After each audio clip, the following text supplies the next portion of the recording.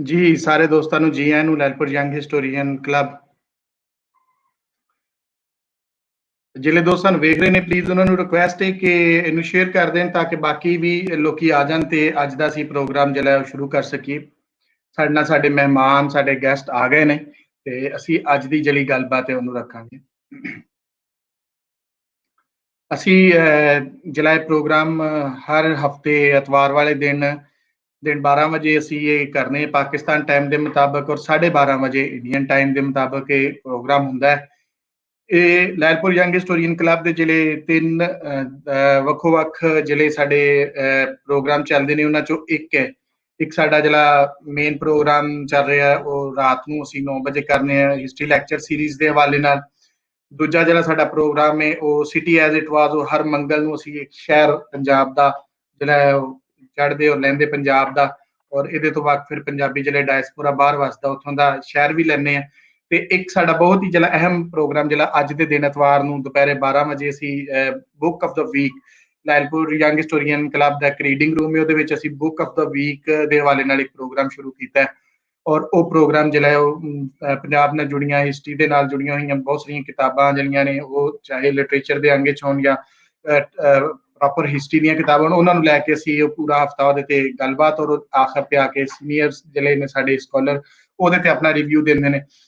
ਸੋ ਇਸ ਵਾਰੀ ਥੋੜਾ ਕਿਤਾਬ ਸਿਲੈਕਸ਼ਨ ਦੇ ਵਿੱਚ ਥੋੜੀ ਲੇਟ ਹੋ ਗਈ ਸਾਨੂੰ ਤੋ ਬਹਰਾਲ, ਲੇਕਿਨ ਅਸੀਂ ਕਿਤਾਬ ਜਿਹੜੀ ਅੱਜ ਅਸੀਂ ਡਿਸਕਸ ਕਰਾਂਗੇ ਮੈਂ ਉਹਦੇ ਤੇ ਆਵਾਂਗਾ। ਉਹ ਕਿਤਾਬ ਅੱਜ ਇੱਕ ਬਹੁਤ ਇੰਪੋਰਟੈਂਟ ਕਿਤਾਬ ਹੈ। ਕਿਤਾਬ ਹੈ history of indigenous education in the Punjab. ਇਹ ਕਿਤਾਬ GW ਲੈਟਨਰ ਦੀ ਕਿਤਾਬ ਹੈ ਔਰ ਬਹੁਤ ਅਹਿਮ ਕਿਤਾਬ ਹੈ, ਖਾਸ ਕਰਕੇ ਅਗਰ ਅਸੀਂ ਇਹਨੂੰ ਇਸ ਤਰ੍ਹਾਂ ਵੇਖ ਲਈਏ ਕਿ ਜਿਹੜੀ ਸਾਡੀ ਇੰਡੀਜਨਸ ਐਜੂਕੇਸ਼ਨ ਦੇ ਹਵਾਲੇ ਨਾਲ ਅਸੀਂ ਬਾਰ-ਬਾਰ ਆਪਣੇ ਪ੍ਰੋਗਰਾਮ 'ਚ ਵੀ ਗੱਲ ਕਰਦੇ ਰਹਿੰਦੇ ਹਾਂ ਕਿ ਇੱਥੇ ਕੀ ਤਲੀਮੀ ਨਿਜ਼ਾਮ ਸੀ, ਕਿੱਦਾਂ ਸਾਰਾ ਕੁਝ ਚੱਲ ਰਿਹਾ ਸੀ, ਉਹਦੇ ਹਵਾਲੇ ਨਾਲ ਬੜੀ ਅਹਿਮ ਕਿਤਾਬ ਹੈ। ਖਾਸ ਕਰ ਯੰਗ ਹਿਸਟੋਰੀਅਨਸ ਵਾਸਤੇ ਇੱਕ ਬੇਸਿਕ ਕਿਤਾਬ ਹੈ ਜਿਹਨੂੰ ਪੜ੍ਹਨਾ ਚਾਹੀਦਾ ਹੈ, ਜਿਹਦੇ ਵਿੱਚ ਬਹੁਤ ਕੁਝ ਸਾਨੂੰ ਜਿਹੜਾ ਹੈ ਉਹ ਮਿਲ ਸਕਦਾ ਹੈ। ਸੋ ਅੱਜ ਅਸੀਂ ਜਿਹੜਾ ਹੈ ਉਸ ਕਿਤਾਬ ਦੇ ਹਵਾਲੇ ਨਾਲ ਗੱਲਬਾਤ ਕਰਨ ਵਾਸਤੇ, ਜਿਸ ਤਰ੍ਹਾਂ ਕਿ ਅਸੀਂ ਪੋਸਟਰ ਲਾ ਦਿੱਤਾ ਸੀ, ਅੱਜ ਸਾਡੇ ਨਾਲ ਜਿਹੜਾ ਹੈ ਇਸ ਕਿਤਾਬ ਤੇ ਗੱਲਬਾਤ ਕਰਨ ਵਾਸਤੇ ਆਮਰ ਰਿਆਜ਼ ਸਾਹਿਬ ਨੇ। ਸਰ ਰਾਈਟਰ ਨੇ ਜੀ, ਰਾਈਟਰ ਨੇ, ਰਿਸਰਚਰ ਨੇ, ਪਬਲਿਸ਼ਰ ਨੇ ਔਰ ਸਾਡੇ ਇਸ ਸਾਈਡ ਤੇ ਮਸਤ FM 103 ਦੇ ਜਿਹੜਾ ਨਿਊਜ਼ ਨੂੰ ਵੇਖ ਰਹੇ ਨੇ। ਸਾਡੇ ਨਾਲ ਦੂਸਰੇ ਸਾਡੇ ਬਹੁਤ ਹੀ ਸੀਨੀਅਰ ਸਕਾਲਰ ਔਰ ਸਾਡੇ ਬਹੁਤ ਹੀ ਪਿਆਰੇ ਉਸਤਾਦ ਪ੍ਰੋਫੈਸਰ ਸੁਖਦੇਵ ਸੋਲ ਹੋਰੀ ਨੇ, ਜਿਹੜੇ ਈਸਟ ਜਿਹੜੀ ਹੈ ਪੰਜਾਬ ਦੀ ਚੜ੍ਹਦੇ ਪੰਜਾਬ ਤੋਂ ਨੇ। ਆਪ ਦਾ ਜਿਹੜਾ ਤਲਕ ਹੈ ਗੁਰੂ ਨਾਨਕ ਦੇਵ ਯੂਨੀਵਰਸਿਟੀ ਦੇ ਨਾਲ, ਹਿਸਟਰੀ ਡਿਪਾਰਟਮੈਂਟ ਦੇ ਨਾਲ। ਅੱਜ ਅਸੀਂ ਜਿਹੜੀ ਹੈ ਇਹਨਾਂ ਦੇ ਬਹੁਤ ਮਸ਼ਕੂਰ ਆ ਕਿ ਅੱਜ ਸਾਡੇ ਨਾਲ ਇਹ ਗੱਲਬਾਤ ਸਾਂਝੀ ਕਰਨ ਵਾਸਤੇ ਹੈ। ਮੈਂ ਸਭ ਤੋਂ ਪਹਿਲੋਂ ਜਿਹੜੀ ਹੈ ਉਹ ਇਸ ਕਿਤਾਬ ਤੇ ਗੱਲਬਾਤ ਦੀ ਜਿਹੜੀ ਦਾਵਤ ਹੈ ਉਹ ਪ੍ਰੋਫੈਸਰ ਸੁਖਦੇਵ ਸੋਲ ਹੋਰਾਂ ਨੂੰ ਦਿਆਂਗਾ ਕਿ ਉਹ ਆ ਕੇ ਇਹਦਾ ਪ੍ਰੋਗਰਾਮ ਦਾ ਜਿਹੜਾ ਹੈ ਉਹ ਆਗਾਜ਼ ਕਰਨ। ਜੀ ਸਰ, ਜੀ ਆਇਆਂ ਨੂੰ ਲੈਲਪੁਰ ਯੰਗ ਹਿਸਟੋਰੀਅਨ ਕਲੱਬ ਦੇ ਵਿੱਚ। ਸਰ ਸ਼ੁਕਰੀਆ ਤੋਹੀਦ। ਮੈਂ ਸ਼ੁਰੂ ਦੇ ਵਿੱਚ ਇਹ ਆਪਣੇ ਜਿਹੜੇ ਵੀ ਦੇਖ ਰਹੇ ਨੇ ਉਹਨਾਂ ਨੂੰ ਯਾਦ ਕਰਾਵਾਂਗਾ ਕਿ ਜਦੋਂ ਵੀ ਆਪਾਂ ਕੋਈ ਕਿਤਾਬ ਪੜ੍ਹਦੇ ਹਾਂ ਤਾਂ ਉਸ ਦੇ ਵਿੱਚ ਇੱਕ ਦੋ ਚੀਜ਼ਾਂ ਜਿਹੜੀਆਂ ਨੇ ਉਹ ਮਨ ਦੇ ਵਿੱਚ ਰੱਖਣੀਆਂ ਚਾਹੀਦੀਆਂ ਨੇ। ਪਹਿਲਾ ਤਾਂ ਇਹ ਕਿ ਜਿਸ ਨੇ ਕਿਤਾਬ ਲਿਖੀ ਆ ਸਾਨੂੰ ਉਸ ਦੇ ਬਾਰੇ ਪਤਾ ਹੋਣਾ ਚਾਹੀਦਾ ਵਾ। ਦੂਸਰਾ, ਜਿਸ ਸਮੇਂ ਉਹ ਲਿਖ ਰਿਹਾ ਵਾ ਉਸ ਦੇ ਬਾਰੇ ਪਤਾ ਹੋਣਾ ਚਾਹੀਦਾ ਵਾ, ਕਿਉਂਕਿ ਹਰ ਲਿਖਾਰੀ ਆਪਣੇ ਸਮੇਂ ਦਾ ਜਿਹੜਾ ਵਾ ਉਹ ਵਿਚਾਰ ਰੱਖਦਾ ਵਾ। ਇਸ ਕਰਕੇ ਕੋਈ ਵੀ ਕਿਤਾਬ ਜਾਂ ਕੋਈ ਵੀ ਚੀਜ਼ ਉਸ ਸਮੇਂ ਤੋਂ ਬਾਹਰ ਨਹੀਂ ਹੁੰਦੀ। ਸੋ ਆਪਾਂ ਕੋਸ਼ਿਸ਼ ਕਰਦੇ ਹਾਂ ਕਿ ਇਸ ਕਿਤਾਬ ਨੂੰ ਜਿਹੜੀ GW ਲਿਟਨਰ ਦੀ ਆ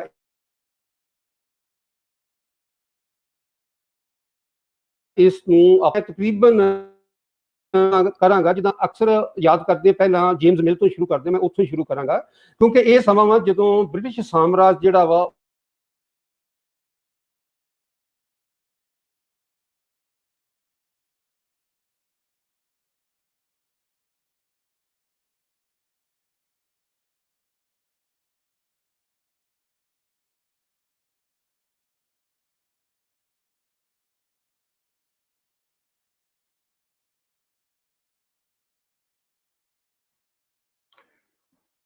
ਸਰ ਮੇਰੀ ਆਵਾਜ਼ ਤੁਹਾਨੂੰ ਆ ਰਹੀ ਸਰ? ਹੈਲੋ ਜੀ ਸਰ। ਹੈਲੋ, ਹਾਂ ਡੀ ਲਿੰਕ ਹੋ ਗਿਆ ਸੀਗਾ। ਸੋ ਆਪਾਂ ਸ਼ੁਰੂ ਕਰਾਂਗੇ 1818 ਤੋਂ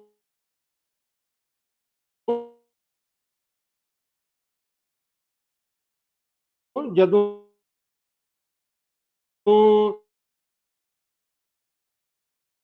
ਇੱਕ ਕਿਤਾਬ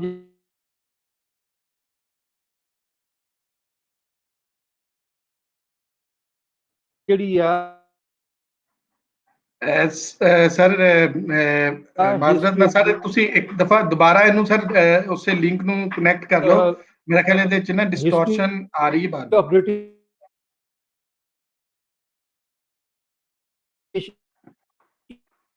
ਇੰਡੀਆ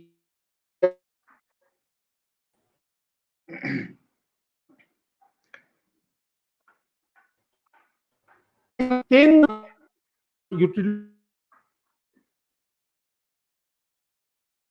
ਜੀ ਸਰ ਤੁਸੀਂ ਇੱਕ ਮਿੰਟ ਦੁਬਾਰਾ ਇਹਨੂੰ ਲਿੰਕ ਕਰੋ ਸਰ। ਮੇਰਾ ਖਿਆਲ ਹੈ ਕਿ ਲਿੰਕ 'ਚ ਪ੍ਰੋਬਲਮ ਹੈ, ਕੋਈ ਨੈਟ ਦਾ ਤੁਹਾਡੇ ਵੱਲੋਂ ਪ੍ਰੋਬਲਮ ਆ ਰਿਹਾ ਤੇ ਇਸ ਕਰਕੇ ਨਾ ਕਨੈਕਟ ਨਹੀਂ ਹੋ ਪਾ ਰਿਹਾ। ਤੁਸੀਂ ਪਲੀਜ਼ ਦੁਬਾਰਾ ਇਹਨੂੰ ਕਨੈਕਟ ਕਰੋ।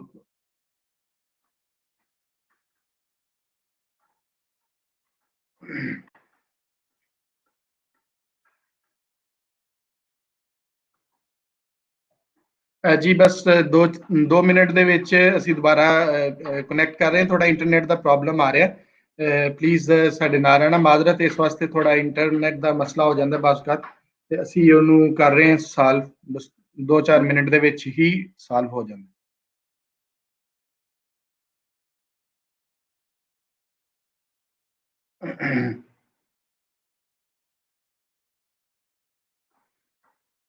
ਜੀ ਸਰ ਸੁਖਦੇਵ ਸਾਹਿਬ ਦੇ ਆਉਣ ਤੱਕ ਅਸੀਂ ਜਿਹੜਾ ਹੈ ਉਹ ਜੀ ਸਰ ਆ ਰਹੇ ਨੇ। ਹਾਂਜੀ ਹਾਂਜੀ ਜੀ ਸਰ। ਸਰ ਕਾਈਂਡਲੀ ਸਟਾਰਟ ਤੋਂ ਹੀ ਸਟਾਰਟ ਕਰ ਲੈਣਾ ਕਿਉਂਕਿ ਉਹ ਗੱਲ ਨਾ ਸਮਝ ਨਹੀਂ ਆਈ। ਪਤਾ ਨਹੀਂ ਲਿੰਕ ਦੀ ਪ੍ਰੋਬਲਮ ਤੁਹਾਡੇ ਸਾਈਡ ਤੋਂ ਜਾਂ ਮੇਰੀ ਸਾਈਡ ਤੋਂ ਪਤਾ ਨਹੀਂ ਲੱਗਾ। ਸੋ ਜਦੋਂ ਵੀ ਆਪਾਂ ਕੋਈ ਵੀ ਕਿਤਾਬ ਪੜ੍ਹਨੀ ਆ ਤਾਂ ਉਸ ਦੇ ਵਿੱਚ 2 ਨੁਕਤੇ ਜਿਹੜੇ ਨੇ ਉਹ ਮਨ 'ਚ ਰੱਖਣੇ ਚਾਹੀਦੇ ਨੇ। ਇੱਕ ਜਿਸ ਨੇ ਕਿਤਾਬ ਲਿਖੀ ਆ, ਦੂਸਰਾ ਜਿਸ ਸਮੇਂ ਇਹ ਕਿਤਾਬ ਲਿਖੀ ਆ। ਸੋ ਆਪਾਂ ਪਹਿਲਾਂ ਦੇਖਾਂਗੇ ਕਿ ਜਿਸ ਸਮੇਂ ਇਹ ਕਿਤਾਬ ਲਿਖੀ ਆ ਉਸ ਦੇ 20-30 ਸਾਲ ਅੱਗੇ ਪਿੱਛੇ ਕਰਕੇ ਆਪਾਂ ਜਿਹੜਾ ਵਾ ਉਹ ਇਸ ਨੂੰ ਦੇਖਦੇ ਆ। ਇਹਦੇ ਵਿੱਚ 3 ਬਹੁਤ ਇੰਪੋਰਟੈਂਟ ਜਿਹੜੇ ਨੇ ਇਨਸਾਨ ਨੇ ਜਾਂ ਸਕਾਲਰਸ ਨੇ, ਜੈਰਮੀ ਬੈਂਥਮ, ਜੇਮਸ ਮਿਲ ਤੇ ਉਸ ਦਾ ਬੇਟਾ ਜਿਹੜਾ ਵਾ ਜੌਨ ਸਟੂਅਰਟ ਮਿਲ।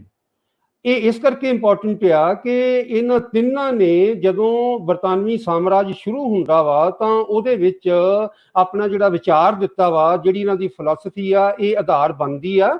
ਔਰ ਇਸ ਆਧਾਰ ਦੇ ਉੱਪਰ ਜਿਹੜੇ ਅੰਗਰੇਜ਼ ਨੇ ਉਹ ਸਾਰੀ ਦੁਨੀਆ ਦੇ ਵਿੱਚ ਜਿਹੜਾ ਵਾ ਉਹ ਆਪਣੇ ਰਾਜ ਸਥਾਪਿਤ ਕਰਨ ਦੇ ਵਿੱਚ ਕਾਮਯਾਬ ਹੁੰਦੇ ਨੇ। ਜਰਮੀ ਬੈਂਥਮ ਦਾ ਇੱਕ ਪ੍ਰਿੰਸੀਪਲ ਆ ਯੂਟਿਲਿਟੇਰੀਅਨਿਜ਼ਮ, ਜਿਸ ਦਾ ਇੱਕ ਮੇਨ ਜਿਹੜਾ ਹੈ ਦ greatest happiness of the greatest numbers.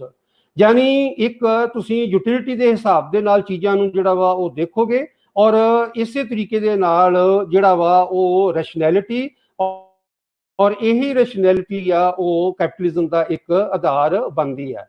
ਇਹਦਾ ਵਿਦਿਆਰਥੀ ਹੀ ਸੀ ਜੇਮਸ ਮਿਲ, ਜਿਸ ਨੇ ਹਿਸਟਰੀ ਆਫ ਬ੍ਰਿਟਿਸ਼ ਇੰਡੀਆ ਜਿਹੜਾ ਵਾ ਉਹ ਲਿਖੀ 1818 ਦੇ ਵਿੱਚ। ਦਰਅਸਲ ਇਹ ਜਿਹੜੀ ਕਿਤਾਬ ਆ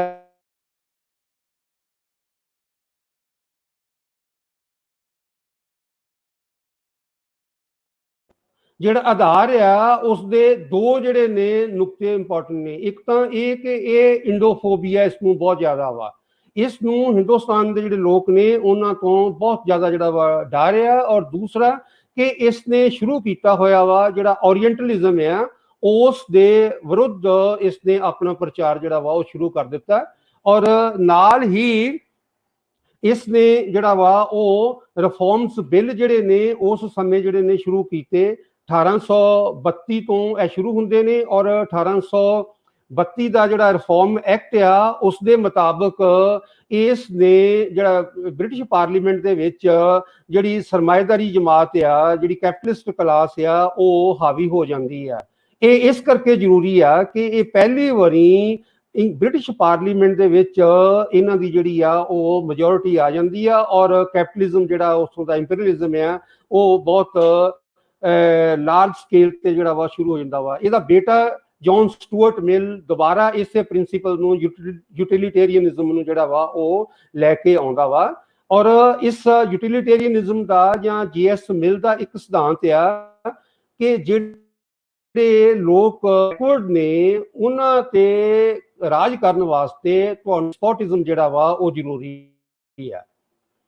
ਸੋ ਇਹ ਜਿਹੜਾ ਸਾਮਰਾਜ ਆ ਰਿਹਾ ਵਾ, ਬ੍ਰਿਟਿਸ਼ ਸਾਮਰਾਜ ਜਿਹੜਾ ਆ ਰਿਹਾ ਵਾ, ਉਹਦੇ ਵਿੱਚ ਇਹ ਗੱਲਾਂ ਜਿਹੜੀਆਂ ਨੇ ਲਿਖੀਆਂ ਹੋਈਆਂ ਨੇ ਕਿ ਤੁਸੀਂ ਡਿਸਪੋਟ ਹੋਣਾ ਵਾ, ਤੁਸੀਂ ਇਹਨਾਂ ਤੇ ਕਬਜ਼ਾ ਜਿਹੜਾ ਵਾ ਉਹ ਤਾਂ ਹੀ ਕਰ ਸਕਦੇ ਜੇ। ਔਰ ਇਹਦੀ ਇੰਟਰਵੈਂਸ਼ਨ ਜਿਹੜੀ ਆ ਉਹ ਬ੍ਰਿਟਿਸ਼ ਇੰਡੀਆ ਦੇ ਵਿੱਚ ਇੰਟਰਵੈਂਸ਼ਨ ਜਿਹੜੀ ਆ ਉਹ ਸ਼ੁਰੂ ਹੋ ਜਾਂਦੀ ਆ।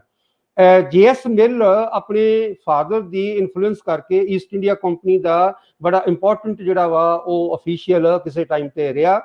ਸੋ ਇਸ ਜਿਹੜੀ ਇਹ ਇੰਟੈਲੈਕਚੁਅਲ ਇਨਪੁਟ ਆ, ਇਸ ਦੇ ਵਿੱਚੋਂ ਕੀ ਨਿਕਲਦਾ ਵਾ, 1830 ਦੇ ਵਿੱਚ ਜਿਹੜਾ ਸਟੀਫੈਂਸਨ ਦਾ ਇੰਜਨ ਸੀ ਲੈਬੋਰਟਰੀ ਦੇ ਵਿੱਚ, ਉਸ ਨੂੰ ਰੇਲਵੇ ਲਾਈਨ ਤੇ ਲੈ ਆਂਦਾ ਗਿਆ ਔਰ ਨਾਲ ਹੀ ਰੇਲਵੇ ਜਿਹੜੀ ਆ ਉਹ ਸ਼ੁਰੂ ਹੋ ਗਈ, ਜਿਹਦੇ ਚ ਜਿਹੜਾ ਟਰਾਂਸਪੋਰਟੇਸ਼ਨ ਦਾ ਕੰਮ ਆਸਾਨ ਹੋ ਗਿਆ ਔਰ ਇੰਡਸਟਰੀਅਲ ਰੈਵੋਲੂਸ਼ਨ ਦੀ ਸ਼ੁਰੂਆਤ ਹੁੰਦੀ ਆ। 1832 ਦੇ ਵਿੱਚ ਰਿਫਾਰਮਸ ਐਕਟ ਦੇ ਨਾਲ ਕੈਪੀਟਲਿਸਟ ਪਾਰਲੀਮੈਂਟ 'ਚ ਮੈਜੋਰਿਟੀ 'ਚ ਆ ਜਾਂਦੇ ਨੇ। ਉਸੇ ਤਰੀਕੇ ਨਾਲ ਇੱਕਦਮ ਉਹਨਾਂ ਨੇ ਪ੍ਰੈਸ਼ਰ ਪਾ ਦਿੱਤਾ ਕਿ 1833 ਦੇ ਵਿੱਚ ਚਾਰਟਰ ਐਕਟ ਨੂੰ ਜਦੋਂ ਰਿਵਾਈਵ ਕਰਨਾ ਵਾ ਜਾਂ ਰਿਨਿਊ ਕਰਨਾ ਵਾ ਤਾਂ ਉਹਦੇ ਵਿੱਚ ਇੱਕ ਦੋ ਚੀਜ਼ਾਂ ਉਹਨਾਂ ਨੇ ਵਿੱਚ ਲੈ ਆਂਦੀਆਂ। ਪਹਿਲਾ ਤਾਂ ਇਹ ਕਿ ਈਸਟ ਇੰਡੀਆ ਕੰਪਨੀ ਦੀ ਮੋਨੋਪੋਲੀ, ਕਮਰਸ਼ੀਅਲ ਮੋਨੋਪੋਲੀ ਖਤਮ ਕਰਕੇ ਉਸ ਨੂੰ ਸਿਰਫ ਐਡਮਿਨਿਸਟ੍ਰੇਟਿਵ ਹੀ ਜਿਹੜਾ ਵਾ ਉਹ ਬਾਡੀ ਜਿਹੜਾ ਵਾ ਰਹਿਣ ਦਿੱਤਾ। ਦੂਸਰਾ ਕੀ ਕੀਤਾ ਕਿ ਜਿਹੜਾ ਪਹਿਲਾਂ ਗਵਰਨਰ ਜਨਰਲ ਹੁੰਦਾ ਸੀਗਾ ਉਹ ਹੁੰਦਾ ਸੀਗਾ governor general of Fort William, ਯਾਨੀ ਜਿਹੜੀ ਆਪਣਾ ਜਿਹੜੀ ਪ੍ਰੈਜ਼ੀਡੈਂਸੀ ਸੀਗੀ ਬੰਬੇ ਪ੍ਰੈਜ਼ੀਡੈਂਸੀ, ਉਹਦਾ ਜਿਹੜਾ ਹੈੱਡਕੁਆਰਟਰ ਸੀਗਾ ਕੈਲਕੱਟਾ ਦਾ, ਉੱਥੇ ਜਿਹੜਾ ਉਹਨਾਂ ਦਾ ਫੋਰਟ ਵਿਲੀਅਮ ਸੀਗਾ ਉਸ ਨੂੰ governor general of Fort William ਕਿਹਾ ਜਾਂਦਾ ਸੀ। ਚਾਰਟਰ ਐਕਟ 1933 ਦੇ ਮੁਤਾਬਕ ਇਹ ਜਿਹੜਾ ਵਾ ਉਹ ਚੇਂਜ ਕਰਕੇ ਹੁਣ ਨਵਾਂ ਦਿੱਤਾ ਗਿਆ governor general of India. So ਜਿਹੜਾ ਵਿਲੀਅਮ ਬੈਂਟਿੰਗ ਸੀਗਾ ਉਹ ਆਖਰੀ governor general of Fort William ਸੀ ਤੇ ਪਹਿਲਾ ਗਵਰਨਰ ਜਨਰਲ ਆਫ ਇੰਡੀਆ ਜਿਹੜਾ ਵਾ ਉਹ ਬਣ ਗਿਆ। ਔਰ ਇਸੇ ਤਰੀਕੇ ਦੇ ਨਾਲ 1833 ਦੇ ਵਿੱਚ ਆਪਾਂ ਦੇਖਦੇ ਹਾਂ ਕਿ ਮੈਕੌਲੇ ਮਿੰਟ ਆ ਜਾਂਦਾ ਵਾ। ਮੈਕੌਲੇ ਮਿੰਟ ਦੇ ਵਿੱਚ ਇੰਗਲਿਸ਼ ਐਜੂਕੇਸ਼ਨ ਨੂੰ ਤਰਜੀਹ ਦਿੱਤੀ ਜਾਂਦੀ ਹੈ। ਔਰ ਹੈਰਾਨੀ ਵਾਲੀ ਗੱਲ ਇਹ ਆ ਕਿ ਇਸ ਦੇ ਵਿੱਚ ਮੈਕੌਲੇ ਆਪ ਮੰਨਦਾ ਵਾ ਕਿ ਉਸ ਨੂੰ ਇੱਥੋਂ ਦੀਆਂ ਕਲਾਸੀਕਲ ਲੈਂਗੁਏਜਸ ਦਾ ਕੋਈ ਪਤਾ ਨਹੀਂ ਔਰ ਉਸਨੇ ਜਿਹੜੀ ਇੰਗਲਿਸ਼ ਲੈਂਗੁਏਜ ਦੀ ਜਿਹੜੀ ਆ ਉਹ ਅਹਿਮੀਅਤ ਜਾਂ ਉਸ ਨੂੰ ਜਿਹੜਾ ਵਾ ਉਹ ਵੱਧ ਚੜ ਕੇ ਜਿਹੜਾ ਵਾ ਦੱਸਿਆ ਗਿਆ। ਔਰ ਜਿਹੜੇ ਗ੍ਰਾਂਟਸ ਹੋਣਗੇ ਉਹ ਵੀ ਇੰਗਲਿਸ਼ ਐਜੂਕੇਸ਼ਨ ਦੇ ਬੇਸ ਤੇ ਗ੍ਰਾਂਟਸ ਜਿਹੜੇ ਨੇ ਦਿੱਤੇ ਜਾਣਗੇ। ਸੋ ਹੁਣ ਬ੍ਰਿਟਿਸ਼ ਇੰਪੀਰੀਅਲਿਜ਼ਮ ਦਾ ਜਿਸ ਤਰੀਕੇ ਦੇ ਨਾਲ ਇੰਡੀਆ ਦੇ ਵਿੱਚ ਪ੍ਰਸਾਰ ਹੋਣਾ ਵਾ ਉਹ ਆਪਾਂ ਸਾਰਿਆਂ ਨੂੰ ਪਤਾ ਵਾ। 1843 ਦੇ ਵਿੱਚ ਸਿੰਧ ਦੇ ਉੱਤੇ ਕਬਜ਼ਾ ਕਰ ਲਿਆ ਜਾਂਦਾ ਵਾ। 1845, 46, 1848, 49 ਦੇ ਵਿੱਚ ਆਪਾਂ ਦੇਖਦੇ ਹਾਂ ਪੰਜਾਬੀਆਂ ਦੇ ਨਾਲ ਦੋ ਜ਼ਬਰਦਸਤ ਲੜਾਈਆਂ ਤੋਂ ਬਾਅਦ ਪੰਜਾਬ ਦੇ ਉੱਪਰ ਜਿਹੜਾ ਵਾ ਉਹ ਕਬਜ਼ਾ ਕਰ ਲਿਆ ਜਾਂਦਾ ਵਾ। 1856 ਦੇ ਵਿੱਚ ਸਿੰਧ ਔਰ ਉਸ ਤੋਂ ਬਾਅਦ 1857 ਦੀ ਆਪਾਂ ਨੂੰ ਜਿਹੜਾ ਵਾ ਉਹ ਇੱਕ ਆਉਂਦੀ ਹੈ। ਸੋ ਦੇਖਣ 'ਚ ਇਹ ਆਇਆ ਕਿ ਹਿੰਦੁਸਤਾਨ ਤੋਂ ਬਾਹਰ ਜਿਹੜਾ ਅੰਗਰੇਜ਼ੀ ਸਾਮਰਾਜ ਆ ਉਹ ਬਹੁਤ ਵੱਡੀ ਪੱਧਰ ਤੇ ਫੈਲ ਰਿਹਾ ਵਾ, ਉਸ ਦੀ ਤਾਕਤ ਵੱਧ ਰਹੀ ਆ। ਉਸ ਦੇ ਵਿੱਚ ਇੰਡਸਟਰੀਅਲ ਰੈਵੋਲੂਸ਼ਨ ਨੇ ਜਿਹੜਾ ਵਾ ਉਹ ਉੱਥੋਂ ਦਾ ਜਿਹੜਾ ਸਿਸਟਮ ਆ ਉਸ ਨੂੰ ਬਹੁਤ ਵੱਡੀ ਪੱਧਰ ਤੇ ਜਿਹੜਾ ਵਾ ਉਹ ਵਿਕਸਿਤ ਜਾਂ ਫੈਲਾ ਦਿੱਤਾ ਵਾ। ਸੋ ਇਹ ਇੱਕ ਇਹੋ ਜਿਹਾ ਸਮਾਂ ਵਾ ਜਦੋਂ ਪੰਜਾਬ ਦੇ ਵਿੱਚ ਅਸੀਂ ਅਕਸਰ ਇਹ ਭੁੱਲ ਜਾਂਦੇ ਹਾਂ ਕਿ ਪੰਜਾਬ ਦੀ ਜਿਹੜੀ ਆਕੂਪੇਸ਼ਨ ਆ ਉਸ ਸਮੇਂ ਜਿਹੜਾ ਅੰਗਰੇਜ਼ੀ ਸਾਮਰਾਜ ਆ ਉਸ ਦੀ ਤਾਕਤ ਬਹੁਤ ਜ਼ਿਆਦਾ ਵੱਧ ਗਈ ਸੀ। ਹੁਣ ਆਪਾਂ ਆਉਨੇ ਆ G.W. ਲਿਟਨਰ ਦੇ ਇੱਕ ਬਾਇਓਗ੍ਰਾਫੀ ਦੇ ਉੱਪਰ, ਕਿਉਂਕਿ ਇਹ ਰਾਈਟਰ ਆਪਣੀ ਕਿਸਮ ਦਾ ਰਾਈਟਰ ਆ। ਇਸ ਦਾ ਨਾਂ ਤੁਸੀਂ ਦੇਖੋਗੇ ਜਦੋਂ ਆਪਾਂ ਕਿਸੇ ਵੀ ਨਾਂ ਦੇ ਅੱਗੇ ਐਬਰੀਵੇਸ਼ਨ ਜਾਂ ਇਨੀਸ਼ੀਅਲ ਲਗਾ ਦਿੰਦੇ ਆ ਤਾਂ ਉਹ ਭੁਲੇਖਾ ਪਾਉਂਦਾ ਵਾ। ਇਹ ਪੈਦਾ ਹੋਇਆ ਵਾ ਪੈਸਟ, ਜਿਹੜਾ ਕਿ ਹੰਗਰੀ ਦਾ ਇੱਕ ਸ਼ਹਿਰ ਸੀਗਾ। 1840 ਦੇ ਵਿੱਚ ਇਹ ਪੈਦਾ ਹੁੰਦਾ ਵਾ, ਜਿਊਸ਼ ਪਰਿਵਾਰ ਨਾਲ ਸੰਬੰਧ ਰੱਖਦਾ ਵਾ। ਇਸ ਦਾ ਨਾਮ ਜਿਹੜਾ ਵਾ ਉਹ ਗੋਟਲਿਬ, ਅੱਗੇ ਵਿਲੀਅਮ, ਔਰ ਇਹ ਜਿਹੜੇ ਵਿਲੀਅਮ ਆ ਤੁਸੀਂ ਦੇਖੋਗੇ ਇਹ ਜਰਮਨ ਵਾਲਾ ਵਾ, ਇਹ ਇੰਗਲਿਸ਼ ਵਾਲਾ ਨਹੀਂ, ਇਸ ਦੇ ਵਿੱਚ ਐਚ ਆ। ਸੋ ਇਹ ਇਸ ਨੂੰ ਸਿਟੀਜ਼ਨ ਜਿਹੜੀ ਸ਼ਿਪ ਆ ਉਹ 1861 ਦੇ ਵਿੱਚ ਅੰਗਰੇਜ਼ੀ ਸਿਟੀਜ਼ਨ ਮਿਲਦੀ ਆ। ਇਹ ਆਪਣਾ ਜਿਊਸ ਜਿਹੜਾ ਵਾ ਉਹ ਜਿਹੜੀ ਲੀਨੀਏਜ ਆ ਉਸ ਤੋਂ ਹਟ ਕੇ ਐਂਗਲੀਕਨ ਚਰਚ ਦੇ ਵਿੱਚ ਸ਼ਾਮਲ ਹੋ ਜਾਂਦਾ ਵਾ। ਔਰ ਜਿਹੜਾ ਇਹਦਾ ਲਿਟਨਰ ਨਾਂ ਆ, ਇਸ ਦਾ ਜਿਹੜਾ ਦੂਸਰਾ ਫਾਦਰ ਹੈ, ਇਸ ਦਾ ਪਹਿਲਾ ਆਪਣਾ ਇਸ ਦਾ ਫਾਦਰ ਜਿਹੜਾ ਵਾ ਉਸ ਦੀ ਡੈਥ ਹੋ ਜਾਂਦੀ ਆ, ਛੋਟੀ ਉਮਰ 'ਚ ਇਹ ਹੁੰਦਾ ਵਾ। ਜਿਹੜਾ ਇਸ ਦਾ ਦੂਸਰਾ ਫਾਦਰ ਆ ਉਸ ਦਾ ਨਾਮ ਲਿਟਨਰ ਆ। ਇਸ ਦੀ ਬਹੁਤ ਮਹਾਰਤ ਆ ਭਾਸ਼ਾ ਦੇ ਉੱਤੇ। ਇਹ ਤਕਰੀਬਨ 25 ਭਾਸ਼ਾ ਜਾਣਦਾ ਸੀ ਔਰ ਇਹ 8 ਸਾਲ ਦਾ ਹੀ ਸੀ ਜਦੋਂ ਇਸ ਨੂੰ ਅਰੈਬਿਕ ਤੇ ਟਰਕਿਸ਼ ਜਿਹੜੀ ਆ ਇਹ ਭਾਸ਼ਾ ਜਿਹੜੀਆਂ ਨੇ ਉਹ ਆ ਗਈਆਂ। ਔਰ 1862 ਦੇ ਵਿੱਚ ਯੂਨੀਵਰਸਿਟੀ ਆਫ ਫਰੈਡਬਰਗ ਦੇ ਵਿੱਚ ਇਹ PhD ਦੀ ਡਿਗਰੀ ਹਾਸਲ ਕਰ ਲੈਂਦਾ ਵਾ। ਔਰ 1864 ਦੇ ਵਿੱਚ ਇਹ ਪਹਿਲੀ ਵਾਰ ਇੱਥੇ ਇੰਡੀਆ ਆਉਂਦਾ ਵਾ ਔਰ ਗਵਰਨਮੈਂਟ ਕਾਲਜ ਦਾ ਪ੍ਰਿੰਸੀਪਲ ਬਣਦਾ ਵਾ। ਔਰ 21 ਸਾਲ ਗਵਰਨਮੈਂਟ ਕਾਲਜ ਦਾ ਪ੍ਰਿੰਸੀਪਲ ਬਣਨ ਤੋਂ ਬਾਅਦ ਇਹ 1885 ਦੇ ਵਿੱਚ ਇਸ ਨੂੰ ਜਬਰੀ ਜਿਹੜਾ ਵਾ ਉਹ ਰਿਟਾਇਰ ਕਰ ਦਿੱਤਾ ਜਾਂਦਾ ਵਾ। ਇਹ ਯੂਨੀਵਰਸਿਟੀ ਆਫ ਪੰਜਾਬ ਨੂੰ ਬਣਾਉਣ ਦੇ ਵਿੱਚ ਇਸ ਦਾ ਕਾਫੀ ਹੱਥ ਸੀ, ਕਿਉਂਕਿ ਇਸ ਨੂੰ ਲੱਗਦਾ ਸੀਗਾ ਕਿ ਇਹ ਯੂਨੀਵਰਸਿਟੀ ਜਿਹੜੀ ਬਣੇਗੀ ਇਹ ਓਰੀਐਂਟਲ ਯੂਨੀਵਰਸਿਟੀ ਬਣੇਗੀ। ਸੋ ਹੁਣ ਦੇਖਿਆ ਜਾਵੇ ਤਾਂ ਜਿਹੜੀ ਪਹਿਲੀ ਅਟੈਂਪਟ ਸੀਗੀ ਓਰੀਐਂਟਲਿਜ਼ਮ ਦੀ, ਜਿਹਨੂੰ ਵਿਲੀਅਮ ਜੋਨਸ ਨੇ ਸ਼ੁਰੂ ਕੀਤਾ ਸੀ, ਉਸ ਨੂੰ ਖਤਮ ਕੀਤਾ ਜਿਹੜਾ ਜੇਮਸ ਮਿਲ ਉਸ ਦੇ ਨਾਲ ਜਿਹੜੇ ਉਹਦੇ ਯੂਟਿਲਿਟੇਰੀਅਨ ਦੇ ਜਿਹੜੇ ਉਹਦੇ ਚੇਲੇ ਸੀਗੇ ਜਾਂ ਉਸਦੇ ਨਾਲ ਸੀਗੇ, ਉਹਨਾਂ ਨੇ ਉਹਦੇ ਤੇ ਅਟੈਕ ਕਰਕੇ ਤੇ ਜਿਹੜਾ ਮਕੌਲੇ ਆ ਜਾਂ ਵਿਲੀਅਮ ਬੈਂਟਿੰਕ ਆ ਉਸਨੇ ਉਸ ਜਿਹੜਾ ਪਹਿਲਾ ਫੇਜ਼ ਓਰੀਐਂਟਲਿਜ਼ਮ ਦਾ ਸੀ ਉਸ ਨੂੰ ਖਤਮ ਕਰ ਦਿੱਤਾ। ਹੁਣ ਦੂਸਰਾ ਫੇਜ਼ ਜਿਹੜਾ ਵਾ ਉਹ ਇਹ ਲਿਟਨਰ ਜਿਹੜਾ ਵਾ ਉਹ ਸ਼ੁਰੂ ਕਰਨ ਜਾ ਰਿਹਾ ਵਾ, ਕਿਉਂਕਿ ਇਸ ਨੂੰ ਹਾਲੇ ਵੀ ਲੱਗਦਾ ਵਾ ਕਿ ਇਸ ਦਾ ਸਕੋਪ ਆ ਕਿ ਜਿਹੜੀਆਂ ਵਰਨੈਕੂਲਰ ਲੈਂਗੁਏਜਸ ਨੇ ਉਹਨਾਂ ਨੂੰ ਜਿਹੜਾ ਵਾ ਉਹਨਾਂ ਨੂੰ ਤਰਜੀਹ ਦਿੱਤੀ ਜਾਵੇ। ਇਹ ਮੈਕਸ ਮੂਲਰ ਦੇ ਬਹੁਤ ਨੇੜੇ ਸੀ। ਇਸ ਦਾ ਜਿਹੜਾ ਵਾ ਉਹ ਜ਼ਿਆਦਾ ਅਸਰ ਜਿਹੜਾ ਵਾ ਉਹ ਜਿਹੜਾ ਜਰਮਨ ਓਰੀਐਂਟਲਿਜ਼ਮ ਆ ਉਸ ਤੇ ਅਸਰ ਜ਼ਿਆਦਾ ਸੀਗਾ। ਔਰ ਇਹ ਬਾਅਦ ਦੇ ਵਿੱਚ ਆਸਟਰੀਆ, ਪ੍ਰੂਸ਼ੀਆ ਔਰ ਬ੍ਰਿਟਿਸ਼ ਗਵਰਨਮੈਂਟ ਉਹਨਾਂ ਦੇ ਵਿੱਚ ਵੀ ਇਹ ਰਿਹਾ। ਇਸ ਦਾ ਰਹਿਣ ਦਾ ਸਟਾਈਲ ਪੰਜਾਬੀਆਂ ਵਰਗਾ ਸੀ। ਇਹ ਪੰਜਾਬੀਆਂ ਵਰਗੇ ਕੱਪੜੇ ਪਾਉਂਦਾ ਸੀ, ਪੱਗ ਪਹਿਨਦਾ ਸੀ, ਉਸ ਦੇ ਨਾਲ ਇਸ ਦੀ ਈਵਨ ਦਾੜੀ ਵੀ ਸੀ। ਅੰਗਰੇਜ਼ੀ ਕਮਿਊਨਿਟੀ ਦੇ ਵਿੱਚ ਇਹ ਰਹਿੰਦਾ ਨਹੀਂ ਸੀਗਾ। ਲਾਹੌਰ ਜਿਹੜਾ ਪੁਰਾਣਾ ਸ਼ਹਿਰ ਲਾਹੌਰ ਆ ਉਸ ਦੇ ਵਿੱਚ ਰਹਿੰਦਾ ਸੀਗਾ। ਸੋ ਅੰਗਰੇਜ਼ ਅਕਸਰ ਇਸ ਨੂੰ ਇਹਨਾਂ ਕਾਰਨਾਂ ਕਰਕੇ ਔਰ ਲੋਕਾਂ ਦੇ ਵਿੱਚ ਮਿਲ ਕੇ ਰਹਿੰਦਾ ਸੀਗਾ, ਅਕਸਰ ਇਸ ਨੂੰ ਜਿਹੜਾ ਵਾ ਉਹ ਪਸੰਦ ਨਹੀਂ ਸੀਗੇ ਕਰਦੇ। ਸੋ ਇਹ ਇੱਕ ਆਪਣੀ ਕਿਸਮ ਦਾ ਜਿਹਦੇ ਤੇ ਅੰਗਰੇਜ਼ੀ ਅਸਰ ਉਹ ਨਹੀਂ, ਇਹਦੇ ਤੇ ਯੂਰਪੀਅਨ ਅਸਰ ਆ। ਸੋ ਇਸ ਨੂੰ ਇਸ ਦੀ ਕਿਤਾਬ ਨੂੰ ਧਿਆਨ ਨਾਲ ਜਿਹੜਾ ਵਾ ਪੜ੍ਹਨਾ ਜਿਹੜਾ ਵਾ ਜ਼ਰੂਰੀ ਹੈ।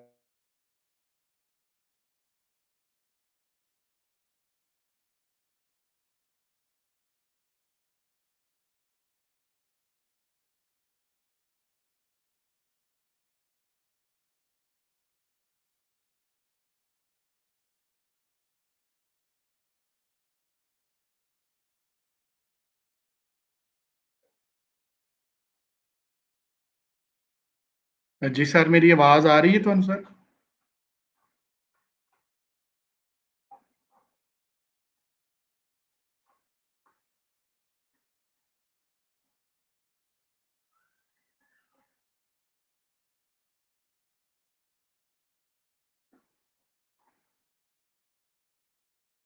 थोड़ा इंटरनेट का प्रॉब्लम चल रहा है, आज माजरत नाल प्लीज़ साडे नाल ही रहना। सर जे गलबात कर रहे हैं, दोबारा कनैक्ट करने की कोशिश कर रहे हैं, जिसमें ही कनैक्ट होंदा है ਅਸੀਂ जनाब दोबारा शुरू कर देंगे। सारे दोस्तों का बड़ा शुक्रिया कि साडे नाल रहन, क्योंकि आज कुछ इंटरनेट का प्रॉब्लम है, सर वाली साइड तो आ रहा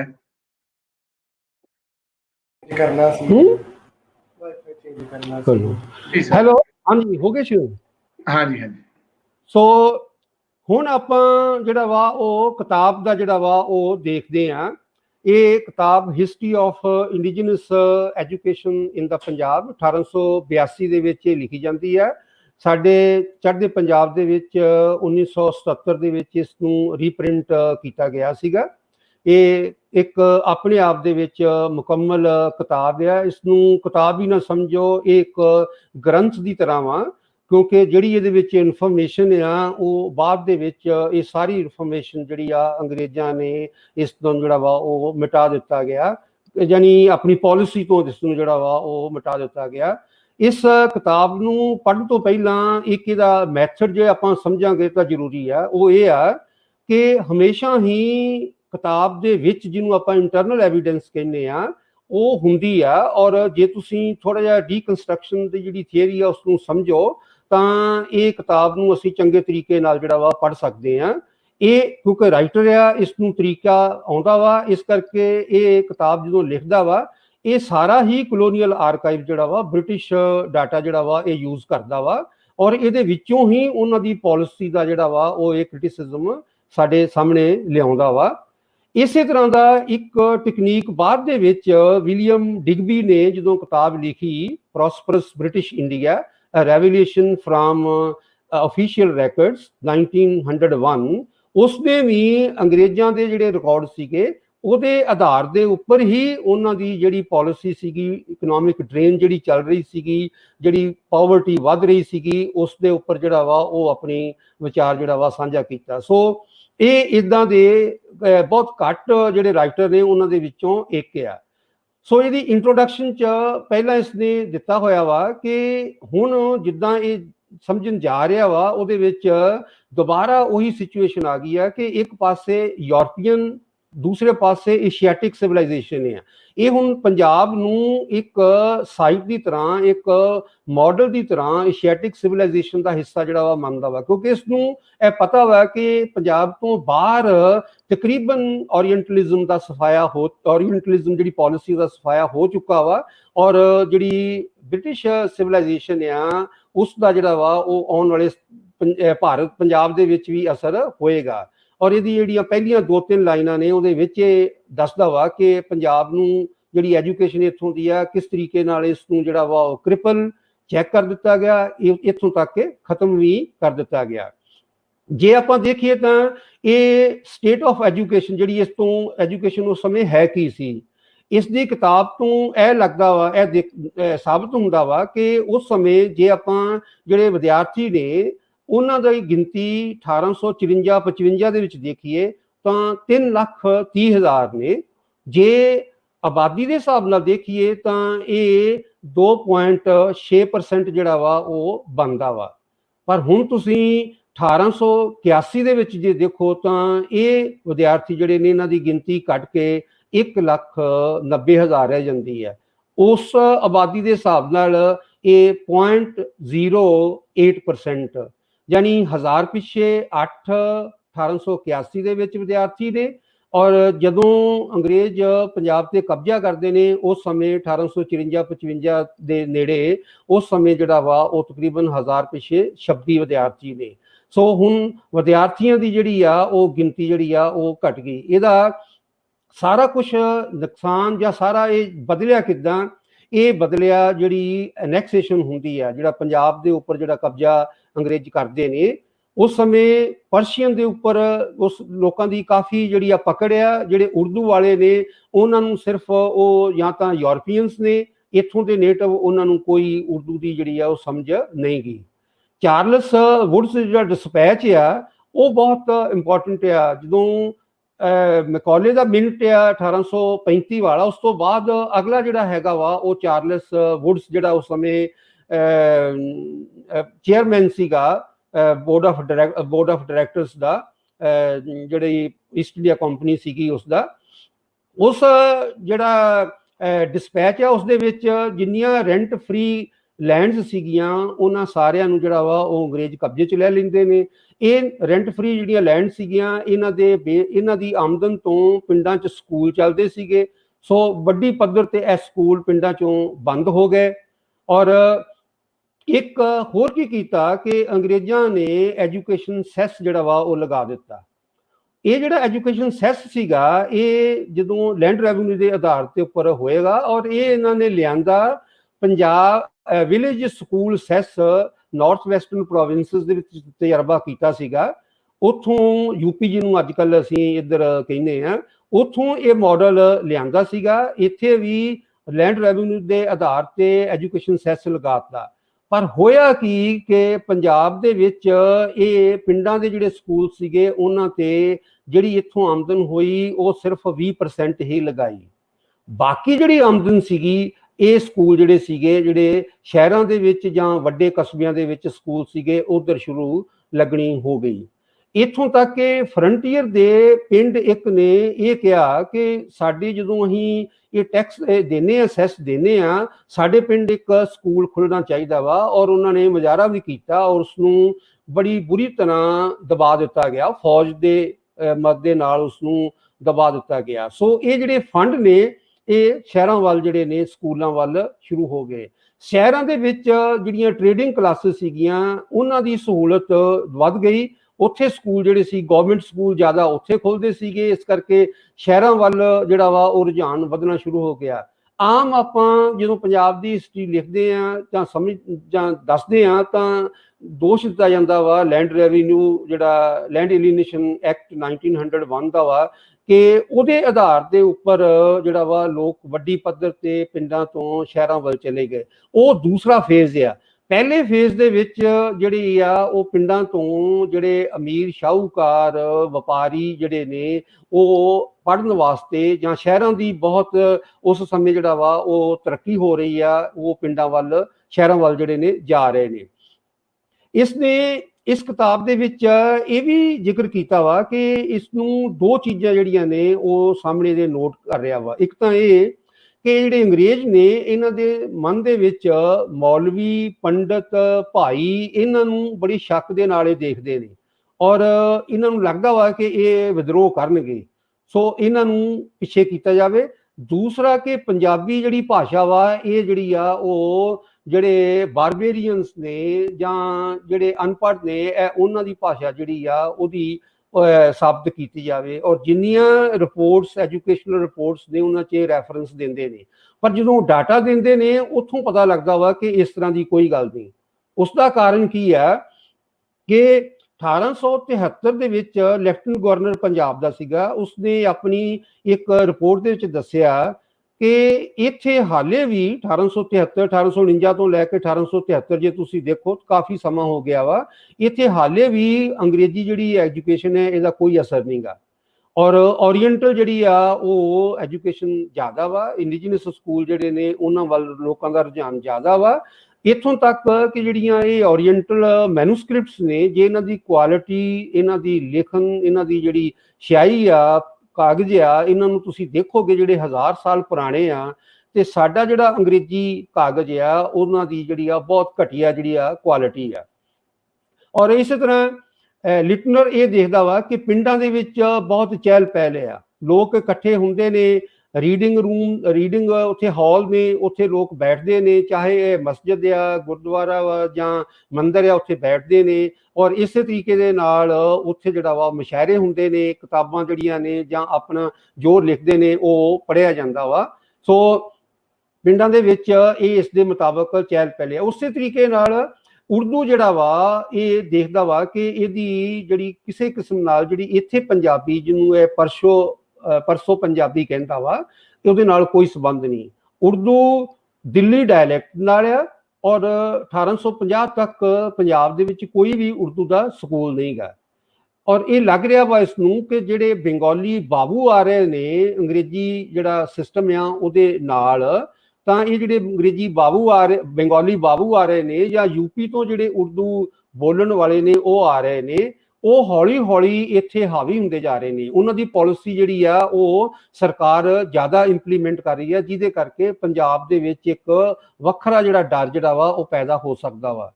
ਜੇ ਹੁਣ ਆਪਾਂ ਸਕੂਲ ਦੇਖੀਏ ਤਾਂ ਉੱਥੋਂ ਇਹ ਕਿਸ ਤਰੀਕੇ ਦੇ ਨਾਲ ਗਿਰਾਵਟ ਆਉਂਦੀ ਆ ਜਿਹੜੇ ਇਹ ਇੰਡੀਜੀਨਸ ਸਕੂਲ ਦੇ।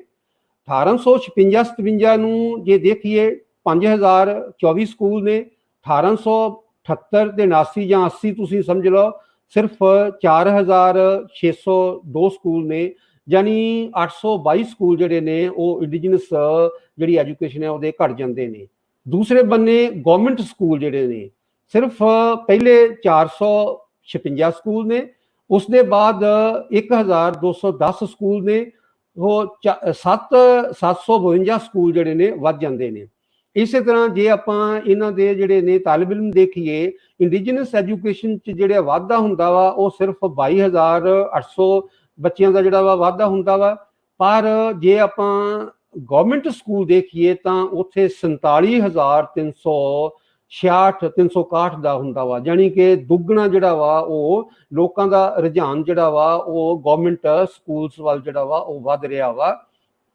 ਇਸੇ ਤਰੀਕੇ ਦੇ ਨਾਲ ਜੇ ਆਪਾਂ ਸਕੂਲਾਂ ਦੀ ਗਿਣਤੀ ਜਿਹੜੀ ਆ ਉਹਨਾਂ ਨੂੰ ਜੇ ਆਪਾਂ ਦੇਖਦੇ ਹਾਂ ਇੱਕ ਹੋਰ ਪੈਮਾਨੇ ਦੇ ਮੁਤਾਬਕ ਕਿ ਇੱਕ ਸਕੂਲ ਕਿੰਨੇ ਲੋਕਾਂ ਦੇ ਜਿਹੜਾ ਵਾ ਪਿੱਛੇ ਜਿਹੜਾ ਵਾ ਆਉਂਦਾ ਵਾ। 1850 ਦੇ ਵਿੱਚ ਇੱਕ ਸਕੂਲ ਜੇ ਆਪਾਂ ਜਿਹੜੇ ਖਿਲਰੇ ਹੋਏ ਏਰੀਆਜ਼ ਨੇ, ਦੂਰ ਦੇ ਨੇ, ਉੱਥੇ 1783 ਜਿਹੜੇ ਲੋਕ ਨੇ ਉਹਨਾਂ ਦੇ ਹਿਸਾਬ ਨਾਲ ਇੱਕ ਸਕੂਲ ਆ। ਜੇ ਆਪਾਂ ਨੇੜੇ ਸ਼ਹਿਰ ਜਿਹੜਾ ਦੇਖ ਲਈਏ ਤਾਂ ਉੱਥੇ ਜਿਹੜਾ ਵਾ ਉਹ 1441 ਜਿਹੜੇ ਲੋਕ ਨੇ ਉਹਨਾਂ ਦੇ ਮੁਤਾਬਕ ਇੱਕ ਸਕੂਲ ਆ 1849-50 ਦੇ ਵਿੱਚ, ਜਦੋਂ ਪੰਜਾਬ ਤੇ ਕਬਜ਼ਾ ਹੁੰਦਾ ਵਾ। ਪਰ 1868 ਦੇ ਵਿੱਚ ਜਾਨੀ 18 ਸਾਲ ਦੇ ਬਾਅਦ ਇਹ ਤੁਸੀਂ ਦੇਖੋ ਇੱਕ ਸਕੂਲ 9000 ਬੰਦਿਆਂ ਦੇ ਪਿੱਛੇ ਜਿਹੜਾ ਵਾ ਹੁੰਦਾ ਵਾ। ਸੋ ਇਹ ਸਾਰੀ ਜਿਹੜੀ ਸ਼ਿਫਟ ਆ, ਇਹ ਸਾਰਾ ਜਿਹੜਾ ਨੁਕਸਾਨ ਆ, ਇਹ ਪਿੰਡ ਦੇ ਜਿਹੜੇ ਲੋਕ ਨੇ ਜਿੱਥੇ ਜਿਹੜੀ ਇੰਡੀਜੀਨਸ ਐਜੂਕੇਸ਼ਨ ਪਿੰਡਾਂ ਦੇ ਪੱਧਰ ਤੇ ਲੋਕਾਂ ਦੇ ਵਿੱਚ ਸੀਗੀ, ਉੱਥੇ ਬਹੁਤ ਵੱਡਾ ਜਿਹੜਾ ਵਾ ਉਹ ਇੱਕ ਕਿਸਮ ਦਾ ਖਲਾ ਜਿਹੜਾ ਵਾ ਉਹ ਪੈਦਾ ਜਿਹੜਾ ਵਾ ਹੋ ਜਾਏਗਾ। ਔਰ ਇਸ ਦੀ ਇੱਕ ਆਬਜ਼ਰਵੇਸ਼ਨ ਆ ਕਿ ਜਿਸ ਤਰੀਕੇ ਦੇ ਨਾਲ ਬੰਗਾਲ ਦੇ ਵਿੱਚ ਅਸੀਂ ਵਿਲੇਜ ਸਿਸਟਮ ਦਾ ਜਿਹੜੀ ਆ ਉਹ ਤਬਾਹੀ ਕਰ ਦਿੱਤੀ ਆ, ਉਸ ਦਾ ਹੁੰਜਾ ਫੇਰ ਦਿੱਤਾ ਵਾ, ਇਸੇ ਤਰ੍ਹਾਂ ਪੰਜਾਬ ਦੇ ਵਿੱਚ ਵੀ ਇਹ ਜਿਹੜੀ ਆ ਉਹ ਹੁੰਜਾ ਫਿਰ ਜਾਵੇਗਾ।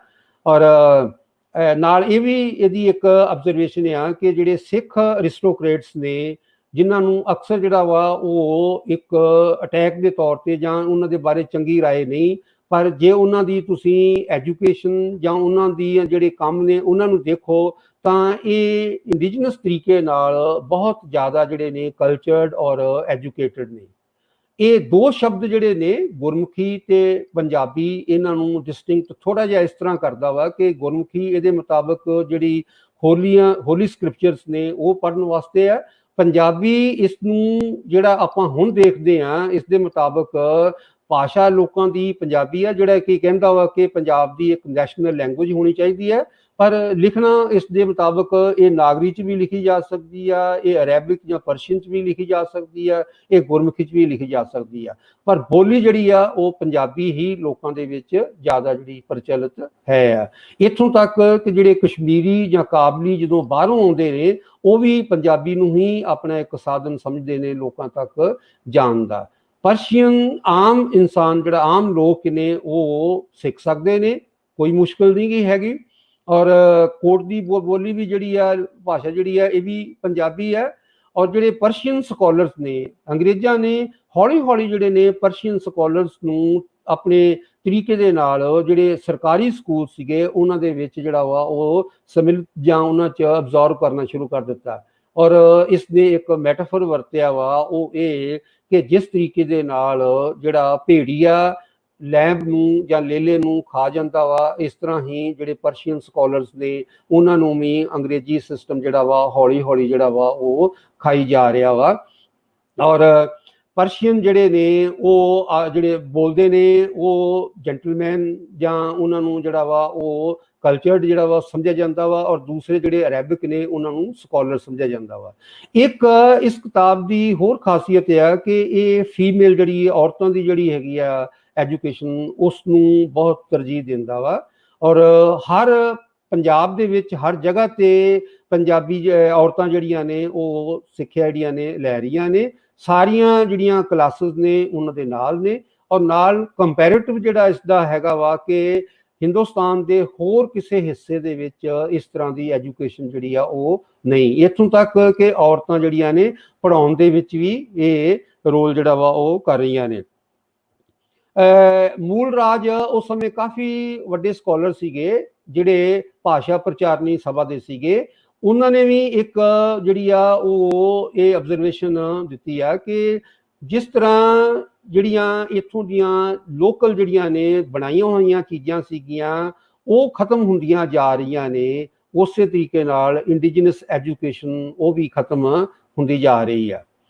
ਔਰ ਲਿਟਨਰ ਨੇ ਇੱਕ ਆਬਜ਼ਰਵੇਸ਼ਨ ਜਿਹੜੀ ਆ ਉਹ ਜਿਹੜੀ ਕਿ ਆਪਾਂ ਨੂੰ ਸਾਰਿਆਂ ਨੂੰ, ਜੇ ਹੁਣ ਤੁਸੀਂ ਦੇਖੋਗੇ ਤਾਂ ਉਸ ਸਮੇਂ ਦੀ ਆਬਜ਼ਰਵੇਸ਼ਨ ਕਿਸ ਤਰ੍ਹਾਂ ਦੀ ਹੋਏਗੀ ਔਰ ਅੰਗਰੇਜ਼ ਇਸ ਆਬਜ਼ਰਵੇਸ਼ਨ ਨੂੰ ਕਿੱਦਾਂ ਲੈਂਦੇ ਹੋਣਗੇ। ਇਸ ਦੇ ਮੁਤਾਬਕ ਕਿ ਜਿਹੜੇ ਰੈੱਡ ਇੰਡੀਅਨ ਸੀਗੇ, ਜਦੋਂ ਉਹਨਾਂ ਨੇ ਆਪਣਾ ਧਰਮ, ਆਪਣੀ ਭਾਸ਼ਾ, ਆਪਣਾ ਸਲੀਕਾ ਯੂਰਪੀਅਨ ਦੇ ਮੁਤਾਬਕ ਕੀਤਾ ਤਾਂ ਉਹਨਾਂ ਦੀ ਹੋਂਦ ਜਿਹੜੀ ਸੀਗੀ ਉਹ ਖਤਮ ਹੋ ਗਈ।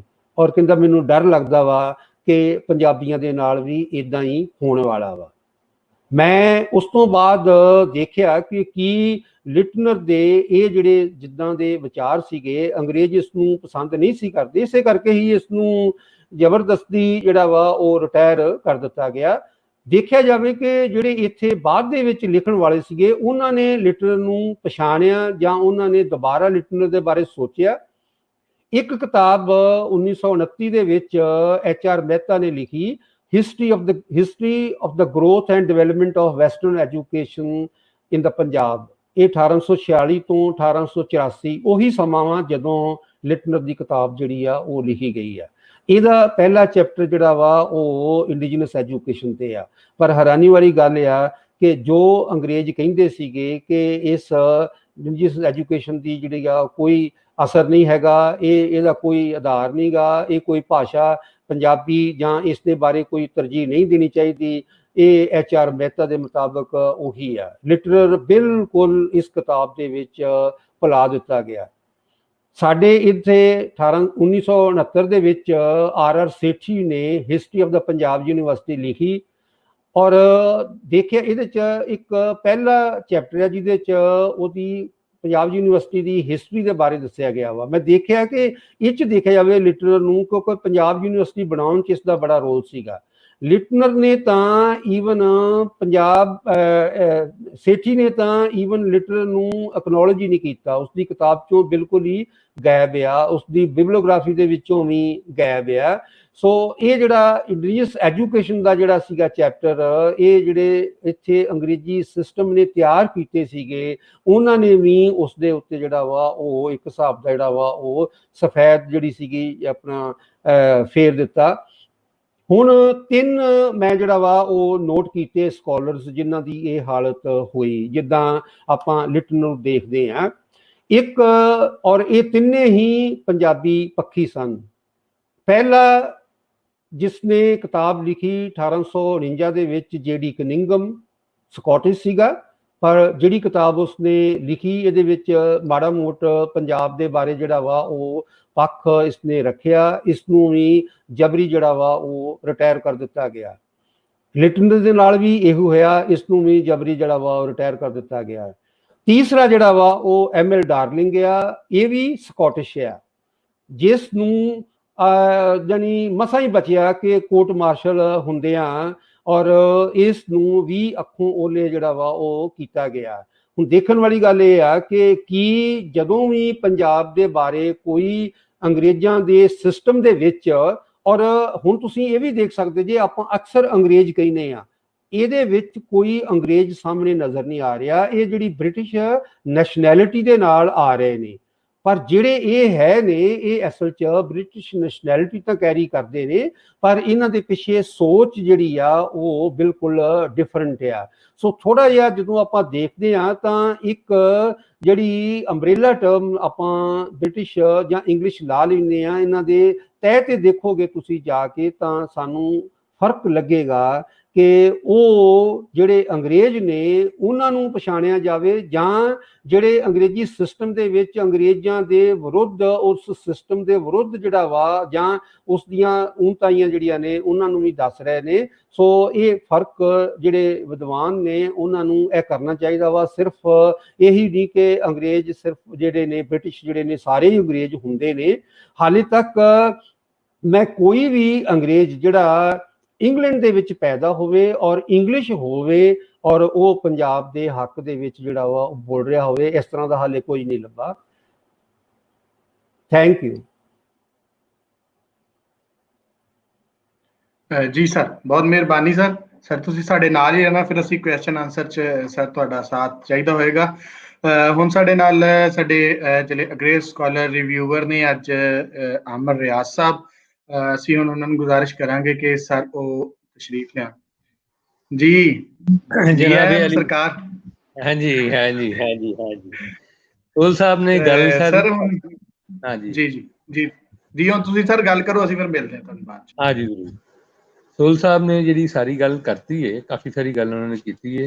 कुछ गल्लां जिहड़ियां मैनूं लगदा है कि होर होनी चाहीदियां ने मैं कर दांगा, क्योंकि ये सारी गल जिहड़ी हैगी है ਇਹ ਜਦੋਂ ਅਸੀਂ ਵੀ मतलब मैं पहली दफ़ा एक किताब पढ़ी सी और उसमें बहुत सारी चीज़ां वैसे समझ भी नहीं आईयां सन, लेकिन ਇਹ ਜ਼ਰੂਰ ਹੈਗਾ ਕਿ ਇਸ ਕਿਤਾਬ ਨੇ ਜਦੋਂ ਅਸੀਂ ਪੜ੍ਹੀ ਤੇ ਮਤਲਬ ਇੱਕ ਬੂਹਾ ਖੋਲ ਛੱਡਿਆ ਔਰ ਦੂਜੀ ਦੁਨੀਆਦਾਰੀ ਹੈਗੀ ਉਹਦੇ 'ਚ ਅਸੀਂ ਦਾਖਲ ਹੋ ਗਏ।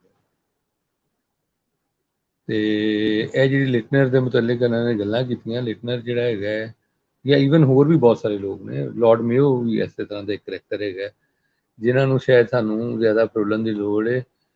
ਇੰਸੀਡੈਂਟਲੀ ਨੌਨ ਇੰਗਲਿਸ਼ ਹੈਗੇ ਨੇ, ਇਸ ਵਾਸਤੇ ਇਹ ਕਿਸੇ ਹੋਰ ਤਰ੍ਹਾਂ ਵੀ ਸੋਚਦੇ ਨੇ, ਲੇਕਿਨ ਬਹਰਹਾਲ ਇਹ ਮਤਲਬ ਇਹ ਇੱਕ ਅਹਿਮ ਗੱਲ ਹੋ ਸਕਦੀ ਹੈ, ਲੇਕਿਨ ਬਹੁਤ ਸਾਰੇ ਨੌਨ ਇੰਗਲਿਸ਼ ਨੇ ਇਹ ਨਹੀਂ ਕੀਤਾ, ਇਹਨਾਂ ਨੇ ਕੀਤਾ।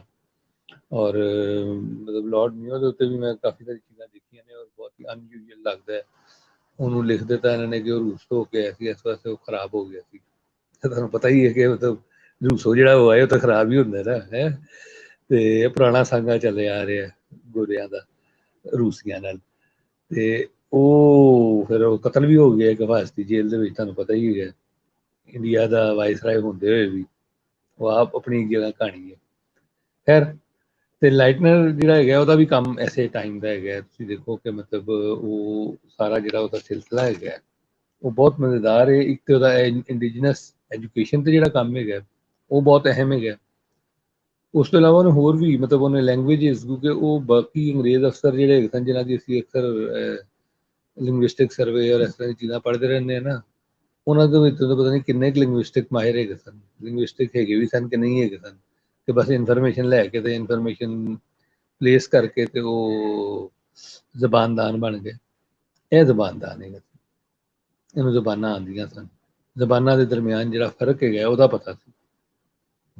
ਔਰ ਜਦੋਂ ਇਹ ਖਾਸ ਤੌਰ 'ਤੇ ਆ ਕੇ 1866 ਦੇ ਵਿੱਚ ਕਿਤੇ ਹੈਗੇ ਹੈ, ਜਦੋਂ ਇਹ ਕਸ਼ਮੀਰ ਲਹਾਸਾ ਤੱਕ ਗਿਆ ਨਾ ਜੀ, ਇਹ ਸਾਰਾ ਗਿਲਗਿਤ ਬਲਤਿਸਤਾਨ ਸਾਰਾ ਫਿਰ ਕੇ ਆਇਆ, ਤੇ ਇਹਨੇ ਇੱਕ ਹੋਰ ਕੰਮ ਕੀਤਾ। ਇਹਨੇ ਕਿਹਾ ਕਿ ਇਹ ਜਿਹੜਾ ਅਸੀਂ ਇੱਥੇ ਫਰਾਡ ਲਾਇਆ ਹੈ ਨਾ ਇੰਡੋ ਏਰੀਅਨ ਲੈਂਗੁਏਜਿਸ, ਔਰ ਕਿਉਂਕਿ ਏਰੀਅਨ ਮੈਂ ਤਾਂ ਵੈਸੇ ਹੀ ਸਮਝਦਾ ਕਿ ਲਫ਼ਜ਼ ਹੀ ਫਰਾਡ ਹੈਗਾ। ਇਹਨੇ ਸਾਰਾ ਜਿਹੜਾ ਹੈਗਾ ਪੁਆੜਾ ਪਾਇਆ ਸਾਡੇ ਇੱਥੇ, ਜਿਸ ਤਰ੍ਹਾਂ ਖਾਸ ਤੌਰ 'ਤੇ ਅੰਗਰੇਜ਼ਾਂ ਨੇ ਵਰਤਿਆ। ਪੁਰਾਣੀ ਕਿਤਾਬਾਂ 'ਚ ਅਗਰ ਕੋਈ ਇਹਦਾ ਮਤਲਬ ਹੈ ਤਾਂ ਹੋਰ ਹੈਗਾ, ਨਹੀਂ ਅਗਰ ਜਿਹੜੇ ਹੈਗੇ ਨੇ ਪਰਸ਼ੀਅਨ ਆਰੀਆ ਮਹਿਰ ਦੀ ਗੱਲ ਕਰਦੇ ਨੇ ਉਹ ਹੋਰ ਆਰੀਆ ਮਹਿਰ ਹੈਗਾ। ਇਹ ਜਿਹੜਾ ਏਰੀਅਨ ਸਾਡੇ ਇੱਥੇ ਫਨਾਮਨਾ ਬਣਾਇਆ ਹੋਇਆ ਹੈ, ਖਾਸ ਤੌਰ 'ਤੇ ਸਾਡੀ ਲੈਂਗੁਏਜਿਸ ਦੇ ਵਿੱਚ, ਸਾਡੇ ਰਿਲੀਜਨ ਦੇ ਅੰਦਰ ਉਹਨੇ ਕਾਫੀ ਪੁਆੜੇ ਪਾਏ ਨੇ, ਉਹਨੂੰ ਇਹਨੇ ਤੋੜਿਆ। ਦਰਦਸਤਾਨ ਅਗਰ ਤੁਸੀਂ ਅੱਜ ਵੀ ਲਿਖੋ ਤਾਂ ਤੁਹਾਨੂੰ ਇੱਕ ਪੂਰਾ ਚੈਪਟਰ ਖੁੱਲ ਜਾਏਗਾ ਤੁਹਾਡੇ ਕਿ ਦਰਦਸਤਾਨ ਕੀ ਹੈਗਾ। ਇਹਨੇ ਸਾਡੀ ਜ਼ਬਾਨਾਂ ਦੇ ਉੱਤੇ ਪੰਜਾਬੀ ਦੀ ਜਿਹੜੀ ਪੁਰਾਣੀ ਫਾਰਮ ਸੀ ਯਾਨੀ ਪਿਸ਼ਾਚੀ, ਉਹਦੇ ਉੱਤੇ ਕੰਮ ਕੀਤਾ। ਇਹਨੇ ਇਹ ਦੱਸਿਆ ਸਾਨੂੰ ਕਿ ਇਹ ਸਾਰੀ ਸਾਡੀ ਜ਼ਬਾਨਾਂ ਜਿਹੜੀਆਂ ਨੇ, ਜਿਹਦੇ 'ਚ ਚਤਰਾਲ 'ਚ ਬੋਲਣ ਵਾਲੀ ਖੁਆਰ ਹੋਏ, ਚਾਹੇ ਸ਼ੀਨਾ ਹੋਏ, ਚਾਹੇ ਬਰੋਸ਼ਿਸ਼ਕੀ ਹੋਏ, ਇਹ ਸਾਰੀਆਂ ਜਿਹੜੀਆਂ ਨਾਗਰੀ ਸਕ੍ਰਿਪਟ ਵਿੱਚ ਨਹੀਂ ਲਿਖੀਆਂ ਜਾਂਦੀਆਂ। ਇਹਨਾਂ ਦਾ ਸਾਡੇ ਨਾਲ ਕਿੰਨਾ ਦਾ ਤਾਲੁਕ ਹੈ। ਔਰ ਇਹਨੇ ਇਹ ਕਿਹਾ ਕਿ ਸਾਡੀ ਜਿਹੜੀ ਪ੍ਰਾਕਿਰਤਾ ਹੈਗੀਆਂ ਨੇ ਔਰ ਇਹਨਾਂ ਦਾ ਆਪਸ ਵਿੱਚ ਤਾਲੁਕ ਪੁਰਾਣਾ ਹੈਗਾ, ਇਸਲਾਮ ਤੋਂ ਵਿੱਚ ਰੋਕਣਾ ਪਹਿਲੇ ਦਾ।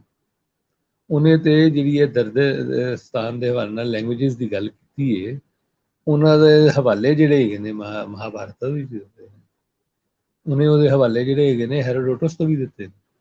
ਦੇਖੋ ਹੈਰੋਡੋਟਸ ਕਿੰਨਾ ਪੁਰਾਣਾ ਹੈ, ਤਾਂ ਉਹ ਸਾਰਾ ਹਵਾਲਾ ਜਿਹੜਾ ਹੈਗਾ ਹੈ ਉਹਦੇ ਹਵਾਲੇ ਨਾਲ ਵੀ ਇਹਦਾ ਕੰਮ ਬਹੁਤ ਅਹਿਮ ਹੈ, ਕਿਉਂਕਿ ਲੈਂਗੁਏਜਿਸ ਦੇ ਹਵਾਲੇ ਨਾਲ, ਇੱਕ ਸਾਡੇ ਹਵਾਲੇ ਨਾਲ ਅਹਿਮ ਹੈਗਾ, ਲੇਕਿਨ ਲੈਂਗੁਏਜਿਸ ਦੇ ਹਵਾਲੇ ਨਾਲ ਇਹਦਾ ਕੰਮ ਜਿਹੜਾ ਹੈਗਾ ਉਹ ਜਿਹੜੀ ਇੰਪੀਰੀਅਲ ਲੈਂਗੁਏਜ ਪੋਲਿਸੀ ਸੀ ਉਸ ਤੋਂ ਬਹੁਤ ਹਟ ਕੇ। ਔਰ ਫਿਰ ਇਹਨੇ ਉਹ ਲੋਕਾਂ 'ਚੋਂ ਜਿਨ੍ਹਾਂ ਪਾਇਨੀਅਰ ਹੈ ਜਿਨ੍ਹਾਂ ਨੇ ਇੱਥੇ ਚੂੜੀਆਂ ਦੇ ਉੱਤੇ ਕੰਮ ਕੀਤਾ, ਯਾਨੀ ਲੋਐਸਟ ਕਾਸਟ ਜਿਹੜੇ ਹੈਗੇ ਨੇ ਉਹਨਾਂ 'ਤੇ ਕੰਮ ਕੀਤਾ ਔਰ ਬੜਾ ਡਿਟੇਲ ਕੰਮ ਕੀਤਾ। ਮਤਲਬ ਉਸ ਤੋਂ ਤੁਹਾਨੂੰ ਕਾਫੀ ਚੀਜ਼ਾਂ ਸਮਝ ਆਉਂਦੀਆਂ ਨੇ, ਕਿਉਂਕਿ ਉਸ ਜ਼ਮਾਨੇ ਦੇ ਵਿੱਚ ਉਸਦੇ ਉੱਤੇ ਕੰਮ ਕਰਨਾ ਜਿਹੜਾ ਹੈ। ਹੁਣ ਮੈਨੂੰ ਯਾਦ ਨਹੀਂ, ਮੇਰਾ ਖਿਆਲ ਹੈ ਮੈਂ ਪੇਪਰ ਜਿਹੜਾ ਹੈਗਾ ਮੈਨੂੰ ਜਿਹੜਾ ਇਹਦਾ ਪੜ੍ਹਿਆ ਸੀ ਉਹਦੇ ਵਿੱਚ ਸ਼ਾਇਦ ਉਹਦਾ ਸਹੂਤਰਿਆਂ ਦਾ ਹਵਾਲਾ ਮੈਂ ਪੜ੍ਹਿਆ ਸੀ ਕਿ ਉਹ ਇੱਕ ਟਰਾਈਬ ਹੁੰਦਾ ਸੀ ਔਰ ਫਿਰ ਅੰਗਰੇਜ਼ਾਂ ਦੇ ਦੌਰ ਦੇ ਵਿੱਚ ਚੂੜੇ ਬਣ ਗਏ ਔਰ ਮੁਸੱਲੀ ਬਣ ਗਏ ਔਰ ਇਸ ਤਰ੍ਹਾਂ ਬਹਰਹਾਲ ਬੰਦਾ ਬਹੁਤ ਜ਼ਬਰਦਸਤ ਹੈ। ਅਲੱਗ ਤੋਂ ਇਸ ਬੰਦੇ ਦੇ ਉੱਤੇ ਜਿਹੜਾ ਹੈਗਾ ਉਹ ਗੱਲ ਕਰਨੀ ਜਿਹੜੀ ਉਹ ਵੀ ਜ਼ਰੂਰੀ ਹੈਗੀ ਹੈ। ਤੇ ਇਹ ਜਿਹੜੀ ਕਿਤਾਬ ਹੈ, ਇਸ ਕਿਤਾਬ ਵਿੱਚ ਤਾਂ ਬਹੁਤ ਕੁਛ ਹੈਗਾ। ਮਤਲਬ ਇਸ ਸਮਝੋ ਕਿ ਮਤਲਬ ਇੱਕ ਸਿਟਿੰਗ ਦੇ ਵਿੱਚ ਇਹਦੇ ਤੇ ਗੱਲ ਨਹੀਂ ਹੋ ਸਕਦੀ, ਇੰਨੀ ਵੱਡੀ ਕਿਤਾਬ ਹੈ। ਮਹਿਜ਼ ਇਹਦੇ 'ਚ ਜਿਹੜੇ ਨਾਂ ਦਿੱਤੇ ਗਏ ਨੇ, ਰਿਪੋਰਟਾਂ ਦਾ ਜ਼ਿਕਰ ਹੈ, ਕਿਤਾਬਾਂ ਦਾ ਜ਼ਿਕਰ ਹੈ, ਸਿਰਫ ਤੁਸੀਂ ਇਹਨਾਂ ਦੀ ਵੱਖਰੀ ਵੱਖਰੀ ਲਿਸਟ ਬਣਾ ਦਿਓ ਤੇ ਤੁਹਾਨੂੰ ਮਤਲਬ ਕਮ ਸੇ ਕਮ ਜਿਹੜਾ ਹੈਗਾ ਨਾ 25-30 ਬੰਦੇ ਰਿਸਰਚਰ ਲਾਣੇ ਪੈਣਗੇ, ਜਿਹੜੇ ਫਿਰ ਉਹਨੂੰ ਅੱਗੋਂ ਕੰਮ ਨੂੰ ਲੈ ਕੇ ਚੱਲਣ ਔਰ ਉਹ ਸਮਝਣਗੇ ਕੌਣ ਲੋਕ ਹੈਗੇ ਸਨ, ਹੁਣ ਕਿਤਾਬਾਂ 'ਚ ਕੀ ਹੈਗਾ ਸੀ, ਉਹ ਕਿਤਾਬਾਂ ਨੂੰ ਲੱਭਣਾ, ਉਹ ਰਿਪੋਰਟਾਂ ਦੀ ਗੱਲ ਕਰਨੀ, ਉਹ ਬਜ਼ਾਤੇ ਖੁਦ ਇੱਕ ਬਹੁਤ ਵੱਡਾ ਕੰਮ ਹੈਗਾ, ਜਿਹੜਾ ਅਦਰਵਾਈਜ਼ ਇਸ ਦੇ ਰਿਕਾਰਡ ਦੇ ਵਿੱਚ, ਕਿਉਂਕਿ ਜ਼ਾਹਿਰ ਹੈ ਇੱਕ ਪੰਜਾਬ ਗੌਰਮੈਂਟ ਨੂੰ ਪੇਸ਼ ਕੀਤੀ ਰਿਪੋਰਟ ਹੈਗੀ 1882 ਦੀ, ਜਿਹਨੂੰ ਹਿਸਟਰੀ ਆਫ ਇੰਡੀਜਨਸ ਐਜੂਕੇਸ਼ਨ ਇਨ ਪੰਜਾਬ ਦਾ ਨਾਮ ਦਿੱਤਾ ਗਿਆ। ਤੇ ਹੁਣ ਉਸ ਨੂੰ ਮਤਲਬ ਉਸ ਦੇ ਵਿੱਚ ਅਗਰ ਤੁਸੀਂ ਮਤਲਬ ਮੈਂ ਤੇ ਜਦੋਂ 2009 'ਚ ਐਜੂਕੇਸ਼ਨ ਦਾ ਕੰਮ ਕੀਤਾ ਸੀ, ਉਹਦੇ ਵਿੱਚ ਵੀ ਇਹਨੂੰ ਬੜਾ ਇਸਤੇਮਾਲ ਕੀਤਾ ਸੀ।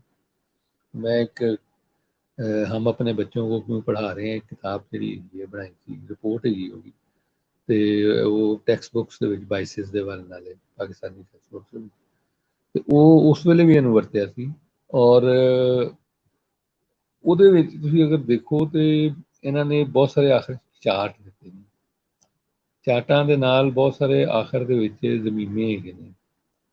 ਜ਼ਮੀਮਿਆਂ ਦੀ ਔਰ ਚਾਰਟਾਂ ਦੀ ਅਹਿਮੀਅਤ ਬਿਲਕੁਲ ਹੋਰ ਤਰ੍ਹਾਂ ਦੀ ਔਰ ਬਹੁਤ ਹੀ ਜ਼ਬਰਦਸਤ ਹੈ ਕਿ ਦਿੱਲੀ ਤੋਂ ਲੈ ਕੇ ਤੇ ਪਿਸ਼ੌਰ ਤੱਕ ਤੁਹਾਨੂੰ 10 ਡਿਸਟ੍ਰਿਕਟ ਉਸ 10 ਡਿਵੀਜ਼ਨ ਹੈਗੇ ਸਨ ਪੰਜਾਬ ਦੇ, ਯਾਨੀ ਪੰਜਾਬ ਡਿਵਾਈਡਡ ਸੀ 10 ਡਿਵੀਜ਼ਨ ਦੇ ਵਿੱਚ ਔਰ 31 ਜ਼ਿਲ੍ਹਿਆਂ ਦੇ ਅੰਦਰ। ਅੱਛਾ, ਉਹ ਜ਼ਿਲ੍ਹਿਆਂ ਦੇ ਨਾਂ ਪੜ੍ਹ ਕੇ ਵੀ ਤੁਹਾਨੂੰ ਬੜਾ ਪਤਾ ਚੱਲਦਾ ਕਿ ਇੱਥੇ ਕਿੰਨੇ ਜ਼ਿਲ੍ਹੇ ਸਨ ਤੇ ਉੱਥੇ ਕਿੰਨੇ ਜ਼ਿਲ੍ਹੇ ਸਨ, ਤੇ ਕੁਝ ਸ਼ਹਿਰ ਜਿਹੜੇ ਨੇ ਹੁਣ ਬਣ ਗਏ ਨੇ, ਮਤਲਬ ਸ਼ੇਖੂਪੁਰਾ ਹੈਗਾ ਉਹਦੇ 'ਚ ਮੌਜੂਦ ਹੀ ਨਹੀਂ, ਕਿਉਂਕਿ ਸ਼ੇਖੂਪੁਰਾ 20 ਜ਼ਿਲ੍ਹਾ ਬਣਿਆ, ਤੇ ਲਾਹੌਰ ਹੈਗਾ ਸੀ, ਗੁਜਰਾਂਵਾਲਾ ਹੈਗਾ ਸੀ। ਇਸ ਤਰ੍ਹਾਂ ਮੈਂ ਥੋੜ੍ਹੀ ਦੇਰ ਵਿੱਚੋਂ ਤੁਹਾਨੂੰ ਦੱਸਾਂਗਾ ਹੋਰ ਵੀ ਜਿਹੜੇ ਹੈਗੇ। ਉਸ ਵੇਲੇ ਇਹ ਜਿਹੜੇ 31 ਜ਼ਿਲ੍ਹੇ ਨੇ ਔਰ 10 ਡਿਵੀਜ਼ਨ ਨੇ, ਇਸ ਕਿਤਾਬ ਦੇ ਵਿੱਚ ਇਹ ਸਾਰਾ ਕੁਛ ਮੌਜੂਦ ਹੈ ਜਿਹੜੀ ਹੁਣ ਮੈਂ ਇਨਫੋਰਮੇਸ਼ਨ ਦਾ ਉਹਦੇ 'ਚ ਉਹਨਾਂ ਨੇ ਦੱਸਿਆ ਕਿ ਕਿੰਨੇ ਕਿੰਨੇ ਸਟੂਡੈਂਟਸ ਪੜ੍ਹਦੇ ਸਨ। ਇਹ ਜਿਹੜੀ ਗੱਲ ਹਲੇ ਸੋਲ ਸਾਹਿਬ ਨੇ ਦੱਸੀ ਹੈ, ਉਹਨਾਂ ਨੇ ਇੰਟਰੋਡਕਸ਼ਨ ਦੇ ਵਿੱਚ ਲਿਖੀ ਕਿ ਜਦੋਂ ਅਸੀਂ ਪੰਜਾਬ 'ਤੇ ਕਬਜ਼ਾ ਕੀਤਾ ਤੇ 3,30,000 ਸਟੂਡੈਂਟ ਸੀ। ਫਿਰ ਜਦੋਂ ਇਹ ਰਿਪੋਰਟ 'ਤੇ ਕੰਮ ਸ਼ੁਰੂ ਹੋਇਆ ਤੇ ਉਹ ਰਹਿ ਗਏ ਸਨ ਉਸ ਵੇਲੇ ਤਕਰੀਬਨ 1,90,000, ਯਾਨੀ ਮਤਲਬ ਤੇ 1,90,000 ਦੇ ਵਿੱਚੋਂ ਤੁਸੀਂ ਦੇਖੋ ਕਿ ਜਦੋਂ ਇਹ ਰਿਪੋਰਟ ਛਪੀ ਹੈ 99,000 99,000 ਰਹਿ ਗਏ, 330 ਤੋਂ ਕਿੱਥੇ ਪਹੁੰਚ ਗਏ 90,000। ਔਰ ਇਸ ਗੱਲ ਦਾ ਹਵਾਲਾ ਜਿਹੜਾ ਅਗਰ ਤੁਸੀਂ ਇਹਦੇ ਨਾਲ ਨਾਲ ਕੁਛ ਹੋਰ ਕਿਤਾਬਾਂ ਦੇਖੀਆਂ ਹੋਣ, ਜਿਸ ਤਰ੍ਹਾਂ ਜਿਹੜੇ ਗੈਜ਼ੇਟੀਅਰ ਰਿਪੋਰਟ ਦੇਖੋ ਜਾਂ ਦੂਜੀ ਚੀਜ਼ਾਂ, ਤੇ ਤੁਹਾਨੂੰ ਨਜ਼ਰ ਆਉਂਦਾ ਹੈ ਕਿ ਇਹ ਗੱਲ ਲਾਈਟਨਰ ਕਰ ਰਿਹਾ ਔਰ ਬਿਲਕੁਲ ਠੀਕ ਕਰ ਰਿਹਾ ਕਿ ਜਦੋਂ ਤੁਸੀਂ ਪੰਜਾਬ ਵਿੱਚ ਐਜੂਕੇਸ਼ਨ ਦਾ ਸੈਂਸਸ ਕਦੀ ਕਰਾਓਗੇ ਤੇ ਮੈਨੂੰ ਲੱਗਦਾ ਕਿ ਉਸ ਵੇਲੇ ਤੱਕ ਪੰਜਾਬ ਗੂੰਗਾ ਹੋ ਗਿਆ ਹੋਵੇ, ਨਾ ਖਾਂਦਾ ਹੋ ਗਿਆ ਹੋਵੇ। ਔਰ ਉਹ ਹੋਇਆ। ਔਰ ਸਾਡੇ ਇੱਥੇ ਬੜੇ ਬੜੇ ਪੜ੍ਹੇ ਲਿਖੇ ਲੋਕ ਜਿਹੜੇ ਹੈਗੇ ਨੇ, ਉਹ ਪੜ੍ਹੇ ਲਿਖੇ ਲੋਕ ਵੀ 1894 ਦੇ ਉਸ ਸੈਂਸਸ ਦਾ ਹਵਾਲਾ ਦਿੰਦੇ ਨੇ ਜਿਹਦੇ ਮੁਤਾਬਕ ਪੰਜਾਬ ਵਿੱਚ ਤਾਲੀਮ ਨਾ ਹੋਣ ਦੇ ਬਰਾਬਰ ਹੈਗੀ। ਔਰ ਉਹ ਨਤੀਜਾ ਸੀ ਇਸ ਸਾਰੇ ਘੜੁੱਚ ਘੁੰਡਲ ਦਾ ਜਿਹੜਾ 1849 ਤੋਂ ਬਾਅਦ ਇੱਥੇ ਹੋਇਆ। ਹੁਣ ਮਤਲਬ ਹੈ ਕਿ ਅਸੀਂ ਉਸ ਗੱਲ ਨੂੰ ਤਾਂ ਨਹੀਂ ਜੇ ਦੇਖਣਾ ਚਾਹੁੰਦੇ ਕਿ ਪਿੱਛੇ ਕੀ ਹੈਗਾ ਸੀ, ਲੇਕਿਨ ਕਿਉਂਕਿ ਸਾਨੂੰ ਪਸੰਦ ਹੈਗਾ ਕੁਛ ਲੋਕਾਂ ਨੂੰ ਕਿ ਪੰਜਾਬ ਨੂੰ ਰੰਗੇਦਨ, ਪੰਜਾਬ ਨੂੰ ਮਤਲਬ ਇਹ ਦੱਸਣ ਕਿ ਇਹ ਤਾਂ ਕਦੀ ਪੜ੍ਹਿਆ ਲਿਖਿਆ ਹੈਗਾ ਹੀ ਨਹੀਂ ਸੀ ਤੇ ਇਹ ਤਾਂ ਹਮੇਸ਼ਾ ਬਸ ਅਮਰੀਕਾ ਦੇ ਚਮਚੇ ਬਣ ਕੇ ਅੱਗੇ ਆਏ ਨੇ, ਕਿਉਂਕਿ ਇਹ ਕਰਨਾ ਹੈਗਾ ਤੇ ਫਿਰ ਉਹਨਾਂ ਨੂੰ ਸੂਟ ਕਰਦਾ ਸੀ 1854 ਦਾ।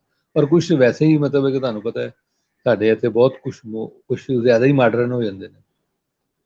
ਅੱਛਾ, ਇਸ ਕਿਤਾਬ ਨੂੰ ਇਸ ਤੋਂ ਪਹਿਲੇ ਕਿ ਮੈਂ ਇਹਦੀ ਡਿਟੇਲ ਦਾ, ਇਹ ਬੜੀ ਦਿਲਚਸਪ ਹੈ ਜਿਹੜੀ ਗੱਲ ਹੈਗੀ ਉਹ ਹੈਗੀ ਹੈ ਕਿ ਇੱਥੇ ਮਜ਼ਹਬੀ ਸਕੂਲ ਵੀ ਹੁੰਦੇ ਸਨ, ਲੇਕਿਨ ਉਹ ਕਤਨ ਉਸ ਤਰ੍ਹਾਂ ਦੇ ਮਜ਼ਹਬੀ ਸਕੂਲ ਨਹੀਂ ਹੈਗੇ ਜਿਸ ਤਰ੍ਹਾਂ ਦੇ ਅੱਜ ਹੈਗੇ ਨੇ। ਉਹਦਾ ਜ਼ਿਕਰ ਐਕਸਟੈਂਸਿਵਲੀ ਇਹਦੇ ਵਿੱਚ ਕਿਤਾਬ ਵਿੱਚ ਮੌਜੂਦ ਹੈਗਾ। ਘਰੇਲੂ ਸਕੂਲ ਦਾ ਜ਼ਿਕਰ ਮੌਜੂਦ ਹੈਗਾ, ਅਲੱਗ ਮਜ਼ਹਬੀ ਸਕੂਲਾਂ ਦਾ, ਯਾਨੀ ਖਾਨਕਾਵਾਂ ਨਾਲ ਜੁੜੇ, ਮਸੀਤਾਂ ਨਾਲ ਜੁੜੇ, ਯਾਨੀ ਮਕਤਬ ਨਾਲ ਜੁੜੇ ਜਿਹੜੇ ਮਦਰਸੇ ਹੈਗੇ ਸਨ ਉਹ, ਔਰ ਪਾਠਸ਼ਾਲਾਵਾਂ ਨਾਲ ਜੁੜੇ, ਔਰ ਫਿਰ ਗੁਰਦੁਆਰਿਆਂ ਨਾਲ ਜੁੜੇ। ਉਹਦਾ ਜ਼ਿਕਰ ਬਹੁਤ ਹੈਗਾ ਇਹਦੇ 'ਚ, ਔਰ ਉਹ ਹੈਗੇ ਵੀ ਬਹੁਤ ਸਨ ਪੰਜਾਬ ਦੇ ਵਿੱਚ, ਔਰ ਉਹਨਾਂ ਦੀ ਵਜ੍ਹਾ ਤੋਂ ਹੀ ਥੱਲੇ ਤੱਕ ਐਜੂਕੇਸ਼ਨ ਫੈਲੀ ਹੋਈ ਸੀ। ਅੱਛਾ, ਹੁਣ ਉਹਨੂੰ ਅਸੀਂ ਅੱਜ ਦੇ ਮਾਡਰਨ ਪੀਰੀਅਡ ਦੇ ਵਿੱਚ ਸਮਝਣ ਦੀ ਕੋਸ਼ਿਸ਼, ਜਦੋਂ ਮੈਂ ਪਹਿਲੀ ਵਾਰੀ ਪੜ੍ਹੀ ਸੀ ਮੈਨੂੰ ਜਿਹੜੇ ਮੈਂ ਕਿਹਾ ਸਮਝ ਨਹੀਂ ਆਈ ਉਹ ਇਹਨਾਂ ਚੀਜ਼ਾਂ ਦੀ ਹੈ, ਕਿਉਂਕਿ ਲੈਫਟ ਦਾ ਇੱਕ ਸਾਰਾ ਸਿਲਸਿਲਾ ਹੈਗਾ ਸੀ ਤੇ ਉਸ ਵੇਲੇ ਅਸੀਂ ਵੈਸੇ ਵੀ ਇਹਨਾਂ ਚੀਜ਼ਾਂ ਨੂੰ ਜ਼ਰਾ ਕਿਸੇ ਹੋਰ ਤਰ੍ਹਾਂ ਵੇਖ ਲੈਂਦੇ। ਬਾਅਦ 'ਚ ਅੰਦਾਜ਼ਾ ਹੋਇਆ ਕਿ ਇਹ ਸਾਰਾ ਕੰਮ ਜਿਹੜਾ ਹੈਗਾ, ਦੇਖੋ ਜਦੋਂ ਅਸੀਂ ਕਲਚਰ ਦੀ ਗੱਲ ਕਰਨੇ ਆ ਤੇ ਕਲਚਰ ਦੇ ਅੰਦਰ ਉਹਦਾ ਇੱਕ ਪਾਰਟ ਮਜ਼ਹਬ ਵੀ ਹੈ। ਇਹ ਨਹੀਂ ਹੋ ਸਕਦਾ ਕਿ ਤੁਸੀਂ ਮਜ਼ਹਬ ਨੂੰ ਬਿਲਕੁਲ ਮਾਈਨਸ ਕਰ ਦਿਓ, ਇਹ ਨਹੀਂ ਹੋ ਸਕਦਾ। ਉਹ ਮੌਜੂਦ ਹੈਗਾ ਸੀ, ਲੇਕਿਨ ਉਹ ਅੱਜ ਦੇ ਇਸਲਾਮਿਸਟ ਵਰਗਾ ਨਹੀਂ ਹੈਗਾ ਸੀ, ਉਹ ਅੱਜ ਦੇ ਹਿੰਦੂਤਾ ਵਰਗਾ ਨਹੀਂ ਹੈਗਾ ਸੀ, ਉਹ ਅੱਜ ਦੇ ਜਿਹੜੇ ਖਾਲਸਾ ਪੰਥ ਬਣੇ ਹੋਏ ਨੇ, ਇਹ ਜਿਹੜੇ ਇਹ ਸਾਰਾ ਇਸ ਤਰ੍ਹਾਂ ਦਾ ਨਹੀਂ ਹੈਗਾ ਸੀ ਲੋਕੀ ਡਰਾਮਾ। ਉਹ ਮਤਲਬ ਹੈ ਕਿ ਐਸੇ ਐਸੇ ਉਹਨੇ ਸਕੂਲਾਂ ਦਾ ਜ਼ਿਕਰ ਕੀਤਾ, ਮਜ਼ਹਬੀ ਸਕੂਲਾਂ ਦਾ, ਕਿ ਜਿਹੜੇ ਮਤਲਬ ਹੈ ਕਿ ਕੁਛ ਐਸੇ ਹੈਗੇ ਨੇ ਜਿਹੜੇ ਸਿਰਫ ਧਰਮ ਦੀ ਤਾਲੀਮ ਦੇ ਰਹੇ ਨੇ, ਔਰ ਬਹੁਤ ਸਾਰੇ ਐਸੇ ਹੈਗੇ ਨੇ ਕਿ ਜਿਹੜੇ ਨਾਲ ਮੰਤਕ ਪੜ੍ਹਾ ਰਹੇ ਨੇ, ਨਜੂਮ ਪੜ੍ਹਾ ਰਹੇ ਨੇ, ਯਾਨੀ ਨਜੂਮ ਵੀ ਇਲਮ ਦਾ ਹਿੱਸਾ, ਔਰ ਫਿਰ ਉਹਦੇ ਨਾਲ ਫਲਕੀਆਤ ਪੜ੍ਹਾ ਰਹੇ ਨੇ, ਮਦਰਸੇ ਵੀ, ਪਾਠਸ਼ਾਲਾ ਵੀ, ਗੁਰਦੁਆਰਿਆਂ ਨਾਲ ਜੁੜੇ ਸਕੂਲ।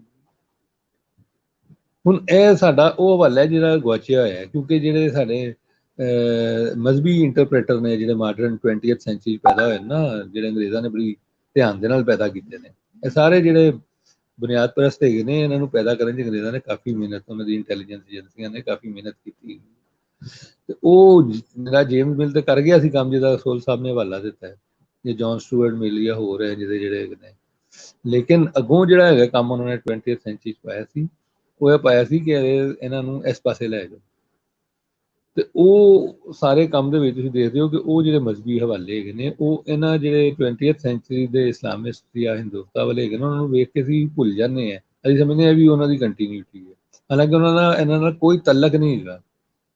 ਉਹ ਮੰਤਕ ਵੀ ਪੜ੍ਹਾ ਰਹੇ ਨੇ, ਉਹ ਮਤਲਬ ਬਹੁਤ ਕੁਝ ਕਰ ਰਹੇ ਨੇ, ਔਰ ਉਹ ਉਹਨਾਂ ਦਾ ਉਸ ਤਰ੍ਹਾਂ ਦਾ ਏਜੰਡੇ ਵੀ ਨਹੀਂ ਹੈਗੇ, ਉਹ ਉਹਨਾਂ ਦਾ ਤਲਕ ਇਲਮ ਦੇ ਨਾਲ ਹੈਗਾ, ਉਹ ਇਲਮ ਦੀਆਂ ਛੋਟੀ ਛੋਟੀ ਦਰਸਗਾਹਾਂ ਨੇ, ਜਿਹੜੀ ਛੋਟੀ ਛੋਟੀ ਚੀਜ਼ਾਂ ਪੜ੍ਹਾਉਂਦੇ ਨੇ। ਹੁਣ ਸਕੂਲ ਤੁਸੀਂ ਅਗਰ ਦੇਖੋ ਤੇ ਜਿਹੜੇ ਇਹਨਾਂ ਨੇ ਪਹਿਲੀ ਵਾਰੀ ਇਹਨਾਂ ਨੇ ਕਾਊਂਟ ਕੀਤਾ, ਤੇ ਉਹ ਇਹ ਜਿਹੜੇ 31 ਜ਼ਿਲ੍ਹਾ ਸਨ ਪੰਜਾਬ ਦੇ, ਉਹਦੇ ਅੰਦਰ 6894 ਸਕੂਲ ਉਸ ਵਿੱਚ ਚੱਲਦੇ, ਯਾਨੀ ਇਹ ਆਖਰੀ ਕੀ ਹੈ ਰਿਪੋਰਟ, ਯਾਨੀ ਜਦੋਂ ਜਿਹਦੇ ਵਿੱਚ 99,000 ਸਮਥਿੰਗ ਜਿਹੜਾ ਹੈਗਾ 99,000 ਤੇ 418 ਸਟੂਡੈਂਟਸ ਪੜ੍ਹ ਲਏ, ਜਿਹੜੇ 33 ਤੋਂ ਇੰਨੇ ਰਹਿ ਗਏ ਸਨ। ਤੇ ਇਹ ਜਿਹੜੇ 6000 ਤੇ 894 ਯਾਨੀ ਤਕਰੀਬਨ ਤੁਸੀਂ ਸਮਝੋ 7000 ਦੇ ਕਰੀਬ ਸਕੂਲ ਜਿਹੜੇ ਹੈਗੇ ਨੇ ਇਹਨਾਂ 31 ਜ਼ਿਲ੍ਹਿਆਂ ਦੇ ਅੰਦਰ ਮੌਜੂਦ ਹੈ, ਔਰ ਐਸੇ ਐਸੇ ਜ਼ਿਲ੍ਹੇ ਵੀ, ਔਰ ਫਿਰ ਇਹ ਸਕੂਲਾਂ ਦੀ ਉਹਨਾਂ ਨੇ ਡਿਵੀਜ਼ਨ ਅੱਗੋਂ ਕੀਤੀ, ਯਾਨੀ ਮਜ਼ਹਬੀ ਔਰ ਘਰੇਲੂ ਸਕੂਲ ਉਹਨਾਂ ਨੇ ਇੱਕ ਖਾਨੇ 'ਚ ਪਾਏ। ਉਹਨੇ ਇੰਪੋਰਟੈਂਟ ਹੈ ਕਿ ਮਜ਼ਹਬੀ ਵੀ ਔਰ ਘਰੇਲੂ ਸਕੂਲ ਵੀ ਹੁੰਦੇ ਸਨ, ਘਰਾਂ ਦੇ ਅੰਦਰ ਪੜ੍ਹਾਉਂਦੇ ਸਨ, ਬੰਦੇ ਜਿਹੜੇ ਹੈਗੇ ਨੇ ਬੀਵੀਆਂ ਨੂੰ ਪੜ੍ਹਾਉਂਦੇ ਸਨ, ਮਾਵਾਂ ਜਿਹੜੀਆਂ ਹੈਗੀਆਂ ਨੇ ਬੱਚਿਆਂ ਨੂੰ ਪੜ੍ਹਾਉਂਦੀਆਂ ਸਨ, ਇਸ ਤਰ੍ਹਾਂ ਦੇ ਘਰੇਲੂ ਸਕੂਲ, ਇਰਦ ਗਿਰਦ ਲੋਕ ਪੜ੍ਹਦੇ ਸਨ ਉੱਥੇ ਆ ਕੇ। ਫਿਰ ਉਸ ਤੋਂ ਬਾਅਦ ਆਮ ਸਕੂਲ ਲਿਖਿਆ ਹੋਇਆ ਹੈ, ਇਹਨੇ ਵੈਸੇ ਉਹਨੂੰ ਸੈਕੂਲਰ ਸਕੂਲ ਵੀ ਕਿਹਾ ਹੈਗਾ, ਮੈਂ ਵੈਸੇ ਹੀ ਇਸ ਟਰਮ ਦੇ ਵੈਸੇ ਕੋਈ ਇੰਨਾ ਹੱਕ 'ਚ ਨਹੀਂ ਹੈਗਾ, ਮੈਂ ਕਹਿੰਦਾ ਕਿ ਮਤਲਬ ਹੈ ਕਿ ਆਮ ਸਕੂਲ ਜ਼ਿਆਦਾ ਬਿਹਤਰ ਹੈਗਾ, ਉਹਦਾ ਤਰਜਮਾ ਜਿਹੜਾ ਹੈਗਾ। ਤੇ ਜਿਹੜੇ ਆਮ ਸਕੂਲ ਹੈਗੇ ਨੇ ਉਹ ਘੱਟ ਹੈਗੇ ਨੇ, ਜਿਹੜੇ ਮਜ਼ਹਬੀ ਸਕੂਲ ਨੇ, ਮਤਲਬ ਇਹ 6-7 ਹਜ਼ਾਰ ਸਕੂਲਾਂ ਦੇ ਵਿੱਚੋਂ 5000 ਸਕੂਲ ਜਿਹੜਾ ਹੈ ਉਹ ਮਜ਼ਹਬੀ ਤੇ ਘਰੇਲੂ ਸਕੂਲ ਨੇ, ਔਰ ਬਾਕੀ ਜਿਹੜੇ 2000 ਹੈਗੇ ਨੇ ਉਹ ਹੈਗੇ ਨੇ ਆਮ ਸਕੂਲ। ਫਿਰ ਅੱਗੋਂ ਉਹਨਾਂ ਨੇ ਪੂਰੇ 31 ਜ਼ਿਲ੍ਹਿਆਂ ਦੀ ਜਿਹੜੀ ਹੈਗੀ ਹੈ ਉਹ ਤਕਸੀਮ ਦਿੱਤੀ ਹੈ, ਕਿ ਉਹਨਾਂ 31 ਜ਼ਿਲ੍ਹਿਆਂ ਦੇ ਅੰਦਰ ਜਿਹੜਾ ਹੈ ਉਹ ਕੀ ਕੁਛ ਮਤਲਬ ਕਿਹੜੇ ਸਕੂਲ ਦੇ ਵਿੱਚ ਕੀ ਹੈਗਾ, ਉਹ ਪੂਰੀ ਡਿਵੀਜ਼ਨ ਹੈਗੀ। ਮੈਂ ਲਾਹੌਰ ਹੈਗਾ, ਤੇ ਲਾਹੌਰ ਦੇ ਵਿੱਚ ਉਸ ਵੇਲੇ 398 ਸਕੂਲ ਚੱਲਦੇ, ਤਕਰੀਬਨ 2 ਘੱਟ 400, 398, ਤੇ 398 ਦੇ ਵਿੱਚੋਂ 295 ਜਿਹੜੇ ਸਕੂਲ ਹੈਗੇ ਨੇ ਉਹ ਮਜ਼ਹਬੀ ਤੇ ਘਰੇਲੂ ਸਕੂਲ ਹੈਗੇ, 103 ਸਕੂਲ ਜਿਹੜੇ ਹੈਗੇ ਨੇ ਉਹ ਹੈਗੇ ਸਨ ਆਮ ਸਕੂਲ। ਔਰ ਫਿਰ ਅੱਗੋਂ ਇਹ ਵੀ ਦੱਸਿਆ ਕਿ ਉੱਥੇ ਔਰ ਪਰਸੈਂਟੇਜ ਵੀ ਹੁੰਦੀ ਹੈ, ਜਿਸ ਤਰ੍ਹਾਂ ਸਟੂਡੈਂਟਸ ਦੀ ਹੈਗੀ ਹੈ, ਤੁਸੀਂ ਦੇਖੋ ਕਿ ਉਹ 295 ਸਕੂਲਾਂ ਦੇ ਅੰਦਰ 4000 ਬੱਚਾ ਪੜ੍ਹ ਰਿਹਾ, ਨਹੀਂ ਲਾਹੌਰ ਦੇ ਵਿੱਚ ਉਸ ਵੇਲੇ 6000 ਸਟੂਡੈਂਟ ਸੀਗਾ ਸੀ, ਤੇ 1850 ਬੱਚੇ ਜਿਹੜੇ ਹੈਗੇ ਨੇ ਉਹ ਆਮ ਸਕੂਲਾਂ 'ਚ ਪੜ੍ਹਦੇ ਸਨ। ਅੱਛਾ, ਪਿੰਡੀ ਜਿਹੜਾ ਹੈਗਾ, ਪਿੰਡੀ ਦੇ ਵਿੱਚ ਸਭ ਤੋਂ ਜ਼ਿਆਦਾ ਸਕੂਲ ਮਤਲਬ ਇਸ ਰਿਕਾਰਡ ਦੇ ਮੁਤਾਬਿਕ ਰਹਿ ਗਏ ਸਨ 1882 ਤੱਕ, ਔਰ ਪਿੰਡੀ ਦੇ ਵਿੱਚ ਜਿਹੜਾ ਹੈ ਉਹ 816 ਸਕੂਲ, ਔਰ ਉਹਨਾਂ ਦੇ ਅੰਦਰ 12000 ਬੱਚਾ ਪੜ੍ਹ ਰਿਹਾ ਸੀ ਉਸ ਲਈ, ਔਰ ਉੱਥੇ ਵੀ ਇਹੀ ਹੈਗਾ ਸੀ ਕਿ ਜਿਹੜੇ ਮਜ਼ਬੀ ਔਰ ਘਰੇਲੂ ਸਕੂਲ ਨੇ ਉਹ ਜ਼ਿਆਦਾ ਨੇ, ਔਰ ਦੂਜੇ ਸਕੂਲ ਜਿਹੜੇ ਹੈਗੇ ਨੇ ਉਹ ਘੱਟ ਨੇ। ਉਹ ਹੀ ਮਤਲਬ ਇਹਦਾ ਸਿਲਸਿਲਾ ਹੈਗਾ। ਲੇਕਿਨ ਇੰਝ ਦੇ ਜ਼ਿਲ੍ਹੇ ਵੀ ਹੈਗੇ ਸਨ ਪੰਜਾਬ ਦੇ ਵਿੱਚ ਕਿ ਜਿੱਥੇ ਆਮ ਸਕੂਲ ਜ਼ਿਆਦਾ ਹੈਗੇ, ਥੋੜ੍ਹੇ ਹੈਗੇ ਸਨ ਲੇਕਿਨ ਹੈਗੇ ਸਨ। ਮੈਂ ਗੁੜਗਾਉਂ ਦੇ ਵਿੱਚ ਜਿਹੜਾ ਹੈਗਾ ਉਹ ਘਰੇਲੂ ਸਕੂਲ ਜਿਹੜੇ 55 ਸਕੂਲ ਸਨ। ਸਕੂਲ ਬੜੇ ਥੋੜ੍ਹੇ, ਯਾਨੀ 55 ਸਕੂਲ ਕਿੰਨੇ ਕੁ ਹੁੰਦੇ ਨੇ, ਤੇ 55 ਸਕੂਲਾਂ ਦੇ ਵਿੱਚੋਂ ਜਿਹੜਾ ਹੈ ਉਹ 24 ਸਕੂਲ ਜਿਹੜੇ ਹੈਗੇ ਨੇ ਉਹ ਘਰੇਲੂ ਤੇ ਮਜ਼ਬੀ ਹੈਗੇ 55 ਦੇ ਵਿੱਚ, ਤੇ ਬਾਕੀ ਜਿਹੜੇ ਹੈਗੇ ਨੇ ਉਹ ਤਕਰੀਬਨ ਜਿਹੜਾ ਹੈ ਉਹ 31 ਸਕੂਲ ਜਿਹੜੇ ਹੈਗੇ ਨੇ ਉਹ ਹੈਗੇ ਸਨ ਆਮ, ਔਰ ਉਹਦੇ 400 ਦੇ ਕਰੀਬ ਬੱਚਾ ਪੜ੍ਹਦਾ ਸੀ। ਜਿਹੜੇ ਘਰੇਲੂ ਔਰ ਮਜ਼ਬੀ ਸਕੂਲ ਸਨ ਉਹ 236 ਬੱਚੇ ਪੜ੍ਹਦੇ ਸੀ। ਇਸੇ ਤਰ੍ਹਾਂ ਕਰਨਾਲ ਹੈਗਾ, ਕਰਨਾਲ ਦਾ ਵੀ ਇਹੀ ਲਿਖਿਆ ਹੈ ਕਿ ਉੱਥੇ ਜਿਹੜਾ 77 ਸਕੂਲ ਸਨ ਤੇ ਮਜ਼ਬੀ ਸਕੂਲ 43 ਸਨ ਉਹਦੇ 'ਚ, ਤੇ ਤਕਰੀਬਨ 34 ਸਕੂਲ, ਮਤਲਬ ਤਕਰੀਬਨ ਸਮਝੋ ਕਿ 80% ਜਾਂ 70% ਦੇ ਕਰੀਬ ਆਮ ਸਕੂਲ ਹੈਗੇ ਸਨ। ਇਸ ਤਰ੍ਹਾਂ ਰੋਹਤਕ ਹੈਗਾ, ਰੋਹਤਕ 99 ਸਕੂਲ 99 ਸਕੂਲ ਹੈਗੇ ਸਨ, ਜਿਨ੍ਹਾਂ 'ਚ ਜਿਹੜੇ ਮਜ਼ਬੀ ਸਕੂਲ ਹੈਗੇ ਨੇ ਉਹ 45 ਹੈਗੇ ਸਨ, ਔਰ 54 ਜਿਹੜੇ ਹੈਗੇ ਨੇ ਉਹ ਆਮ ਸਕੂਲ ਹੈਗੇ। ਔਰ ਇਸ ਤਰ੍ਹਾਂ ਹੀ 700 ਕੁਛ ਬੱਚਾ ਪੜ੍ਹਦਾ ਸੀ ਉੱਥੇ, 400 ਕੁਛ ਬੱਚਾ ਪੜ੍ਹਦਾ ਸੀ। ਇਸੇ ਤਰ੍ਹਾਂ ਅੰਮ੍ਰਿਤਸਰ ਦੇ ਵਿੱਚ ਜਿਹੜਾ ਹੈਗਾ ਉਹ 284 ਸਕੂਲ ਸਨ, ਤੇ ਜਿਹੜੇ ਜੋ ਮਜ਼ਬੀ ਸਕੂਲ ਜਿਹੜੇ ਹੈਗੇ ਨੇ ਉਹ 284 ਚੋਂ 132 ਹੈਗੇ ਸਨ, ਤੇ 152 ਜਿਹੜੇ ਨੇ ਆਮ ਸਕੂਲ ਹੈਗੇ। ਮਤਲਬ ਕਹਿਣ ਦਾ ਮਤਲਬ ਇਹ ਹੈਗਾ ਕਿ ਇਹ ਜਿਹੜਾ ਸਾਰਾ ਸਿਲਸਿਲਾ ਹੈਗਾ ਸੀ ਜਿਹਦੇ ਤਾਲੀਮ ਦਿੱਤੀ ਜਾ ਰਹੀ ਸੀ, ਇਹਦੇ ਵਿੱਚ ਬਹੁਤ ਵੱਡਾ ਸਿਲਸਿਲਾ ਉਸ ਜਿਹੜਾ ਪੁਰਾਣਾ ਚੱਲਿਆ ਆ ਰਿਹਾ ਸੀ। ਹੁਣ ਇਹ ਜਿਹੜਾ ਕੰਮ ਹੈਗਾ ਕਿ ਅਸੀਂ ਰਿਲੀਜਨ ਦੇ ਜ਼ਰੀਏ ਅੱਜ ਵੀ ਸਾਡੇ ਇੱਥੇ ਤੇ ਹੁੰਦਾ, ਮੈਨੂੰ ਨਹੀਂ ਪਤਾ ਬਾਕੀ ਜਗ੍ਹਾ ਤੇ ਹੁੰਦਾ ਕਿ ਨਹੀਂ, ਲੇਕਿਨ ਸਾਡੇ ਇੱਥੇ ਕੁਰਾਨ ਸ਼ਰੀਫ ਪੜ੍ਹਨ ਵਾਸਤੇ ਪਹਿਲੇ ਯਸਰੁਲ ਕੁਰਾਨ ਪੜ੍ਹਦੇ ਨੇ। ਉਹ ਯਸਰੁਲ ਕੁਰਾਨ ਪੜ੍ਹਦੇ ਨੇ ਤੇ ਉਹਦੇ ਨਾਲ ਤੁਹਾਨੂੰ ਅਰਬੀ ਦੀ ਸਮਝ ਆਉਂਦੀ ਹੈ, ਔਰ ਫਿਰ ਤੁਸੀਂ ਅੱਗੇ ਜਿਹੜਾ ਹੈਗਾ ਕੁਰਾਨ ਸ਼ਰੀਫ ਮਿਲ ਜਾਂਦੀ ਹੈ। ਅੱਛਾ, ਉਹ ਇੱਕ ਕਿਸਮ ਦੀ ਲਿਟਰੇਸੀ ਤੇ ਹੈ ਨਾ। ਹੁਣ ਇਹਨਾਂ ਨੇ ਬਹੁਤ ਸਾਰੇ ਐਸੇ ਸਕੂਲਾਂ ਦਾ ਜ਼ਿਕਰ ਕੀਤਾ ਜਿਹੜੇ ਅਰਬੀ ਉਰਦੂ ਸਕੂਲ ਹੈਗੇ ਨੇ, ਅਰਬੀ ਫਾਰਸੀ ਸਕੂਲ ਹੈਗੇ ਨੇ, ਪੰਜਾਬੀ ਫਾਰਸੀ ਸਕੂਲ ਹੈਗੇ ਨੇ। ਪੰਜਾਬੀ ਫਾਰਸੀ ਸਿਲਸਿਲੇ ਦਾ ਤੇ ਇਹਨੇ ਐਕਸਟੈਂਸਿਵਲੀ ਜ਼ਿਕਰ ਕੀਤਾ ਨਾ, ਜਿਹੜਾ ਰਸੂਲ ਸਾਹਿਬ ਨੇ ਦੱਸਿਆ ਵੀ ਕਿ ਪਰਸਿਓ ਮਤਲਬ ਪੰਜਾਬੀ ਸਿਲਸਿਲਾ, ਉਹ ਹਾਵੀ ਸਿਲਸਿਲਾ ਉਹੀ ਹੈਗਾ। ਫਿਰ ਜਿਹੜੀ ਦਿਲਚਸਪ ਗੱਲ ਹੈ ਇਹਦੇ 'ਚ ਆਖਰ ਦੇ ਵਿੱਚ ਖਾਸ ਤੌਰ 'ਤੇ ਜ਼ਮੀਮਾ ਜਾਤ ਵੀ ਦਿੱਤੇ ਨੇ। ਉਹ ਜ਼ਮੀਮੇ ਬਹੁਤ ਅਹਿਮ ਹੈਗੇ ਨੇ। ਉਹ ਮਤਲਬ ਅਗਰ ਤੁਸੀਂ ਦੇਖੋ ਤਾਂ ਤੁਹਾਨੂੰ ਅੰਦਾਜ਼ਾ ਹੋਏਗਾ ਕਿ ਅਸੀਂ PDF ਵੀ ਹੁਣ ਜਿਹਨੂੰ ਚਾਹੀਦੀ ਹੋਏਗੀ ਭੇਜ ਦਾਂਗੇ ਔਨਲਾਈਨ, ਤੇ ਅਸੀਂ ਭੇਜਤਾ ਸੀ ਪਹਿਲੇ, PDF ਵੀ ਮਿਲ ਜਾਏਗੀ। ਉਹ ਜ਼ਮੀਮੇ ਜ਼ਿਆਦਾਤਰ ਜਿਹੜੇ ਹੈਗੇ ਨੇ ਤੁਹਾਨੂੰ ਸਮਝ ਆਉਂਦੇ ਨੇ। ਮਸਲਨ ਲੰਡੇ ਦੇ ਉੱਤੇ ਬਹੁਤ ਬਹਿਸ ਹੈਗੀ, ਹੱਤਾ ਕਿ ਇਹਨਾਂ ਨੇ ਇਹ ਵੀ ਲਿਖਿਆ ਹੈ ਕਿ ਜਿਹੜੀ ਲੰਡੇ ਹੈਗੀ ਹੈ, ਲੰਡੇ ਸਕ੍ਰਿਪਟ ਹੈਗਾ, ਇਹਨੇ ਕਿਹਾ ਕਿ ਪੰਜਾਬੀ ਉਹ ਜ਼ੁਬਾਨ ਹੈ ਜਿਹੜਾ 3 ਜਿਹਦੇ ਕਮਰਸ਼ੀਅਲ ਸਕ੍ਰਿਪਟ, ਔਰ ਉਹਨੇ ਕਿਹਾ ਯੂਨੀਕ ਹੈਗਾ। ਯਾਨੀ ਇੰਨਾ ਇੱਥੇ ਕਾਰੋਬਾਰੀ ਸਿਲਸਿਲੇ ਹੈਗੇ ਸਨ ਜਿਸ ਕਾਰੋਬਾਰ ਦਾ ਅੱਜ ਦੇ MBA ਕਰਨ ਵਾਲੇ ਉੱਧਰ ਦੇ ਔਰ ਇੱਧਰ ਦੇ ਔਰ ਬਾਹਰਲੇ ਪੰਜਾਬੀਆਂ ਨੂੰ ਕੱਖ ਨਹੀਂ ਪਤਾ।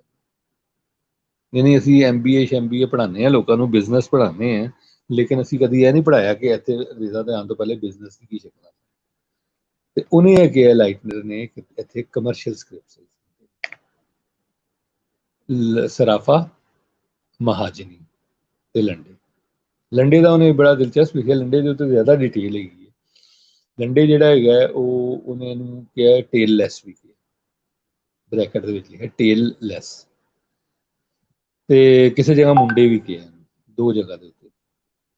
ਅੱਛਾ, ਹੁਣ ਉਹ ਲੰਡੇ ਹੈ ਕੀ ਸਮਝ ਨਹੀਂ ਆਉਂਦੀ, ਲੇਕਿਨ ਇਹਨੇ ਇੱਕ ਜਗ੍ਹਾ ਤੇ ਲਿਖਿਆ ਕਿ ਜਦੋਂ ਭਾਈ ਲਹਿਣਾ ਨੇ ਜਿਹੜਾ ਉਹਨਾਂ ਦਾ ਜ਼ਿਕਰ ਕੀਤਾ ਕਿ ਉਹ ਦੂਜੇ ਗੁਰੂ ਉਹਨਾਂ ਨੂੰ ਜਦੋਂ ਬਾਬਾ ਨਾਨਕ ਦਾ ਕਲਾਮ ਸੁਣਾਇਆ ਤੇ ਜਿਹੜੇ ਦੂਜੇ ਗੁਰੂ ਨੇ ਉਹਨਾਂ ਨੇ ਲੰਡੇ ਦੇ ਵਿੱਚ ਲਿਖਿਆ, ਇਹਨੇ ਹਵਾਲਾ ਵੀ ਲਿਖਿਆ।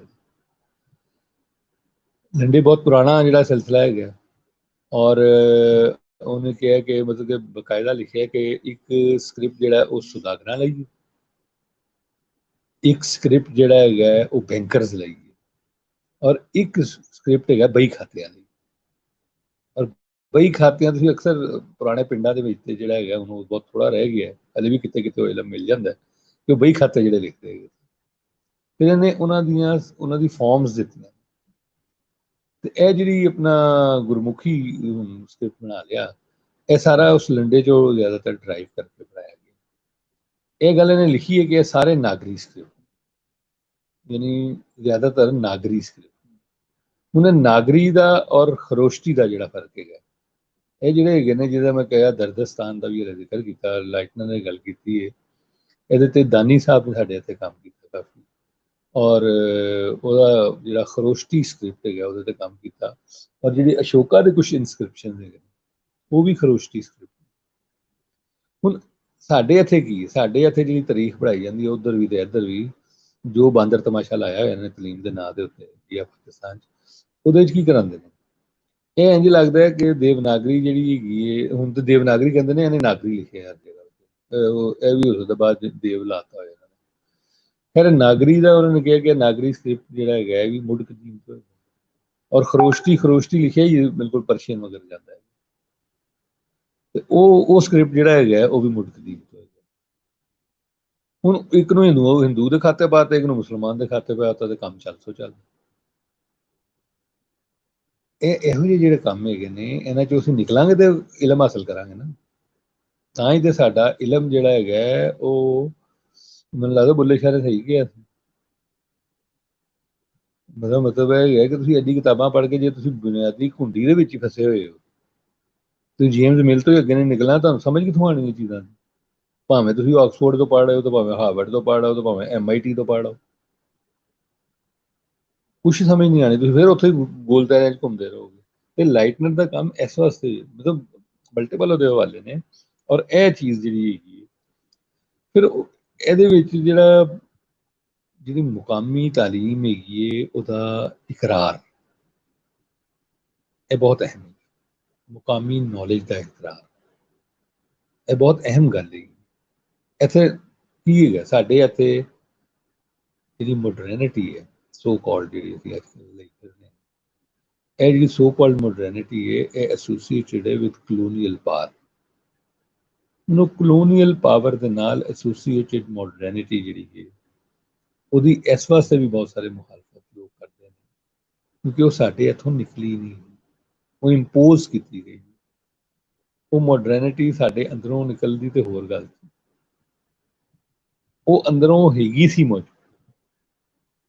ਉਹ ਜਿਹਨੇ ਸ਼ਾਹ ਹੁਸੈਨ ਨੂੰ ਪਤਾ, ਉਹਨੂੰ ਪਤਾ ਹੈ ਕਿ ਮੌਜੂਦ ਹੈਗੀ, ਜਿਹਨੇ ਨਾਨਕ ਨੂੰ ਪਤਾ ਹੈ, ਪੜ੍ਹਿਆ, ਉਹਨੂੰ ਪਤਾ ਹੈ ਮੌਜੂਦ ਹੈਗੀ। ਉਹ ਲਾਈਟਨਰ ਨੂੰ ਆ ਕੇ ਅਗਰ 1882 ਦੇ ਵਿੱਚ ਪਤਾ ਚੱਲ ਸਕਦਾ ਹੈ, ਤਾਂ ਬਹੁਤ ਸਾਰੇ ਲੋਕਾਂ ਨੂੰ ਪਹਿਲੇ ਤੋਂ ਪਤਾ ਹੈਗਾ। ਉਸ ਮੋਡਰਨਿਟੀ ਦੇ ਨਾਲ ਰਿਸ਼ਤਾ ਸੀ, ਕਦੀ ਇਸ ਮੋਡਰਨਿਟੀ ਦਾ ਨਹੀਂ ਬਣਨ ਦਿੱਤਾ। ਅੰਗਰੇਜ਼ਾਂ ਤੇ ਬਣਾਉਣਾ ਨਹੀਂ ਸੀ, ਜਿਹੜੇ ਬਾਅਦ 'ਚ ਇਕੱਠੇ ਅੰਗਰੇਜ਼ ਸਾਡੇ ਤੇ ਮੁਸੱਲਤ ਹੋਏ ਉੱਧਰ ਇੱਧਰ, ਉਹਨਾਂ ਵੀ ਨਹੀਂ ਬਣਾਉਣਾ ਸੀ, ਕਿਉਂਕਿ ਉਹਦੇ 'ਚੋਂ ਨਿਕਲਣ, ਔਰ ਜੋ ਜੋ ਨਿਕਲਦੇ ਨੇ ਅੰਗਰੇਜ਼ੀ ਸਿਲਸਿਲਿਆਂ 'ਚੋਂ, ਤੇ ਹਿੰਦੂਤਾ ਔਰ ਇਸਲਾਮਿਸਟ ਔਰ ਖਾਲਿਸਤਾਨ ਤੋਂ ਬਾਹਰ ਨਹੀਂ ਜਾਂਦੇ। ਯਾਨੀ ਜੇ ਇੱਕ ਜਗ੍ਹਾ ਤੋਂ ਨਿਕਲਦੇ ਨੇ ਤਾਂ ਦੂਜੇ ਖੋਬੇ 'ਚ ਵੜ ਜਾਂਦੇ ਨੇ। ਉਹ ਭਾਈ ਤੁਸੀਂ ਕੋਈ ਮਤਲਬ ਬੈਲੈਂਸ ਬਣਾਓ, ਕੋਈ ਚੀਜ਼ਾਂ ਬਣਾਓ, ਕੋਈ ਸਮਝਣ ਦੀ ਕੋਸ਼ਿਸ਼ ਕਰੋ। ਤੇ ਇਹ ਜਿਹੜਾ ਹੈਗਾ ਬਹੁਤ ਅਹਿਮ ਹੈ। ਖਵਾਤੀਨ ਦੀ ਤਾਲੀਮ ਦੀ ਗੱਲ ਕੀਤੀ ਇੱਥੇ, ਵੂਮਨ ਐਜੂਕੇਸ਼ਨ ਦੀ ਗੱਲ ਉਹਨੇ ਕੀਤੀ, ਔਰ ਦੱਸਿਆ ਕਿ ਕਿਸ ਤਰ੍ਹਾਂ ਖਵਾਤੀਨ ਪੜ੍ਹਦੀਆਂ।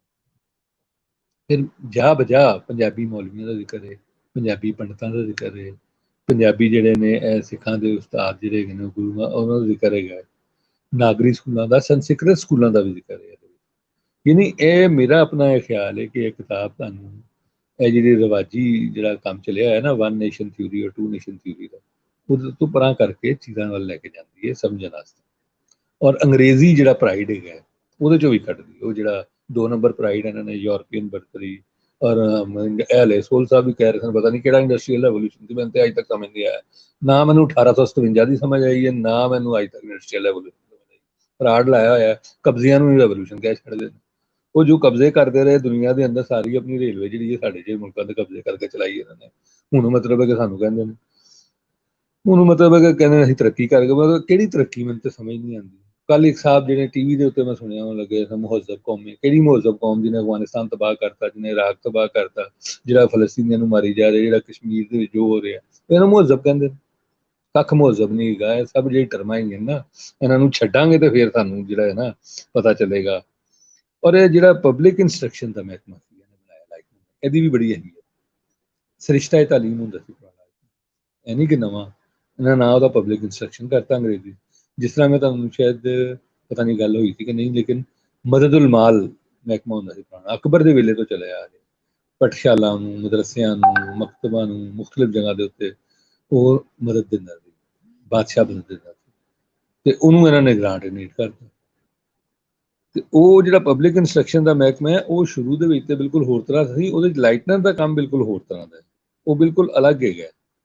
ਔਰ ਤੁਸੀਂ ਇਹਦੇ ਵਿੱਚ ਜਿਹੜੀ ਦਿੱਤੀ ਕਿਤਾਬਾਂ ਹੈਗੀਆਂ, ਜਿਹੜੀ ਪੜ੍ਹਾਈ ਜਾ ਰਹੀਆਂ ਸਨ ਉਸ ਵੇਲੇ, ਬੜੀ ਮਤਲਬ ਦਿਲਚਸਪ ਬਹਿਸ ਹੈਗੀ ਹੈ ਕਿ ਕਿਸ ਤਰ੍ਹਾਂ ਉਰਦੂ ਵੀ ਇੱਥੇ ਕੋਈ ਨਹੀਂ ਸੀ, ਹਿੰਦੀ ਵੀ ਉਹ ਫਾਰਮ ਨਹੀਂ ਸੀ ਜਿਹੜੀ ਅੱਜ ਹਿੰਦੀ ਹੈ ਲਈ ਫਿਰਦੇ ਨਾ, ਉਹ ਹਿੰਦੀ ਦੀ ਕੋਈ ਫਾਰਮ ਨਹੀਂ।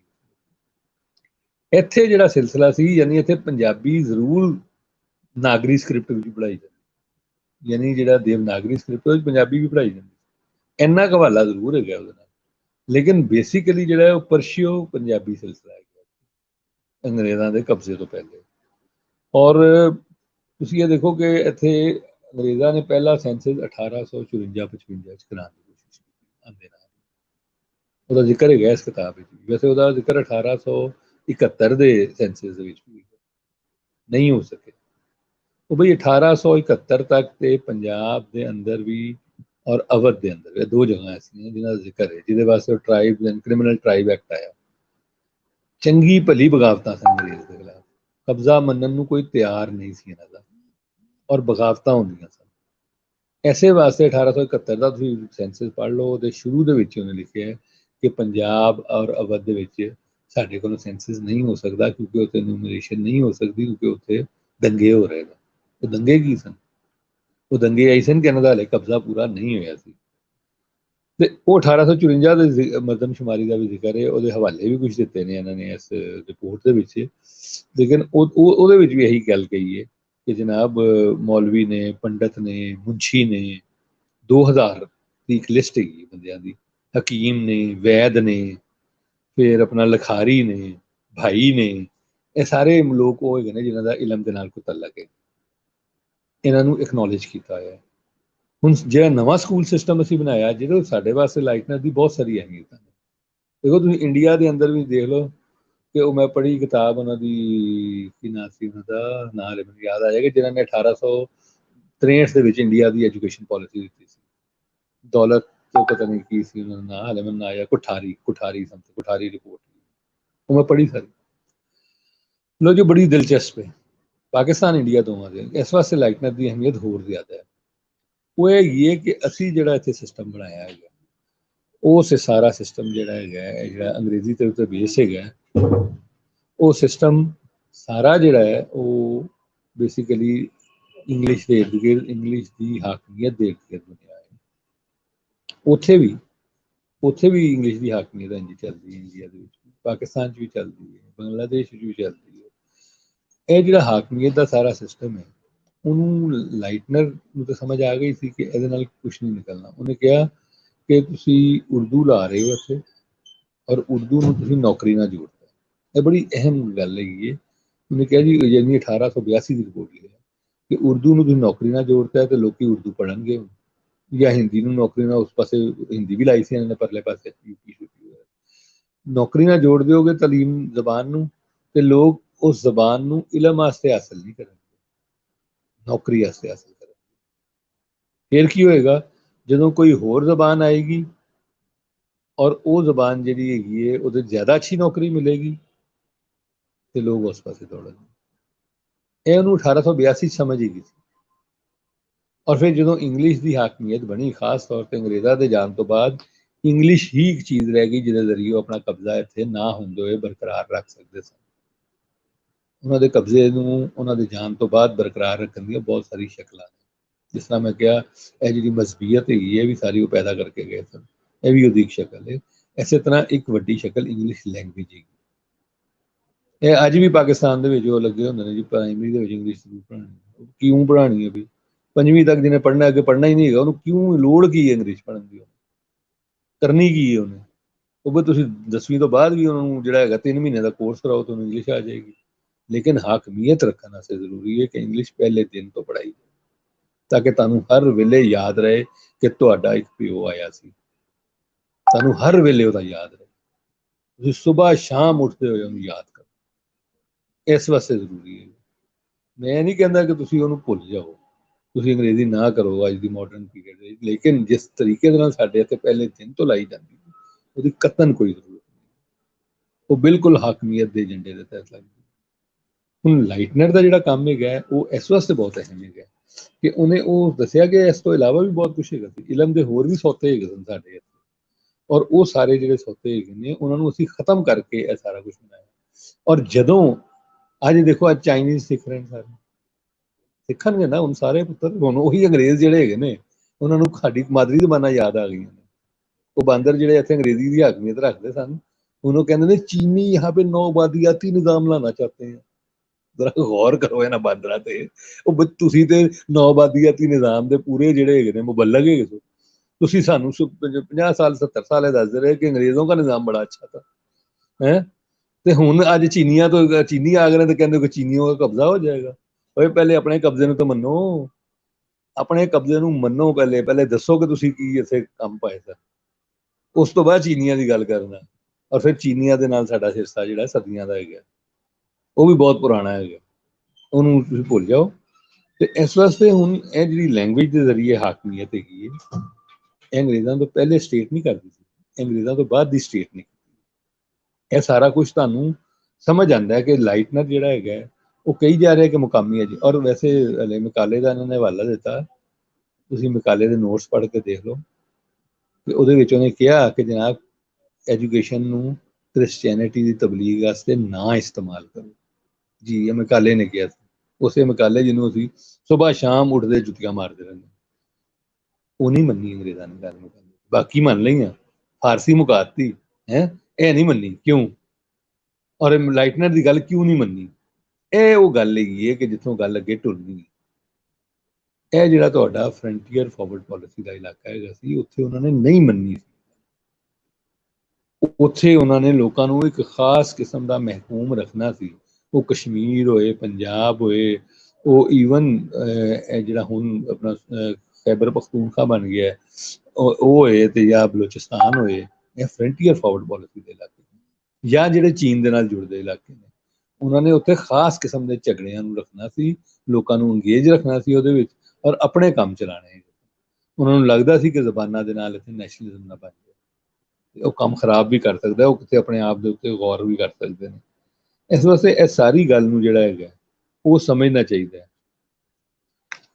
ਹੋਰ ਜਿਹੜੀ ਗੱਲ ਮਤਲਬ ਕਿਉਂਕਿ ਹੁਣ ਟਾਈਮ ਤੇ ਕਾਫੀ ਹੋ ਰਿਹਾ, ਤੇ ਮੈਨੂੰ ਪਤਾ ਕਿਸੇ ਵੇਲੇ ਵੀ ਹਜ਼ਰਤ ਜਿਹੜੇ ਹੈਗੇ ਨੇ ਇੰਟਰਵੀਨ ਕਰਨਗੇ, ਤੇ ਉਸ ਤੋਂ ਪਹਿਲੇ ਮੈਂ ਜ਼ਰਾ ਛੋਟੀ ਛੋਟੀ ਗੱਲਾਂ ਹੋਰ ਦੋ ਚਾਰ ਕਰ ਦੇਵਾਂ ਕਿ ਇਹ ਜਿਹੜੀ ਮੈਂ ਤੁਹਾਨੂੰ ਦੱਸਿਆ ਕਿ ਇਹਦੇ ਵਿੱਚ ਜਿਹੜੇ ਹੈਗੇ ਨੇ ਆਪਣਾ ਜ਼ਮੀਮਾ ਜਾਤ ਹੈਗੇ ਨੇ, ਉਹ ਜ਼ਰੂਰ ਤੁਸੀਂ ਦੇਖਣਾ। ਉਹ ਦੇਖਣ ਦੇ ਨਾਲ ਐਕਚੁਅਲੀ ਤੁਹਾਨੂੰ ਦੁਨੀਆ, ਖਾਸ ਤੌਰ ਤੇ ਉਹ ਲੋਕ ਜਿਹੜੇ ਗੁਰਮੁਖੀ ਪੜ੍ਹ ਲੈਂਦੇ ਨੇ, ਜਿਹੜੇ ਨਾਗਰੀ ਪੜ੍ਹ ਲੈਂਦੇ ਨੇ, ਉਹਨਾਂ ਵਾਸਤੇ ਉਹ ਦੋਨੋਂ ਦੇਖਣਾ ਜ਼ਿਆਦਾ ਜ਼ਰੂਰੀ ਹੈ। ਬਸ ਸਾਡਾ ਤੇ ਇਹ ਹਾਲ ਹੈਗਾ ਨਾ ਕਿ ਸਾਨੂੰ ਨਾ ਫਾਰਸੀ ਆਉਂਦੀ ਹੈ ਤੇ ਨਾ ਆਪਣਾ ਨਾਗਰੀ ਸਿੱਖ ਆਉਂਦਾ, ਤੇ ਉਹਦਾ ਨਤੀਜਾ ਕੀ ਹੈ? ਉਹਦਾ ਨਤੀਜਾ ਹੈ ਕਿ ਇੱਕ ਬੂਹਾ ਬੰਦ ਹੋ ਗਿਆ। ਜਿਸ ਤਰ੍ਹਾਂ ਜਿਨ੍ਹਾਂ ਨੂੰ ਪਰਸ਼ੀਅਨ ਸਕ੍ਰਿਪਟ ਨਹੀਂ ਆਉਂਦਾ, ਉਹਨਾਂ ਦੇ ਵਾਸਤੇ ਇੱਕ ਦਰਵਾਜ਼ਾ ਬੰਦ ਰਹੇਗਾ ਹਮੇਸ਼ਾ। ਇਹ ਦਰਵਾਜ਼ੇ ਖੋਲ੍ਹਣ ਦਾ ਟਾਈਮ ਵੀ ਆ ਗਿਆ। ਔਰ ਅਗਰ ਥੋੜਾ ਜਿਹਾ ਅਸੀਂ ਇਹ ਕੰਮ ਕਰ ਲਈਏ ਕਿ ਅਸੀਂ ਕੋਈ ਆਪਣੇ ਜਿਹੜੇ ਐਕਸਪਰਟ ਹੈਗੇ ਨੇ ਕੰਪਿਊਟਰ ਵਾਲੇ, ਉਹਨਾਂ ਨੂੰ ਕਹੀਏ ਕਿ ਇਹਨਾਂ ਜ਼ਬਾਨਾਂ ਨੂੰ ਕੋਈ ਟ੍ਰਾਂਸਫਰ ਕਰਕੇ ਕੋਈ ਚੰਗੇ ਸੌਫਟਵੇਅਰ ਬਣਾ ਲੈਣ, ਤੇ ਸ਼ਾਇਦ ਮੇਰਾ ਖਿਆਲ ਹੈ ਆਉਣ ਵਾਲੀ ਨਸਲਾਂ ਜਿਹੜੀਆਂ ਹੈਗੀਆਂ ਨੇ ਬਿਹਤਰ ਤਰੀਕੇ ਨਾਲ ਕੰਮ ਕਰ ਸਕਣ। ਪਰ ਇਹ ਸਾਰੀ ਕਿਤਾਬਾਂ ਚੜਾ ਦਿਓ। ਇਹ ਮੈਂ ਦੱਸਦਾ ਕਿ ਇਹ ਸਾਡੇ ਵੱਲ ਇਸ ਕਿਤਾਬ ਦਾ ਜਿਹੜਾ ਹੈ ਅੰਗਰੇਜ਼ੀ ਦੇ ਵਿੱਚ ਖੈਰ ਛਪ ਗਈ ਸੀ, ਮੇਰਾ ਖਿਆਲ 70 'ਚ ਨਹੀਂ ਛਪੀ, 80 ਜਾਂ 90 ਛਪ ਗਈ ਹੋਏਗੀ, ਲੇਕਿਨ ਇਹਦਾ ਉਰਦੂ ਤਰਜਮਾ ਵੀ ਕੀਤਾ ਸਾਡੇ ਦੋਸਤ ਨੇ ਯਾਸਰ ਜਵਾਦ ਸਾਹਿਬ, ਉਹਨਾਂ ਨੇ ਕੀਤਾ। ਮੈਂ ਨਹੀਂ ਦੇਖਿਆ ਤਰਜਮਾ, ਲੇਕਿਨ ਸਾਡੇ ਜਿਹੜੇ ਦੋਸਤ ਨੇ ਜਿਹਨਾਂ ਨੂੰ ਦੇਖਿਆ ਉਹਨਾਂ ਨੇ ਕਿਹਾ ਬਹੁਤ ਅੱਛਾ ਤਰਜਮਾ ਹੈਗਾ। ਪੰਜਾਬੀ ਦੇ ਵਿੱਚ ਵੀ ਸੁਣਿਆ, ਉਹ ਪਿਲਾਗ ਵਾਲੇ ਛਾਪਣਾ ਚਾਹੁੰਦੇ ਸਨ ਲੇਕਿਨ ਨਹੀਂ ਛਪ ਸਕੇ। ਔਰ ਅਸਲ ਗੱਲ ਇਹੀ ਹੈਗੀ ਹੈ ਕਿ ਇਸ ਤਰ੍ਹਾਂ ਦੀ ਕਿਤਾਬਾਂ ਦਾ ਜਿਹੜਾ ਹੈਗਾ ਉਹ ਤਰਜਮੇ ਹੋਣੇ। ਇਹ ਕਿਤਾਬ ਉਹ ਹੈਗੀ ਹੈ ਕਿ ਤੁਹਾਨੂੰ, ਕਿਉਂਕਿ ਮੈਂ ਕਿਹਾ ਪਿਸ਼ਾਵਰ ਤੱਕ ਦਾ ਰਿਕਾਰਡ ਹੈਗਾ, ਹੁਣ ਉਹ ਪਿਸ਼ਾਵਰ ਤੱਕ ਦਾ ਜਿਹੜਾ ਰਿਕਾਰਡ ਹੈ ਉਹਨੂੰ ਇਸ ਵਾਸਤੇ ਜਿਹੜੇ ਪਿਸ਼ਾਵਰ ਵਾਲੇ ਹੈਗੇ ਨੇ ਉਹ ਵੀ ਇਸ ਤੋਂ ਮੁਸਤਫੀਦ ਹੋ ਸਕਦੇ ਨੇ, ਇਹਨੂੰ ਸਮਝ ਸਕਦੇ ਨੇ। ਇਹ ਬਹੁਤ ਅਹਿਮ ਮਤਲਬ ਹੈ ਕਿ ਚੀਜ਼ਾਂ ਹੈਗੀਆਂ ਨੇ ਕਿ ਇਸ ਨੂੰ ਬਿਲਕੁਲ ਇਸੇ ਤਰ੍ਹਾਂ ਦੇਖਿਆ ਜਾਏ ਕਿ ਦੇਖੋ ਜਿਹੜੀ ਇੱਕ ਹੋਰ ਅਹਿਮ ਗੱਲ ਜਿਹੜੀ ਮੈਂ ਮਸਜਿਦ ਮੰਦਰਾਂ ਦੀ ਖੈਰ ਕਰ ਹੀ ਦਿੱਤੀ ਸੀ ਤੁਹਾਡੇ ਨਾਲ, ਕਿ ਇੱਥੇ ਜਿਹੜੇ ਮਜ਼ਹਬੀ ਇਦਾਰੇ ਚੱਲ ਰਹੇ ਸਨ ਉਹਨਾਂ ਨੂੰ ਤੁਸੀਂ ਅੱਜ ਦੀ ਮਜ਼ਹਬੀ ਹਿਸਾਬ ਦੇ ਨਾਲ ਨਾ ਦੇਖੋ। ਇੱਕ ਤੇ ਇਹ ਬਹੁਤ ਅਹਿਮ ਗੱਲ ਹੈਗੀ ਇਹਨੂੰ, ਕਿਉਂਕਿ ਸਾਡੇ ਇੱਥੇ ਜਿਹੜੇ ਹੁਣ ਸੈਕੂਲਰ ਇੰਟਰਪ੍ਰੀਟੇਸ਼ਨ ਆਫ ਹਿਸਟਰੀ ਕਰਦੇ ਨੇ ਨਾ, ਉਹ ਫਿਰ ਉਹਨਾਂ ਦਾ ਵੀ, ਔਰ ਜਿਹੜੇ ਮਜ਼ਹਬੀ ਹਿਸਟਰੀ ਲਿਖਣਾ ਚਾਹੁੰਦੇ ਨੇ ਉਹਨਾਂ ਦਾ ਵੀ, ਯਾਨੀ ਮਜ਼ਹਬੀ ਜਿਹੜੇ ਬੁਨਿਆਦ ਪਰਸਤ ਹੈਗੇ ਨੇ ਉਹਨਾਂ ਦਾ ਵੀ, ਕਿ ਉਹ ਇਹਨੂੰ ਆਪਣੇ ਰੰਗ ਦੇ ਵਿੱਚ, ਅੱਜ ਦੇ ਰੰਗ ਦੇ ਵਿੱਚ ਦੇਖਣਾ ਚਾਹੁੰਦੇ ਨੇ। ਉਹਦੇ ਵਿੱਚ ਇਹ ਸਾਰੀ ਬਹਿਸ ਜਿਹੜੀ ਹੈਗੀ ਨਾ ਬਿਲਕੁਲ ਹੋਰ ਤਰ੍ਹਾਂ ਦੀ ਹੋ ਜਾਂਦੀ। ਉਹ ਲੱਗਦਾ ਕਿ ਇਹ ਪਤਾ ਨਹੀਂ ਜਿਹੜਾ ਹੈਗਾ ਸਾਰੇ ਕੋਈ ਤਾਲਿਬਾਨ ਪੈਦਾ ਕਰ ਰਹੇ ਸਨ ਜਾਂ ਮੋਦੀ ਪੈਦਾ ਕਰ ਰਹੇ। ਇਸ ਵਾਸਤੇ ਸਾਨੂੰ ਮਤਲਬ ਹੈ ਕਿ ਇਹਨੂੰ ਜ਼ਰਾ ਹੋਰ ਤਰ੍ਹਾਂ ਦੇਖਣਾ ਔਰ ਸਮਝਣਾ ਪਏਗਾ। ਤੇ ਮੇਰਾ ਖਿਆਲ ਹੈ ਕਿ ਲਾਈਟਨਰ ਦੀ ਜਿਹੜੀ ਇਸ ਕਿਤਾਬ ਦੇ ਉੱਤੇ ਗੱਲਬਾਤ ਹੈ ਨਾ, ਉਹਨੂੰ ਸਾਨੂੰ ਉਸਨੂੰ ਸ਼ਾਇਦ ਮੇਰਾ ਆਪਣਾ ਖਿਆਲ ਹੈ ਕਿ ਉਹਨੂੰ ਅਲੱਗ ਤੋਂ ਚੈਪਟਰ ਵਾਈਜ਼ ਹੀ ਸਾਨੂੰ ਦੇਖਣਾ ਪਏਗਾ। ਅਗਰ ਅਸੀਂ ਚੈਪਟਰ ਵਾਈਜ਼ ਦੇਖਾਂਗੇ ਤਾਂ ਸਾਨੂੰ ਜਿਹੜਾ ਉਹ ਭੰਡਾਰ ਉਹਦੇ ਅੰਦਰ ਹੈਗਾ ਨਾ, ਸ਼ਾਇਦ ਉਹਦੇ ਤੇ ਅਸੀਂ 2-3 ਪ੍ਰੋਗਰਾਮ ਵੀ ਕਰ ਲਈਏ ਤਾਂ ਕੋਈ ਬੁਰਾਈ ਨਹੀਂ ਹੋਏਗੀ। ਕਿਉਂਕਿ ਇਹ ਕਿਤਾਬ ਜਿਹੜੀ ਹੈਗੀ ਹੈ ਉਹ ਅੰਗਰੇਜ਼ੀ 'ਚ ਹੈਗੀ ਹੈ, ਉਹਨੂੰ ਪੜ੍ਹਨਾ ਜਿਹੜਾ ਹੈਗਾ ਇਸ ਵਾਸਤੇ ਮੁਸ਼ਕਿਲ ਹੈ ਕਿ ਉਹ ਫੌਂਟ ਵੀ ਮਤਲਬ ਇਸ ਤਰ੍ਹਾਂ ਦਾ ਕਿ ਮਾਡਰਨ ਉਹਨੂੰ ਟਾਈਪ ਕਰਕੇ ਨਹੀਂ ਛਾਪਿਆ ਗਿਆ, ਉਹਦੀ ਵਜ੍ਹਾ ਤੋਂ ਵੀ ਉਹਦੇ ਬੜੇ ਮਸਾਇਲ ਨੇ ਉਹਦੇ PDF ਦੇ ਜਿਹੜੇ। ਤੇ ਇਸ ਵਾਸਤੇ ਮੈਂ ਤੇ ਇਹ ਕਹਾਂਗਾ ਇਹਨਾਂ ਨੂੰ ਕਿ ਇਸ ਕਿਤਾਬ ਦੇ ਉੱਤੇ ਜਿਹੜਾ ਹੈਗਾ ਉਹ ਕੋਈ ਮਜ਼ੀਦ ਮਤਲਬ ਸੈਸ਼ਨ ਜ਼ਰੂਰਤ ਹੈ। ਸ਼ੁਕਰੀਆ।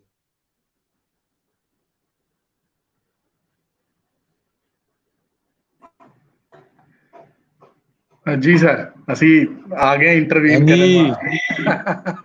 ਆਵਾਜ਼ ਨਹੀਂ ਆ ਰਹੀ ਤੁਹਾਡੀ ਆਵਾਜ਼ ਸਾਨੂੰ ਆ ਰਹੀ, ਮੇਰੀ ਆਵਾਜ਼ ਕਿਉਂ ਨਹੀਂ ਆ ਰਹੀ ਤੁਹਾਨੂੰ?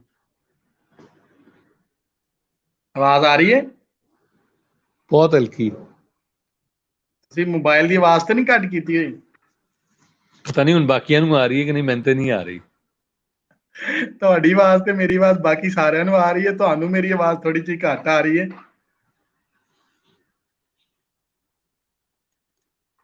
ਮੈਨੂੰ ਲੱਗਦਾ ਮੇਰੇ ਵਾਲੇ ਬੰਨੇ ਦੀ ਤੁਸੀਂ ਆਵਾਜ਼ ਘੱਟ ਕਰ ਦਿੱਤੀ ਸੀ ਕਿ ਵਿੱਚ ਆ ਕੇ ਡੱਕੇ ਨਾ ਕੇ ਬਸ ਕਰ ਦਿਓ, ਟਾਈਮ ਹੋ ਗਿਆ। ਓਏ ਆਵਾਜ਼ ਹੀ ਬੜੀ ਘੱਟ ਆ ਰਹੀ, ਮੇਰਾ ਕਸੂਰ ਨਹੀਂ। ਅੱਛਾ ਜੀ, ਚਲੋ ਠੀਕ ਹੈ, ਇਹਨੂੰ ਆਵਾਜ਼ ਨੂੰ ਥੋੜਾ ਜਿਹਾ ਠੀਕ ਕਰੋ, ਲੇਕਿਨ ਮੈਂ ਤੁਹਾਡੇ ਕੁਐਸਚਨ ਫਿਰ ਸਕਰੀਨ ਤੇ ਸ਼ੋਅ ਕਰ ਦਿਆਂਗਾ, ਤੁਸੀਂ ਸਕਰੀਨ ਤੇ ਤੁਹਾਡੇ ਵਾਰੀ ਸ਼ੋਅ ਕਰ ਦਿਆਂਗਾ। ਨਹੀਂ, ਮੈਂ ਕੰਨ ਨਾਲ ਲਾ ਲਾਂਗਾ, ਫਿਕਰ ਨਾ ਕਰੋ। ਨਹੀਂ, ਤੁਸੀਂ ਕੰਨ ਨਾਲ ਨਹੀਂ ਲਾਣਾ, ਤੁਸੀਂ ਸਾਹਮਣੇ ਰੱਖੋ, ਤੁਹਾਨੂੰ ਸਕਰੀਨ ਤੇ ਅਸੀਂ ਸ਼ੋਅ ਕਰ ਦਿਆਂਗੇ, ਤੁਸੀਂ ਉੱਥੋਂ ਵੇਖ ਲੈਣਾ।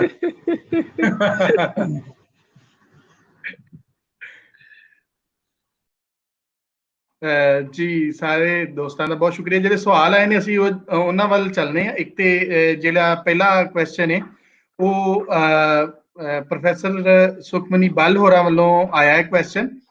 ਉਹ ਕੁਐਸਚਨ ਹੈ ਮਜ਼ਹਬੀ ਔਰ ਘਰੇਲੂ ਸਕੂਲਾਂ ਦੇ ਬਾਰੇ ਕੁਝ, ਯਾਨੀ ਉਹਨਾਂ ਨੇ ਦੋ ਇੱਕ ਕੁਐਸਚਨ ਪੁੱਛੇ ਨੇ ਜਿਹੜੇ ਤਕਰੀਬਨ ਇਸੇ ਤਰ੍ਹਾਂ ਹੀ ਰਲਦੇ ਮਿਲਦੇ ਨੇ ਕਿ ਇੱਕ ਤੇ ਮਜ਼ਹਬੀ ਸਕੂਲਾਂ ਦੇ ਵਿੱਚ ਜਿਹੜੀਆਂ ਕਿਤਾਬਾਂ ਪੜ੍ਹਾਈਆਂ ਜਾਂਦੀਆਂ ਸਨ ਤੇ ਉਹ ਕਿਸ ਤਰ੍ਹਾਂ ਸਨ, ਉਹਨਾਂ ਦੇ ਕੋਈ ਸਿਲੇਬਸ ਦਾ ਕੋਈ ਸਾਨੂੰ ਨਾਮੋ ਨਿਸ਼ਾਨ ਮਿਲਦਾ ਹੈ।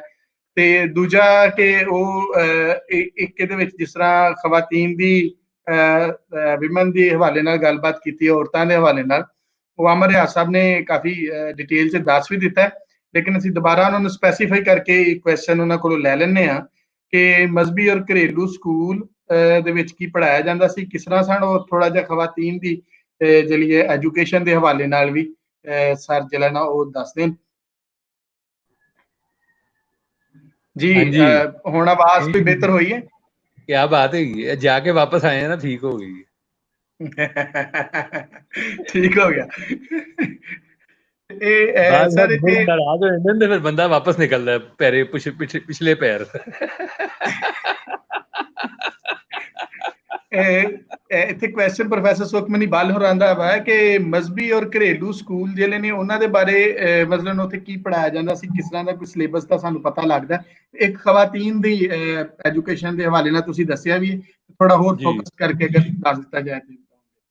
ਦੇਖੋ ਇਸ ਕਿਤਾਬ ਦੇ ਅੰਦਰ ਜਿਹੜੀ ਡਿਟੇਲ ਉਹਨਾਂ ਨੇ ਦਿੱਤੀਆਂ ਨੇ, ਜ਼ਾਹਿਰ ਹੈ ਸਾਡੇ ਕੋਲ ਇਹ ਵਾਹਿਦ ਸੋਰਸ ਹੈਗਾ ਤੇ ਇਸ ਤੋਂ ਅੱਗੇ ਕੰਮ ਹੋਇਆ ਨਹੀਂ। ਜਿਹੜਾ 1882 ਤੋਂ ਬਾਅਦ ਕੰਮ ਹੋਣਾ ਚਾਹੀਦਾ ਸੀ ਨਾ, ਉਹ ਅਸੀਂ ਅੱਜ ਤੱਕ ਕੀਤਾ ਨਹੀਂ। ਉਹਨਾਂ ਨੇ ਇਹ ਕਿਹਾ ਕਿ ਮਤਲਬ ਸਕੂਲਾਂ ਦਾ ਜ਼ਿਕਰ ਉਹਨਾਂ ਨੇ ਕੀਤਾ ਹੈ, ਕੁੜੀਆਂ ਦੇ ਸਕੂਲਾਂ ਦਾ ਜ਼ਿਕਰ ਕੀਤਾ, ਬਲਕਿ ਉਹਨਾਂ ਨੇ ਬੜੀ ਦਿਲਚਸਪ ਗੱਲ ਹੈ, ਉਹਨਾਂ ਨੇ ਕਿਹਾ ਦਿੱਲੀ ਦੇ ਵਿੱਚ ਵੀ ਜਿਹੜੇ 6 ਸਕੂਲ ਸਨ ਜ਼ਨਾਨੀਆਂ ਦੇ, ਉਹ 6 ਦੇ 6 ਪੰਜਾਬੀ ਔਰਤਾਂ ਚਲਾਉਂਦੀਆਂ ਸਨ, ਉਹਦਾ ਵੀ ਜ਼ਿਕਰ ਕੀਤਾ ਉਹਨਾਂ ਨੇ। ਤੇ ਔਰਤਾਂ ਦੀ ਸਕੂਲਾਂ ਦਾ ਜ਼ਿਕਰ ਹੈਗਾ। ਫਿਰ ਉਹਨਾਂ ਨੇ ਜਿਹੜੀ ਕੋਰਸਿਸ ਦਿੱਤੇ ਨੇ ਉਹ ਉਹਨਾਂ ਨੇ ਮਾਡਰਨ ਦਿੱਤੇ ਨੇ, ਯਾਨੀ ਜਿਹੜੇ ਅੰਗਰੇਜ਼ਾਂ ਦੇ ਆਉਣ ਤੋਂ ਬਾਅਦ, ਮਤਲਬ ਅਨਵਾਰ ਸਹੇਲੀ ਪੜ੍ਹਾਇਆ ਜਾ ਰਿਹਾ ਹੈ, ਮਸਲਨ ਸਾਦੀ ਪੜ੍ਹਾਇਆ ਜਾ ਰਿਹਾ ਹੈ, ਹੋਰ ਬਹੁਤ ਕੁਛ ਹੈਗਾ ਜਿਹੜਾ ਪੜ੍ਹਾਇਆ ਜਾ ਰਿਹਾ ਹੈ, ਜਿਹੜਾ ਲੇਕਿਨ ਉਹ ਉਰਦੂ ਸਿਖਾਉਣ ਵਾਸਤੇ, ਫਾਰਸੀ ਦੇ ਨਾਲ ਜੁੜੀ ਚੀਜ਼ਾਂ, ਕਿਉਂਕਿ ਉਰਦੂ ਪੰਜਾਬ ਵਿੱਚ 1865 'ਚ ਲੱਗ ਗਈ ਸੀ। ਤੇ ਉਹ ਕੋਰਸਿਸ ਅਗਰ ਤੁਸੀਂ ਦਿੱਲੀ ਤੋਂ ਲੈ ਕੇ ਤੇ ਉੱਥੇ ਤੱਕ ਦੇਖੋ ਤੇ ਉਹਦੇ ਵਿੱਚ ਤੁਹਾਨੂੰ ਉਹ ਜਿਹੜੇ ਜ਼ਿਆਦਾਤਰ ਉਹਨਾਂ ਨੇ ਬਹੁਤ ਨਿਸਾਬੀ ਕਿਤਾਬਾਂ ਦੇ ਨਾਮ ਦਿੱਤੇ ਨੇ, ਲੇਕਿਨ ਉਹ ਸਾਰੇ ਮਾਡਰਨ ਕੋਰਸਿਸ ਹੈਗੇ ਨੇ। ਉਹ ਤੁਹਾਨੂੰ ਦੇਖ ਕੇ ਵੀ ਅੰਦਾਜ਼ਾ ਹੁੰਦਾ ਹੈ ਕਿ ਉਹ ਜ਼ਿਆਦਾਤਰ ਜਿਹੜੇ ਹੈਗੇ ਨੇ ਉਹ ਮਾਡਰਨ ਹੈਗੇ ਨੇ, ਕਿਉਂਕਿ ਪੰਜਾਬੀ ਕਿਤਾਬਾਂ ਦੇ ਨਾਂ ਉਹਦੇ 'ਚ ਘੱਟ ਹੈਗੇ ਨੇ। ਕਿਉਂਕਿ ਅਗਰ ਉਹ ਪੰਜਾਬੀ ਕਿਤਾਬਾਂ ਦੇ ਨਾਂ ਦਿੰਦੇ ਤੇ ਫਿਰ ਸਾਨੂੰ ਇਹ ਪਤਾ ਚੱਲਦਾ ਕਿ ਉਹ ਪੁਰਾਣੀ ਗੱਲ ਕਰ ਰਹੇ ਨੇ। ਜਿਹੜੇ ਉਹਨਾਂ ਨੇ ਨਵੇਂ ਨਾਂ ਦਿੱਤੇ ਨੇ, ਦੇਖੋ ਉਹ ਖੁਦ ਲਿਖ ਰਹੇ ਨੇ ਕਿ ਉਰਦੂ ਜਿਹੜੀ ਹੈਗੀ ਹੈ 1865 ਵਿੱਚ ਦਫ਼ਤਰੀ ਔਰ ਉਹਦੀ ਜ਼ਬਾਨ ਬਣਾਈ ਅੰਗਰੇਜ਼ਾਂ ਨੇ। ਉਹ ਖੁਦ ਇਹ ਦੱਸ ਰਹੇ ਨੇ ਕਿ ਉਰਦੂ ਦੀ ਵਜ੍ਹਾ ਤੋਂ ਬਹੁਤ ਸਾਰੇ ਮਸਾਇਲ ਨੇ, ਲੋਕੀ ਉਹਨੂੰ ਪੜ੍ਹ ਨਹੀਂ ਸਕਦੇ। ਫਿਰ ਉਹਨੂੰ ਸਿਖਾਉਣ ਵਾਸਤੇ ਮੁਖਤਲਿਫ ਉਹਨਾਂ ਨੇ ਦੱਸਿਆ ਕਿ ਦਿੱਲੀੋਂ ਬੰਦੇ ਆਏ, ਉਹਨਾਂ ਦੀ ਆਪਣੀ ਜ਼ਬਾਨ ਹੈਗੀ ਸੀ, ਉਹਦੇ ਮਸਾਇਲ ਉਹਨਾਂ ਨੇ ਉਹ ਕਾਫੀ ਡਿਸਕਸ ਕੀਤੇ ਨੇ ਕਿ ਦਿੱਲੀ ਵਾਲਿਆਂ ਦੀ ਵਜ੍ਹਾ ਤੋਂ ਕਾਫੀ ਮਸਾਇਲ ਜਿਹੜੇ ਹੈਗੇ ਨੇ, ਕਿਉਂਕਿ ਉਹਨਾਂ ਦਾ ਲਹਿਜਾ ਆਪਣਾ ਹੈਗਾ। ਉਹ ਆਪਣੇ ਲਹਿਜੇ 'ਚ ਇੱਕੋ ਚੀਜ਼ ਨੂੰ ਕੁਛ ਹੋਰ ਕਹਿੰਦੇ ਸਨ, ਇੱਥੇ ਕੁਛ ਕਹਿੰਦੇ ਸਨ। ਜਿੱਦਾਂ ਸਬਜ਼ੀ ਦਾ ਉਹਨਾਂ ਨੇ ਜ਼ਿਕਰ ਕੀਤਾ, ਉਹਦਾ ਬਲਕਿ ਉਹਨੇ ਕਾਫੀ ਤਵਾ ਵੀ ਲਾਇਆ ਕਿ ਉਹਨੇ ਕਿਹਾ ਉਹ ਸਬਜ਼ੀ ਕਹਿੰਦੇ ਸਨ, ਇੱਥੇ ਜਿਹੜਾ ਹੈਗਾ ਉਹ ਵੈਜੀਟੇਬਲ ਨੂੰ ਸਬਜ਼ੀ ਨਹੀਂ ਕਹਿੰਦੇ ਸਨ, ਤਰਕਾਰੀ ਕਹਿੰਦੇ ਸਨ। ਤੇ ਇੱਥੇ ਸਬਜ਼ ਤੋਂ ਸਬਜ਼ੀ ਹੈਗਾ ਸੀ, ਤੇ ਉਹਨਾਂ ਕਿਹਾ ਇਹ ਸਬਜ਼ ਤੋਂ ਸਬਜ਼ੀ ਹੁੰਦਾ ਤੇ ਇਹ ਤੇ ਹਰਾ ਹੋਇਆ, ਤੇ ਹਰ ਸਬਜ਼ੀ ਤੇ ਸਬਜ਼ ਨਹੀਂ ਹੁੰਦੀ। ਤੇ ਇਹ ਮਤਲਬ ਇਸ ਤਰ੍ਹਾਂ ਦੀ ਮਸਾਇਲ ਉਹਨਾਂ ਨੇ ਕਾਫੀ ਜ਼ਿਕਰ ਕੀਤੇ ਨੇ ਇਹਦੇ ਵਿੱਚ, ਜਿਹੜੇ ਉਰਦੂ ਦੇ ਆਉਣ ਤੋਂ ਬਾਅਦ ਸਨ। ਲੇਕਿਨ ਜਿਹੜੀ ਕਿਤਾਬਾਂ ਦਾ ਜ਼ਿਕਰ ਕੀਤਾ ਉਹਨਾਂ ਨੇ, ਉਹ ਬਿਲਕੁਲ ਮਤਲਬ ਹੈ ਕਿ ਉਹ ਕਾਫੀ ਸਾਰੀ ਕਿਤਾਬਾਂ ਨੇ, ਲੇਕਿਨ ਉਹ ਕਿਤਾਬਾਂ ਦੇ ਨਾਮ ਪੜ੍ਹ ਕੇ ਵੀ ਤੁਹਾਨੂੰ ਇਹ ਪਤਾ ਚੱਲਦਾ ਹੈ ਕਿ ਉਹ ਜ਼ਿਆਦਾਤਰ ਕਿਤਾਬਾਂ ਜਿਹੜੀਆਂ ਹੈਗੀਆਂ ਨੇ ਉਹ ਉਰਦੂ ਸਿਖਾਉਣ ਵਾਸਤੇ ਹੈਗੀਆਂ ਨੇ। ਜੀ ਜੀ ਇੱਕ ਮਨੀਸ਼ ਹੋਣਾ ਵੱਲੋਂ ਇੱਕ ਕੁਐਸਚਨ ਆਇਆ ਹੈ ਮਨੀਸ਼ ਸਿੰਘ ਜੀ ਵੱਲੋਂ ਕਿ ਜਿਹੜੇ ਅਮਰ ਰਿਆਜ਼ ਸਾਹਿਬ ਇਹਨਾਂ ਸਕੂਲਾਂ 'ਚ ਦਲਿਤ ਸਟੂਡੈਂਟਸ ਲਈ ਵੀ ਦਰਵਾਜ਼ੇ ਖੋਲ੍ਹੇ ਸਨ, ਬ੍ਰਿਟਿਸ਼ ਦੇ ਆਉਣ ਨਾਲ ਦਲਿਤ ਨੂੰ ਐਜੂਕੇਟ ਕਰਨ ਬਾਰੇ ਕੋਈ ਚਰਚਾ ਹੋਈ? ਦੇਖੋ ਇਹ ਲਾਈਟਨਰ ਦਾ ਜਿਹੜਾ ਇਹ ਕੰਮ ਹੈਗਾ ਉਹਦਾ ਤਾਂ ਅਸੀਂ ਪੜ੍ਹਿਆ ਕਿ ਉਹਨੇ ਮਤਲਬ ਹੈ ਕਿ ਚੂੜੀਆਂ ਦੇ ਉੱਤੇ ਕੰਮ ਕੀਤਾ ਔਰ ਮਸੱਲੀਆਂ ਤੇ ਕੰਮ ਕੀਤਾ, ਔਰ ਉਹ ਦੱਸਿਆ ਕਿ ਕੌਣ ਹੈਗੇ ਨੇ ਔਰ ਇਹਨਾਂ ਦੀ ਪਹਿਲੇ ਦੀ ਜਿਹੜੀ ਅਜ਼ਮਤ ਹੈਗੀ ਉਹ ਵੀ ਦੱਸੀ ਸਾਨੂੰ। ਲੇਕਿਨ ਇਹ ਜਿਹੜਾ ਸਕੂਲ ਸਿਸਟਮ ਹੈਗੇ ਨੇ ਇਹਨਾਂ ਦੇ ਅੰਦਰ ਕੌਣ ਬੱਚੇ ਪੜ੍ਹਦੇ ਹਨ, ਉਹਨਾਂ ਦੀ ਫਰਦਰ ਡਿਵੀਜ਼ਨ ਦਾ ਜ਼ਿਕਰ ਨਹੀਂ ਹੈਗਾ, ਯਾਨੀ ਜਿਹੜੀ ਮਤਲਬ ਉਹਨਾਂ ਦਾ ਹੋਏ ਕਿ, ਲੇਕਿਨ ਕਿਉਂਕਿ ਇਹ ਇੰਨੀ ਵੱਡੀ ਤਾਦਾਦ 'ਚ ਹੈਗੇ ਨੇ, ਯਾਨੀ ਬਹੁਤ ਵੱਡੀ ਤਾਦਾਦ ਹੈ। ਉਹਨਾਂ 3,30,000 ਤੇ ਉਸਲੇ ਪੜ੍ਹ ਰਹੇ ਨੇ ਜਦੋਂ ਅੰਗਰੇਜ਼ਾਂ ਦਾ ਕਬਜ਼ਾ ਹੋਇਆ 1849 ਤੱਕ। ਤੇ ਹੁਣ ਉਹ ਮਤਲਬ ਇਹਦਾ ਮਤਲਬ ਉਹ ਇਹ ਗੱਲ ਉਹ ਕਹਿ ਰਿਹਾ ਕਿ ਪੰਜਾਬ ਦਾ ਕੋਈ ਪਿੰਡ ਨਹੀਂ ਹੈਗਾ ਜਿੱਥੇ ਇਹ ਸਕੂਲ ਨਾ ਬਣੇ ਹੋਣ, ਜਾਂ ਮਜ਼ਹਬੀ ਸਕੂਲ ਹੋਏਗਾ, ਜਾਂ ਘਰੇਲੂ ਸਕੂਲ ਹੋਏਗਾ, ਜਾਂ ਆਮ ਸਕੂਲ ਹੋਏਗਾ। ਤੇ ਇਹਦਾ ਮਤਲਬ ਇਹ ਹੈ ਕਿ ਇੱਕ ਵੱਡੀ ਤਾਦਾਦ ਦੇ ਵਿੱਚ ਹੈਗੇ ਨੇ, ਔਰ ਉਹ ਇਹ ਮੁਮਕਿਨ ਨਹੀਂ ਹੈਗਾ ਕਿ ਉਹਦੇ ਵਿੱਚ। ਲੇਕਿਨ ਹਲੇ ਇਹ ਵੀ ਤਾਂ ਯਾਦ ਰੱਖੋ ਨਾ ਕਿ 1932 ਤੋਂ ਬਾਅਦ ਤੇ ਦਲਿਤਾਂ ਦੀ ਪੋਲੀਟਿਕਸ ਸ਼ੁਰੂ ਕਰਾਈ ਅੰਗਰੇਜ਼ਾਂ ਨੇ, ਤੇ ਦਲਿਤਾਂ ਦਾ ਨਾਂ ਜਿਹੜਾ ਹੈਗਾ ਉਸ ਤੋਂ ਬਾਅਦ ਹੀ ਲੈਣਾ ਸ਼ੁਰੂ ਕਰਨਾ ਸੀ ਨਾ ਅਸੀਂ। ਜਦੋਂ ਕੋਈ ਅੰਗਰੇਜ਼ ਸਾਨੂੰ ਕੰਮ ਕਹਿੰਦਾ ਸੀ ਉਸ ਤੋਂ ਬਾਅਦ ਸ਼ੁਰੂ ਕਰਨੇ ਆ ਕੰਮ ਕਰਨਾ, ਅਦਰਵਾਈਜ਼ ਤਾਂ ਨਹੀਂ ਕਰਨਾ ਅਸੀਂ। ਠੀਕ ਬਾਂਦਰ ਸੀ ਪੂਰੇ ਹੈਗੇ ਆ ਤਾਂ ਜੀ। ਨੈਕਸਟ ਕੁਐਸਚਨ ਜਿਹੜਾ ਹੈ ਸਾਡਾ ਪ੍ਰੋਫੈਸਰ ਸੁਖਦੇਵ ਸੋਲ ਹੋਰਾਂ ਲਈ ਹੈ ਕਿ ਸਰ ਇੱਥੇ ਕੁਐਸਚਨ ਇੱਕ ਆ ਰਿਹਾ ਹੈ ਕਿ ਜਿਸ ਤਰ੍ਹਾਂ ਅਸੀਂ ਲਿਟਰੇਸੀ ਰੇਟ ਦੀ ਗੱਲ ਕਰਨੇ ਆ ਕਿ ਮੋਸਟਲੀ ਸਾਡੇ ਇੱਥੇ ਇੱਕ ਰੈਫਰੈਂਸ ਦਿੱਤਾ ਜਾਂਦਾ ਕਿ 1849 ਤੋਂ ਪਹਿਲਾਂ ਪੰਜਾਬ ਜਿਹੜਾ ਸੀ ਉਹਦੇ 'ਚ 80% ਲੋਕ ਪੜ੍ਹੇ ਲਿਖੇ ਸਨ, ਔਰ ਇਹਦੇ ਹਵਾਲੇ ਨਾਲ ਕੁਝ ਗੱਲਬਾਤ ਵੀ ਹੁੰਦੀ ਹੈ। ਤੇ ਇੱਕ ਖਾਸ ਕੁਐਸਚਨ ਬਾਰ-ਬਾਰ ਕੀਤਾ ਜਾਂਦਾ ਕਿ ਉਸ ਵੇਲੇ ਦਾ ਜਿਹੜਾ ਕਾਇਦਾ ਸੀ, ਮਹਾਰਾਜਾ ਰਣਜੀਤ ਸਿੰਘ ਦੇ ਵੇਲੇ ਦਾ ਜਿਹੜਾ ਕਾਇਦਾ ਸੀ, ਉਹਦੇ ਬਾਰੇ ਕੁਝ ਦੱਸੋ, ਉਹਦੀਆਂ ਕੋਈ ਕਾਪੀਆਂ ਕਿਤੇ ਅਵੇਲੇਬਲ ਨੇ ਜਾਂ ਉਹਨਾਂ ਨਾਲ ਕੀ ਹੋਇਆ। ਤੇ ਤੀਜਾ ਉਹਦੇ ਨਾਲ ਹੀ ਜੁੜਿਆ ਹੋਇਆ ਕੁਐਸਚਨ ਇਹ ਹੈ ਕਿ ਜਿਹੜਾ ਅਸੀਂ ਹਰ ਇੱਕ ਤਹਿਰੀਰ ਦੇ ਵਿੱਚ ਪੜ੍ਹਦੇ ਹਾਂ ਕਿ ਜਿਹੜੀ ਇੱਕ ਪਾਲਿਸੀ ਬਣਾਈ ਗਈ ਕਿ ਕਾਇਦਾ ਵਾਪਸ ਕਰਨ ਦੀ ਔਰ ਤਲਵਾਰ ਵਾਪਸ ਕਰਨ ਦੀ, ਉਹਦੇ ਬਾਰੇ ਵੀ ਉਹ ਮਿਥ ਔਰ ਰਿਐਲਿਟੀ ਜਿਹੜੀ ਨੇ ਸਰ ਉਹ ਪਲੀਜ਼ ਥੋੜਾ ਜਿਹਾ। ਦੇਖੋ, ਜੇ ਇਹ ਸਕੂਲ ਪਿੰਡਾਂ ਦੇ ਵਿੱਚ ਨੇ ਤਾਂ ਕੁਦਰਤੀ ਆ ਕਿ ਇਹ ਆਮ ਲੋਕਾਂ ਦੀ ਪਹੁੰਚ ਤੱਕ ਹੈਗੇ ਨੇ।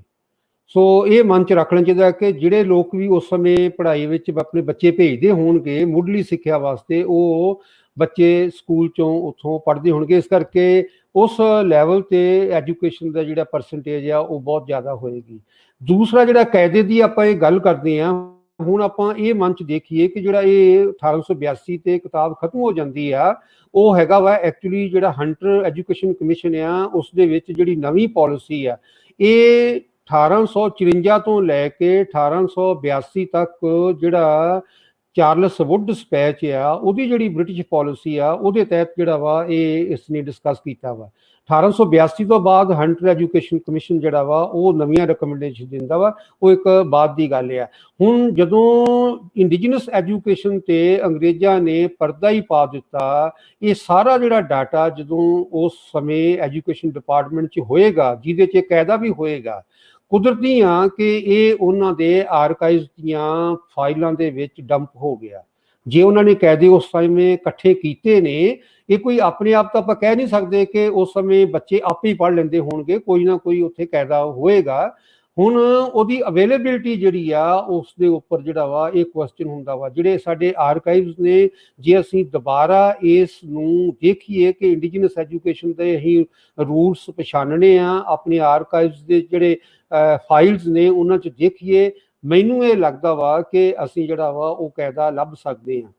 ਲੱਭਦਾ ਇਸ ਕਰਕੇ ਨਹੀਂਗਾ ਕਿ ਅਸੀਂ ਆਪ ਵੀ ਉਹਦੇ ਤੇ ਜਿਹੜਾ ਵਾ ਉਹ ਭੋਗ ਪਾ ਦਿੱਤਾ ਵਾ। ਅਸੀਂ ਅੰਗਰੇਜ਼ੀ ਨਾਲ ਜਦੋਂ ਜੁੜ ਗਏ ਆ ਤਾਂ ਅਸੀਂ ਵੀ ਨਹੀਂ ਚਾਹੁੰਦੇ ਕਿ ਉਹ ਕਾਇਦਾ ਲੱਭਿਆ ਜਾਵੇ। ਜਿਹੜੇ ਰਿਸਰਚਰਸ ਨੇ, ਜੇ ਉਹ ਹਿੰਮਤ ਕਰਨ ਤਾਂ ਇਹ ਫਾਈਲਸ ਇੱਥੋਂ ਜਿਹੜਾ ਵਾ ਜਾਂ ਬ੍ਰਿਟਿਸ਼ ਲਾਇਬ੍ਰੇਰੀ ਤੋਂ ਇਹ ਲੱਭ ਸਕਦੇ ਨੇ। ਅੰਗਰੇਜ਼ਾਂ ਨੂੰ ਇੰਨਾ ਕੁ ਉਸ ਸਮੇਂ ਅਹਿਸਾਸ ਸੀਗਾ ਕਿ ਇਹ ਸਾਰਾ ਜਿਹੜਾ ਵਾ ਉਹ ਮਟੀਰੀਅਲ ਇਕੱਠਾ ਕਰਨਾ ਵਾ। ਹੁਣ ਸਾਡੀ ਕਿਉਰਿਓਸਿਟੀ ਹੈ ਕਿ ਅਸੀਂ ਲੱਭਣਾ ਚਾਹੁੰਦੇ ਆ, ਹੁਣ ਨਹੀਂ ਤਾਂ ਕੁਝ ਆਉਣ ਵਾਲੇ ਸਮੇਂ ਲੱਭ ਸਕਦਾ ਵਾ, ਕੋਈ ਐਸੀ ਗੱਲ ਨਹੀਂ ਗੀ। ਪਰ ਜਿਹੜਾ ਇਹ ਇੰਡੀਜੀਨਸ ਐਜੂਕੇਸ਼ਨ ਦਾ ਏਡਾ ਵੱਡਾ ਜਿਹੜਾ ਅਪਰੈਟਿਸ ਜਾਂ ਏਡਾ ਵੱਡਾ ਨਿਜ਼ਾਮ ਸੀਗਾ, ਕਿਸ ਤਰੀਕੇ ਦੇ ਨਾਲ ਦਬਾ ਦਿੱਤਾ ਗਿਆ, ਜੇ ਇਸ ਆਧਾਰ ਨੂੰ ਜਾ ਕੇ ਆਪਾਂ ਵਾਪਸ ਦੇਖੀਏ, ਆਪਾਂ ਆਪਣੇ ਇਹ ਜਿਹੜੇ ਕਾਇਦੇ ਨੇ ਇਹ ਲੱਭ ਸਕਦੇ ਹਾਂ। ਆਰਕਾਈਵਸ 'ਚ ਜਾਣ ਦੀ ਜ਼ਰੂਰਤ ਹੈਗੀ ਆ। ਆਰਕਾਈਵਸ ਸਾਡੇ ਰਿਕਾਰਡ ਰੂਮ, ਸਾਡੇ ਜਿਹੜੀਆਂ ਇਹ ਸਟੇਟਸ ਨੇ ਇਹਨਾਂ ਦੇ ਕੋਲ ਆ। ਸਾਡੇ ਇਹ ਜਿਨ੍ਹਾਂ ਦੇ ਕੰਟਰੋਲ 'ਚ ਆ ਆਰਕਾਈਵਸ, ਐਕਚੁਅਲੀ ਉਹ ਵੀ ਨਹੀਂ ਚਾਹੁੰਦੇ ਕਿ ਇਹਨਾਂ ਨੂੰ ਦੁਬਾਰਾ ਜਿਹੜਾ ਵਾ ਉਹ ਦੇਖਿਆ ਜਾਵੇ। ਪੁਰਾਣੀਆਂ ਫਾਈਲਸ ਉਸ ਤਰੀਕੇ ਨਾਲ ਹੀ ਸੜ ਰਹੀਆਂ ਨੇ। ਥੋੜਾ ਜਿਹਾ ਕੰਮ ਕਰਨ ਦੀ ਜਿਹੜੀ ਆ ਜ਼ਰੂਰਤ ਆ, ਲੱਭ ਸਕਦਾ ਵਾ। ਜੀ ਸਰ ਜਿਹੜੀ ਲਿਟਰੇਸੀ ਰੇਟ ਦੇ ਹਵਾਲੇ ਨਾਲ ਜਿਹੜੀ ਗੱਲਬਾਤ ਕੀਤੀ ਜਾਂਦੀ ਹੈ, ਅਸੀਂ ਕਾਫੀ ਰੈਫਰੈਂਸ ਪੜ੍ਹੇ ਕਿ 80% ਸਨ। ਕੋਈ ਇਸ ਤਰ੍ਹਾਂ ਦਾ ਕੋਈ ਡਾਟਾ ਅਵੇਲੇਬਲ ਹੈ ਸਰ? ਇਹ ਪਹਿਲੀ ਜਿਹੜੀ ਕਿਤਾਬ ਜਦੋਂ ਆਪਾਂ ਦੇਖਦੇ 1800 ਅਸਲ 'ਚ ਨਾ ਜਿਹੜੀ ਹੈਗੀ ਆ ਇਹਨਾਂ ਦੀ ਡਾਕੂਮੈਂਟੇਸ਼ਨ ਜਦੋਂ ਸ਼ੁਰੂ ਹੁੰਦੀ ਆ 1849 50 ਜਾਂ 50 51 ਜਿਹੜੀ ਪਹਿਲੀ ਰਿਪੋਰਟ ਆ, ਉਸ ਦੇ ਵਿੱਚ ਇਹ ਜਦੋਂ ਦੱਸਦੇ ਨੇ ਕਿ ਜਿਹੜੀ ਪਿੰਡ ਦੇ ਲੈਵਲ ਤੇ ਜਿਹੜੀ ਐਜੂਕੇਸ਼ਨ ਆ, ਆਪਾਂ ਲਿਟਰੇਸੀ ਰੇਟ ਕਹਿੰਦੇ ਕਿਸ ਨੂੰ ਆ। ਹੁਣ ਲਿਟਰੇਸੀ ਰੇਟ ਜਿਹੜਾ ਵਾ ਪ੍ਰਾਇਮਰੀ ਦੇ ਵਿੱਚ ਬੱਚਾ ਜੇ ਆਪਣਾ ਨਾਂ ਨਹੀਂ ਲਿਖ ਸਕਦਾ, ਉਸ ਨੂੰ ਨਹੀਂ ਉਹਦੇ ਵਿੱਚ ਮਿਲਾ ਦਿੰਦੇ ਨੇ। ਤੇ ਜੇ ਇਹ ਉਸ ਸਮੇਂ ਸਕੂਲ ਪਿੰਡਾਂ ਦੇ ਵਿੱਚ ਨੇ, ਜਿੱਦਾਂ ਇਹ ਆਪ ਹੀ ਦੱਸਦੇ ਨੇ ਕਿ 1700 ਬੰਦੇ ਦੇ ਪਿੱਛੇ ਜਿਹੜਾ ਵਾ ਉਹ ਇੱਕ ਸਕੂਲ ਆ, ਜਾਂ 1400 ਬੰਦੇ ਦੇ ਪਿੱਛੇ ਇੱਕ ਸਕੂਲ ਆ। ਤੁਸੀਂ ਹੁਣ ਸਾਡੀਆਂ ਜਿਹੜੀਆਂ ਨੇ ਨੇਸ਼ਨ ਸਟੇਟਸ ਨੇ, ਆਪਣੇ ਆਪਣੇ ਪਿੰਡਾਂ ਦੇ ਵਿੱਚ ਜਾ ਕੇ ਦੇਖੋ, ਇਹਨਾਂ ਨੇਸ਼ਨ ਸਟੇਟਸ ਦੇ ਕੋਲ ਇੰਨੇ ਲੈਵਲ ਤੇ ਸਕੂਲਸ ਜਿਹੜੇ ਨੇ ਉਹ ਹੈਗੇ ਨੇ। ਸੋ ਜਿਹੜੀ ਐਜੂਕੇਸ਼ਨ, ਆਪਾਂ ਜਦੋਂ ਜਿਹੜਾ ਡਾਟਾ ਜਿਹੜਾ ਵਾ ਉਸ ਨੂੰ ਇੰਟਰਪ੍ਰੈਟ ਕਰਨਾ ਵਾ, ਤਾਂ ਉਸ ਦੀ ਜਿਹੜੀ ਹੈਗੀ ਆ ਪਰਸੈਂਟੇਜ ਇਸ ਤਰ੍ਹਾਂ ਸਮਝੀ ਜਾਏਗੀ ਕਿੱਥੋਂ ਤੱਕ ਇਹ ਪਹੁੰਚਿਆ ਇਹਨਾਂ ਸਕੂਲਾਂ ਤੱਕ ਉਹਨਾਂ ਬੱਚਿਆਂ ਦੀ। ਤੇ 80% ਹੋ ਸਕਦੇ ਨੇ, ਕੋਈ ਐਸੀ ਹੈਰਾਨੀ ਨਹੀਂ ਗੀ। ਪਰ ਜਿਹੜਾ ਇਸ ਕਿਤਾਬ ਦੇ ਵਿੱਚ ਇਹ ਵੀ ਦੱਸਿਆ ਵਾ, ਜਿਹੜੇ ਮੁਨੀਸ਼ ਨੇ ਸਵਾਲ ਪੁੱਛਿਆ ਸੀਗਾ, ਜਿਹੜੀਆਂ ਲੋਅਰ ਕਾਸਟ ਨੇ, ਉਹਨਾਂ ਦਾ ਅਸਲ 'ਚ ਸਮਾਜ ਦੇ ਵਿੱਚ ਬਹੁਤ ਥੱਲੇ ਦਾ ਜਿਹੜਾ ਹੈਗਾ ਵਾ ਹਿੱਸਾ ਵਾ, ਥੱਲੇ ਉਹਨਾਂ ਦੀ ਪੋਜੀਸ਼ਨ ਆ। ਇਸ ਕਰਕੇ ਉਹਨਾਂ ਨੂੰ ਹੋ ਸਕਦਾ ਵਾ ਪਹੁੰਚ ਹੀ ਨਾ ਹੋਵੇ ਕਿ ਵਿਦਿਆ ਜਾਂ ਉਹਨਾਂ ਨੇ ਜਿਹੜੀ ਪੜ੍ਹਾਈ ਕਰਕੇ ਲੈਣਾ ਕੀ ਆ, ਇਸ ਕਰਕੇ ਸਕੂਲ ਉਹ ਜਾਂਦੇ ਹੀ ਨਾ ਹੋਣ। ਸੋ ਇਹ ਵੀ ਇੱਕ ਮੁਸ਼ਕਲ ਹੈਗੀ ਆ, ਕਿਉਂਕਿ ਇਹਦੇ 'ਚ ਜਿਹੜੇ ਆਊਟਕਾਸਟ ਨੇ ਮੈਂਸ਼ਨ ਕੀਤਾ ਹੋਇਆ ਵਾ ਕਿ ਜਿਹੜੇ ਆਊਟਕਾਸਟ ਨੇ, ਹੁਣ ਇਹ ਦੇਖਣਾ ਪਏਗਾ ਕਿ ਇਹ ਆਊਟਕਾਸਟ ਜਿਹੜੇ ਨੇ ਇਹ ਅਨਟੱਚੇਬਲ ਨੇ, ਇਹ ਹੁਣ ਵਾਲੇ ਨੇ ਕਿ ਜਾਂ ਇਹ ਕੋਈ ਵੱਖਰੀ ਕੈਟਾਗਰੀ ਆ। ਸੋ ਇਹ ਮੈਂਸ਼ਨ ਕੀਤਾ ਹੋਇਆ ਕਿ ਆਊਟਕਾਸਟ ਇਹਨਾਂ ਦਾ ਸਕੂਲ ਦੇ ਜਿਹੜੇ ਪਿੰਡਾਂ ਦੇ ਸਕੂਲ ਦੇ ਉਹਨਾਂ ਦੇ ਵਿੱਚ ਜਿਹੜਾ ਵਾ ਇਹਨਾਂ ਦਾ ਕੋਈ ਸੰਬੰਧ ਨਹੀਂ ਹੈਗਾ। ਇਹ ਅੱਗੇ ਜਿਉਂ-ਜਿਉਂ ਅਸੀਂ ਜਾਵਾਂਗੇ, ਇਦਾਂ ਦੇ ਸਵਾਲ ਖੜੇ ਕਰਾਂਗੇ, ਸਾਨੂੰ ਇਹ ਪਤਾ ਲੱਗ ਜਾਵੇਗਾ। ਔਰ ਹੁਣ ਵੀ ਸਾਡੇ ਸਾਹਮਣੇ ਇਹ ਆ ਰਿਹਾ ਵਾ, ਜੇ ਸਾਡੇ ਕੋਲ ਸਕੂਲ ਹੈਗੇ ਨੇ ਤਾਂ ਇਹ ਜਿਹੜੇ ਲੋਕ ਪਿੱਛੇ ਰਹਿ ਗਏ ਨੇ ਜਾਂ ਪਛੜੀਆਂ ਜਾਤੀਆਂ ਵਾਲੇ, ਇਹਨਾਂ ਨੂੰ ਤੁਸੀਂ ਦੇਖੋ ਕਿ ਸਕੂਲਾਂ ਚੋਂ ਵੈਸੇ ਹੀ ਬਾਹਰ ਕੱਢ ਦਿੱਤਾ ਗਿਆ ਵਾ, ਕਿਉਂਕਿ ਪ੍ਰਿੰਸੀਪਲ ਹੁਣ ਇਕਨੋਮਿਕਸ ਦਾ ਵਾ। ਪੈਸਾ ਹੀ ਨਹੀਂ ਜਦੋਂ ਕੋਲ, ਤੇ ਸਕੂਲ ਦੇ ਵਿੱਚ ਬੱਚੇ ਜਾਣਗੇ ਕਿਸ ਤਰੀਕੇ ਨਾਲ। ਸਿਰਫ ਸਕੂਲ ਹੋਣਾ ਹੀ ਜ਼ਰੂਰੀ ਨਹੀਂ, ਉਹਦੇ ਵਾਸਤੇ ਆਮਦਨ ਵੀ ਜ਼ਰੂਰੀ ਆ ਕਿ ਉਸ ਤੱਕ ਬੱਚਾ ਜਿਹੜਾ ਵਾ ਜਾ ਸਕੇ। ਇਹ ਮੁਸ਼ਕਲ ਸਾਡੇ ਇੱਥੇ ਹੁਣ ਵੀ ਆ ਰਹੀ ਹੈ। ਜੀ ਸਰ ਬਹੁਤ ਸ਼ੁਕਰੀਆ। ਜਿਹੜੇ ਦੋਸਤ ਸਾਡੇ ਨਾਲ ਕੁਐਸਚਨ ਕਰ ਰਹੇ ਨੇ ਉਹ ਪਲੀਜ਼ ਆਪਣੇ ਕੁਐਸਚਨ ਜ਼ਰੂਰ ਲਿਖ ਦੇਣ ਔਰ ਅਸੀਂ ਉਹਨਾਂ ਨੂੰ ਸਾਡੇ ਸਕਾਲਰ ਵੇਖ ਲੈਣਗੇ ਔਰ ਉਹਦੇ ਤੇ ਗੱਲਬਾਤ ਵੀ ਕਰ ਦੇਣਗੇ। ਬਹੁਤ ਸਾਰੇ ਸਾਡੇ ਦੋਸਤ ਅੱਜ ਸਾਡੇ ਨਾਲ ਸ਼ਾਮਲ ਸਨ। ਮੈਂ ਬਹੁਤ ਸ਼ੁਕਰਗੁਜ਼ਾਰ ਹਾਂ ਪ੍ਰੋਫੈਸਰ ਸੁਖਦੇਵ ਸੋਲ ਹੋਰਾਂ ਦਾ ਕਿ ਉਹ ਅੱਜ ਸਾਡਾ ਸਾਥ ਬਣੇ ਔਰ ਅਮਰ ਰਿਆਜ਼ ਸਾਹਿਬ ਦਾ ਕਿ ਉਹਨਾਂ ਨੇ ਅੱਜ ਸਾਡਾ ਜਿਹੜਾ ਹੈ ਉਹ ਸਾਥ ਦਿੱਤਾ ਇਸ ਬੁੱਕ ਰਿਵਿਊ ਦੇ ਵਿੱਚ। ਸਰ ਬਹੁਤ ਬਹੁਤ ਸ਼ੁਕਰੀਆ ਸਰ ਤੁਹਾਡਾ। ਅਮਰ ਸਾਹਿਬ ਤੁਹਾਡਾ ਵੀ ਬਹੁਤ ਬਹੁਤ ਸ਼ੁਕਰੀਆ। ਜ਼ਰੂਰ ਜ਼ਰੂਰ ਜ਼ਰੂਰ।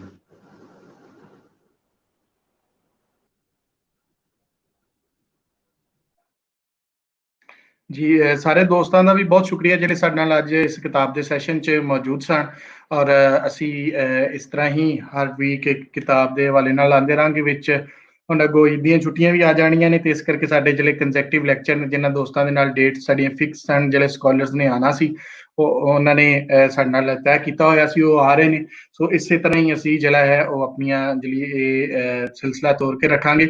ਸੋ 28-29 ਤੱਕ ਅਸੀਂ ਜਿਹੜਾ ਹੈ ਇਹਨੂੰ ਲੈ ਕੇ ਜਾਵਾਂਗੇ ਔਰ ਸਾਡੇ ਨਾਲ ਹੁਣ ਜਿਹੜਾ ਇੱਕ ਸਪੈਸ਼ਲ ਪ੍ਰੋਗਰਾਮ ਸਾਡੇ ਨਾਲ ਕਰਨ ਵਾਸਤੇ ਬਾਜਸ ਢਾਣਾ ਜੀ ਡਾਹਾਂ ਆਉਣਗੇ 27 ਤਰੀਕ ਨੂੰ 9 ਵਜੇ ਸ਼ਾਮੀ। ਇੱਕ ਸਪੈਸ਼ਲ ਪ੍ਰੋਗਰਾਮ ਹੋਏਗਾ। ਉਹਨਾਂ ਦਾ ਇੱਕ ਬਹੁਤ ਵੱਡਾ ਕੰਟਰੀਬਿਊਸ਼ਨ ਡਾਹਾਂ ਅਵਾਰਡ ਜਿਹੜਾ ਪੰਜਾਬੀ ਅਵਾਰਡ ਹੈ, ਬਹੁਤ ਵੱਡਾ ਅਵਾਰਡ ਦਿੱਤਾ ਜਾਂਦਾ ਕੈਨੇਡਾ ਦੇ ਵਿੱਚ ਵਾਸਤੇ।